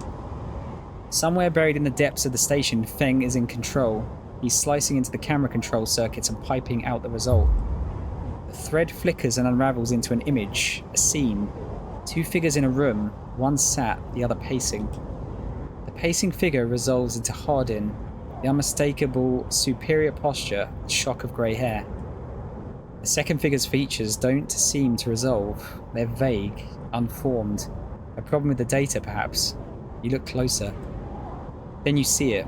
The figure is a proxy. Perhaps you should have expected it from Conway, a corporation whose very existence is owed to automation. The proxy is a machine, designed to be piloted by remote connection, someone elsewhere in the system puppeteering it with their own body, speaking so it may speak. The proxy sits impassively, or the Conway executive that is piloting them does, from the distant safety of some ship or orbital colony, perhaps. We can move forward, there is no doubt, Hardin is saying. The reclamation teams are almost ready, and after that I will make the declaration. Nothing has to change. The proxy leans forward, its movement stilted, uneven, as if its body was being refracted through water. But things must change, Hardin. We need further assurances. I've been informed of a breach in one of the closed networks in Low End. You have been careless. Hardin waves the accusation away. We've been stretched. A breach was detected, yes, but no data of value was lost. Our board is concerned, Hardin. A drop in our value would be unwelcome at this time. The proxy leans back, its posture dominant. If the reclamation of... I'm going to say that's AE1 because I don't know how to say it otherwise. If the reclamation of AE1 is contested, then we could be drawn into a compromising legal position. Hardin approaches the proxy. There'll be no contest. Not from Solheim, who cannot muster a defence. Not from Havenage, who will fall in line below me. He crouches in front of the seated figure, eye to eye. And the people of this station? Refugees, gangs, spacers, all either opportunists or degenerates. Havenage is no longer strong, no longer united. No one here believes in Erlin's vision, nor has the strength to enact it. I sat across from him at the negotiating table. He was forceful, eager, weakened by his ideological convictions perhaps, but a great man nonetheless. This place no longer deserves to bear his name. The eye is crippled, it cannot survive. It is a ruin filled with squatters and outlaws. They'll be lucky if it still spins in 100 cycles. Hardin stands. You will move forward with the reclamation, because otherwise you will lose your advantage in the system. Without your advantage, you will lose claims on the remaining palladium. Without the palladium, your factories will go dark. He pauses. Do I need to continue? One moment, comes the response from the proxy, and its head drops to its chest. Hardin steps back and paces once more, awaiting the discussion taking place elsewhere in the system. Oh shit. You watch Hardin as he paces, as he considers his future. What goes on within a mind like that, in the mind of a man who would burn all those around him for a path to some imagined golden end? The proxy lifts its head. We are happy to proceed. We will legally claim the station formerly known as Solheim AE1 as salvage within 6 cycles. Havenage is to assist with the transport of the illegal residents to Conway housing and labour facilities. The proxy judders to its feet. Conway will also claim 70% of the raw output of the reclamation process after losses have been accounted for. Hardin nods. I accept. The proxy reaches out to shake his hand like a marionette, and then the recording loops. You watch it play out a second time, gripped by a horrified fascination. There was a bluntness to the conversation, to its blatant disregard for humans as anything other than objects. Things to be moved, to be used, to be fed into structures, crushed, and losses accounted for in the cells of tables, the margins of ledgers. You realise now that you are no different than anyone else on his station in the eyes of the people in that room and those like them. Each body here could be recast as a piece of property, a tool, an expense, an acceptable loss. In one moment they can be named as citizens, celebrated, protected, and in another the very idea of citizenship can be used against them. This is what it means to live in proximity to a system like this. No longer, not while the eye spins. You gather the recording, pack it into a polygon of purest light, then you drift down into the service dock like a falling leaf and find the relay. It only takes a second to place that polygon of data, that recording, into the relay system, then prepared, and then you watch as it bursts out, a web of threads heading out into the black, to every networked device on the eye. Let them see what power makes of a man. Nice. Let's hope he gets what he deserves. Yeah, you're washing these nerds. Currently in plat right now. What's the top tier? That dude? Is it like diamond or something? Right, well, we'll see where that goes. I'm going to use the other 5 for the Avery, because I want to get some good results out of that. I get a perfect 6 with that. 2 random rare mushrooms. We've got club head caps and Matsutake caps. Hey, was that worth it? I don't know.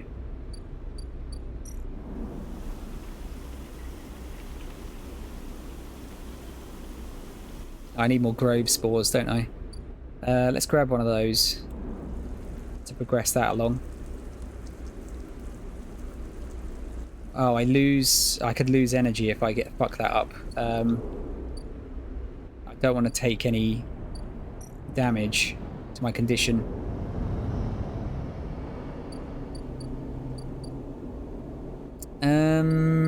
Let's get some food and then I'll try it.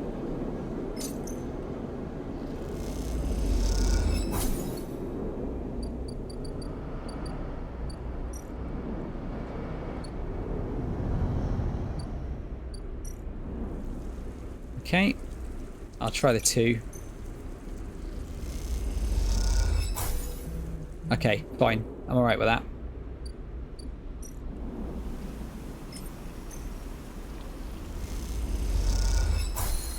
Rico is grateful for the contribution. Sleeper, you warm my heart with each delivery. Thank you. Alright, let's go and see Rico. Sleeper, Rico greets you without so much as looking up from her work. I have some of yours here. Come see. She beckons you over to a heavyweight-looking console wired to a series of specimen jars, some of which contain your spores. What does it say?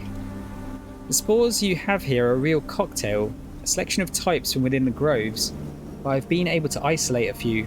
She taps one of the specimen jars. Here we have, oh god, Tricholoma matsutake. Rico breezes through the Latin and Japanese pronunciation as if it was nothing. So did I. Kind of. A species Solheim somewhat modified for use on the station. She brings up a panel on her console showing a chemical composition, all gradiented bars and obtuse acronyms. This is the composition of the Solheim modified Matsutake spores. Modified? Yes, every species on the eye is a tweaked variant of Solheim's, of course, but that's not the point. Rico brings up another panel, identical in layout, with wildly different colours and numbers. You see, this is what your Matsutake spores look like. They aren't the same? That's the conclusion, yes. Rico glances at the specimen jar as if it might have something to add. They're fundamentally the same spores, but they carry different chemicals, different signals. She leans back and sighs.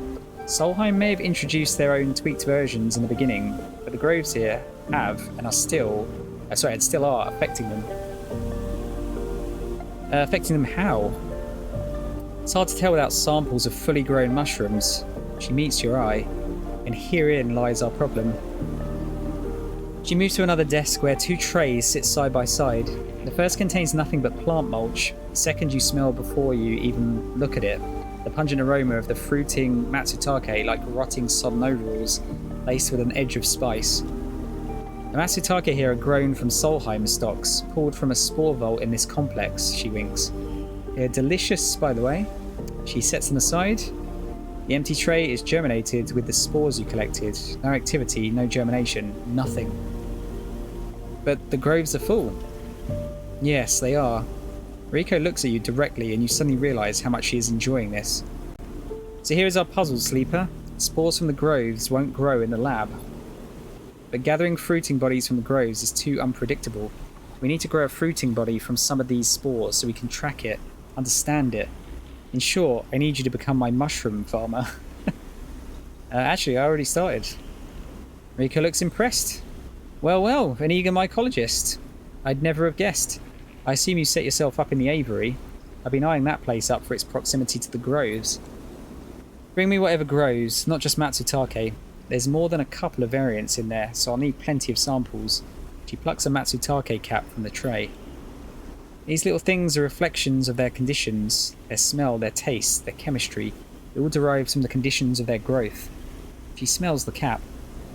Enough of these and we'll have a picture of what is happening here, of the ways in which this biosphere is modifying itself, or being modified, whichever the case may be. Rico pops the Matsutake cap into her mouth, taking you by surprise. Don't worry, Sleeper, she says while softly chewing.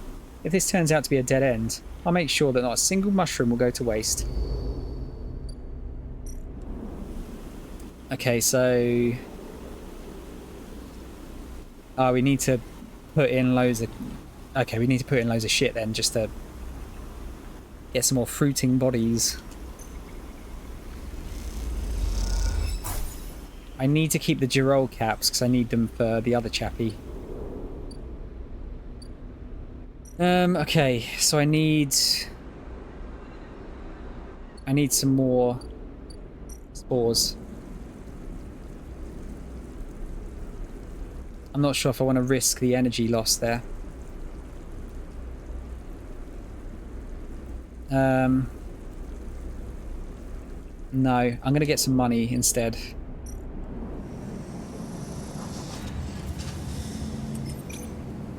And hopefully we can see what's going on with Feng.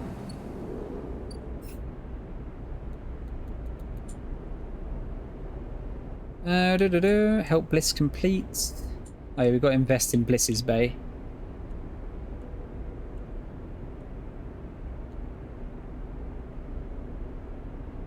Yeah, what's happened? Is Feng better fucking be alive, prick? After all this help that I've given him.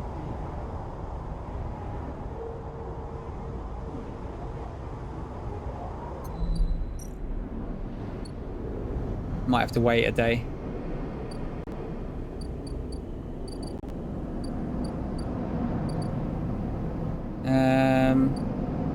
Oh, there's Feng's Bay, okay.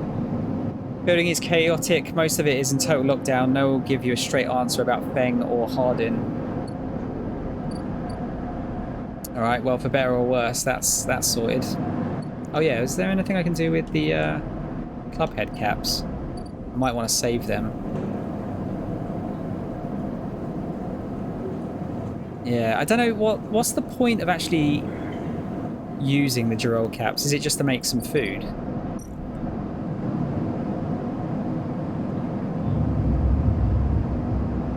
I guess it must be.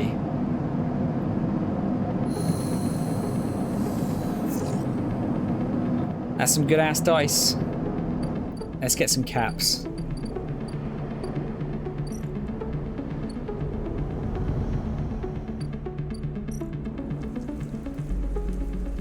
Okay, if I do... I'll put 4 in. Gives me a chance of getting 2. Ah, you piece of shit. Let's put 3 in.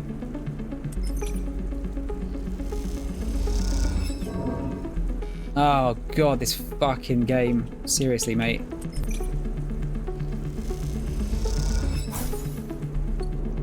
You're killing me. Literally.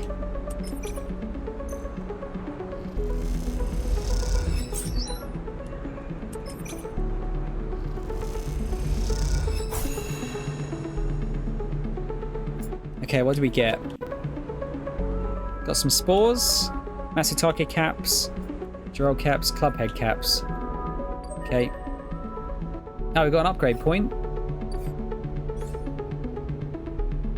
Alright, what do we upgrade next? So I've got 2 points. Keep 2 dice even when condition is breaking.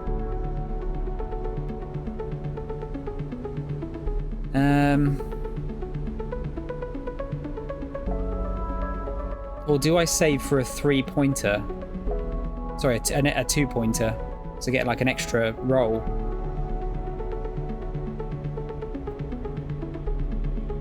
No, I'm gonna grab self-repair, I think. I'll go through it in order. So it's probably a Chivo for that anyway. Now we need to get some food. Oh, actually,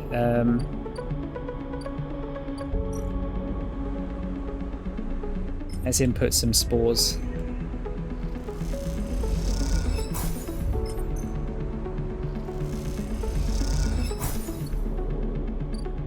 Right, we should see what's going on with Feng now. Hopefully he's going to be able to help us out.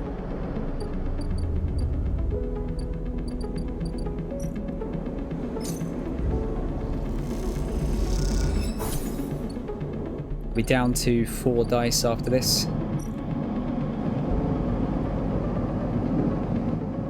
Okay, right, so I can patch myself up with scrap, I think there was only 1 or 2 places I could see to get scrap though.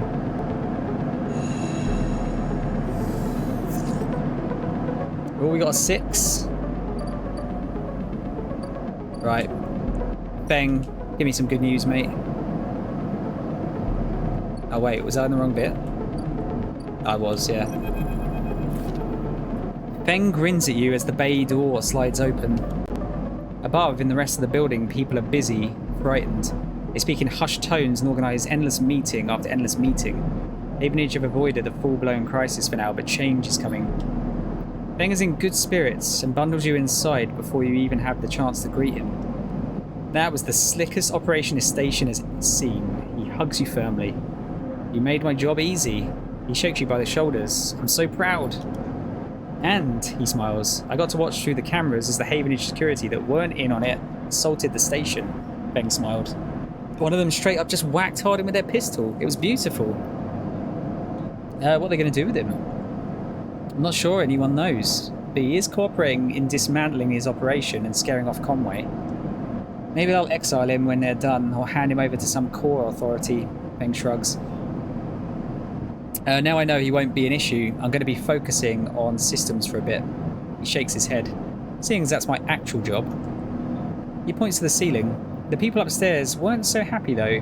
They've been fielding questions about the state of the eye right and left since the recording got out. People are scared. I'm not surprised. Yeah, this whole thing hasn't won me many fans in the administration. But I think in the end they'll agree that outing Hardin was worth it, whatever the methods. He touches a stack of hardware. The eye is old and it was never meant to run like this. The master control points that Erlin and Havenage installed, they keep it spinning from the rim. That isn't ideal. If you're asking me if the eye will stop spinning next cycle, no, he smiles. And me and a ton of other skilled people will be working to stop it happening in the cycle after that. Hardin's problem was that he didn't believe in people. He believed in systems and their ability to shape the world around them. Feng squeezes your shoulder. But as far as I'm concerned, people should be the ones running the system, not the other way around. Anyway, Feng raps on the side of his terminal. I know you didn't come down here for a lecture. My tracker. I haven't forgotten. He produces a thumbnail drive. I managed to finish that code solution I showed you. It's a modified Ripper worm, one made to deactivate that tracker of yours. But in the time since I got back, I added something extra. That tracker of yours doesn't just show SNARP where you are, it transmits data about the state of your body, your current condition. My worm won't just deactivate it, it'll edit that data to tell SNARP your body is irreparably damaged. DNR, do not retrieve. He grins widely. Pretty smart, right? Thank you.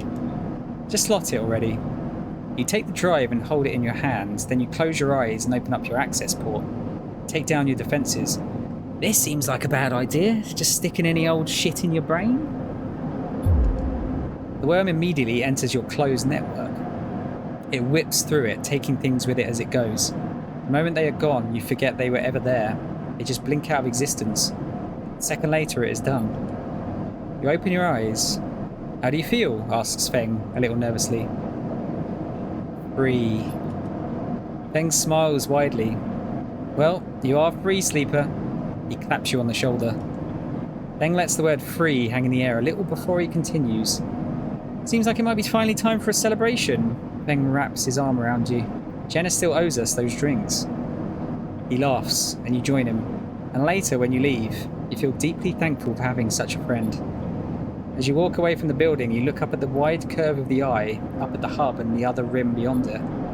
The whole thing twinkles with light, and it seems impossible to see it as anything other than breathtakingly beautiful. It feels, in that moment, like something eternal. That doesn't mean it can, or even should, last forever, or that it will never change, fade, or decay. It simply means that in this moment, this place has a future, and it is one that you know, deeply and truly, is worth protecting.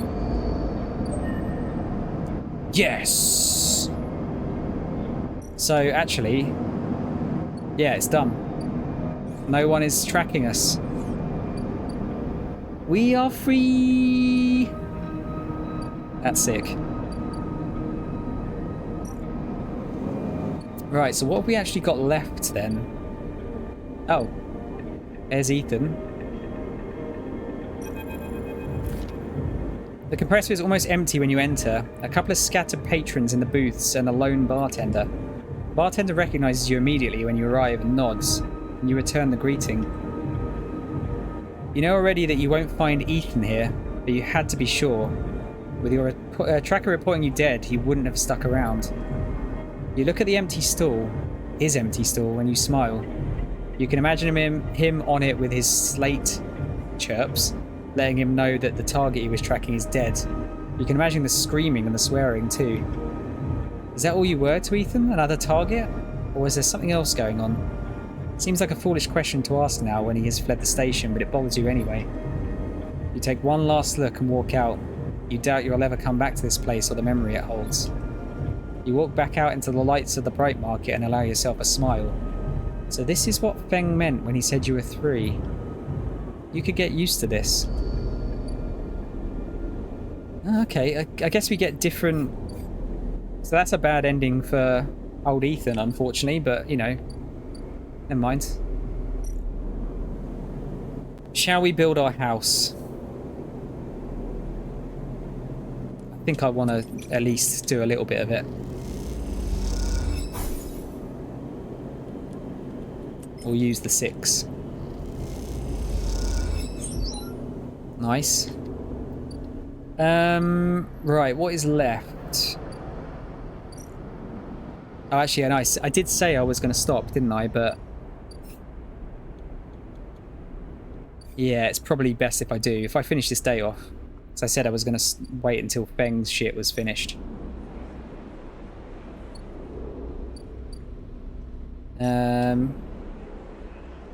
Yeah, that's all fine.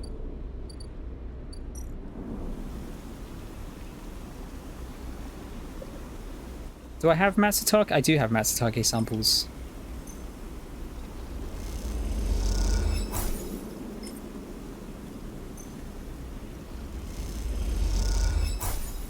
Very nice.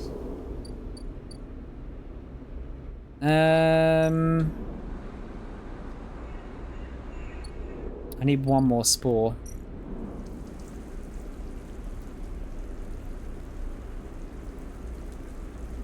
Let's put in the 3. Risk it. Risk it for a biscuit. Love it.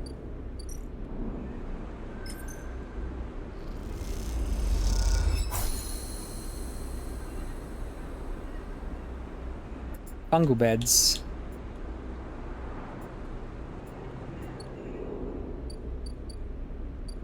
Right, so that'll take a couple of days. I guess we'll try and get a bit more money, because I need to eat as well.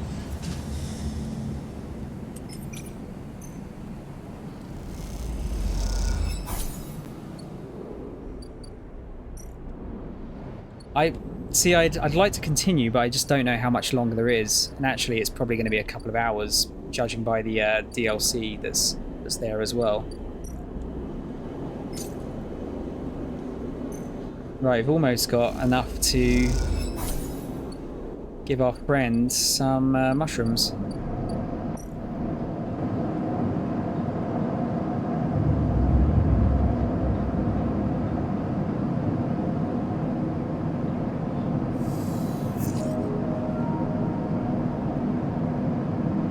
Wow, that's a good roll. Oh, look, I got the re-roll things at the top. I'll have to see if I can use one dice to but if I could see if I can re-roll it, like re-roll the 3s or something maybe. Well guys, let's quit to the menu. I hope you've enjoyed story time with Soundshower. This game is fucking rad. I've really enjoyed it so far.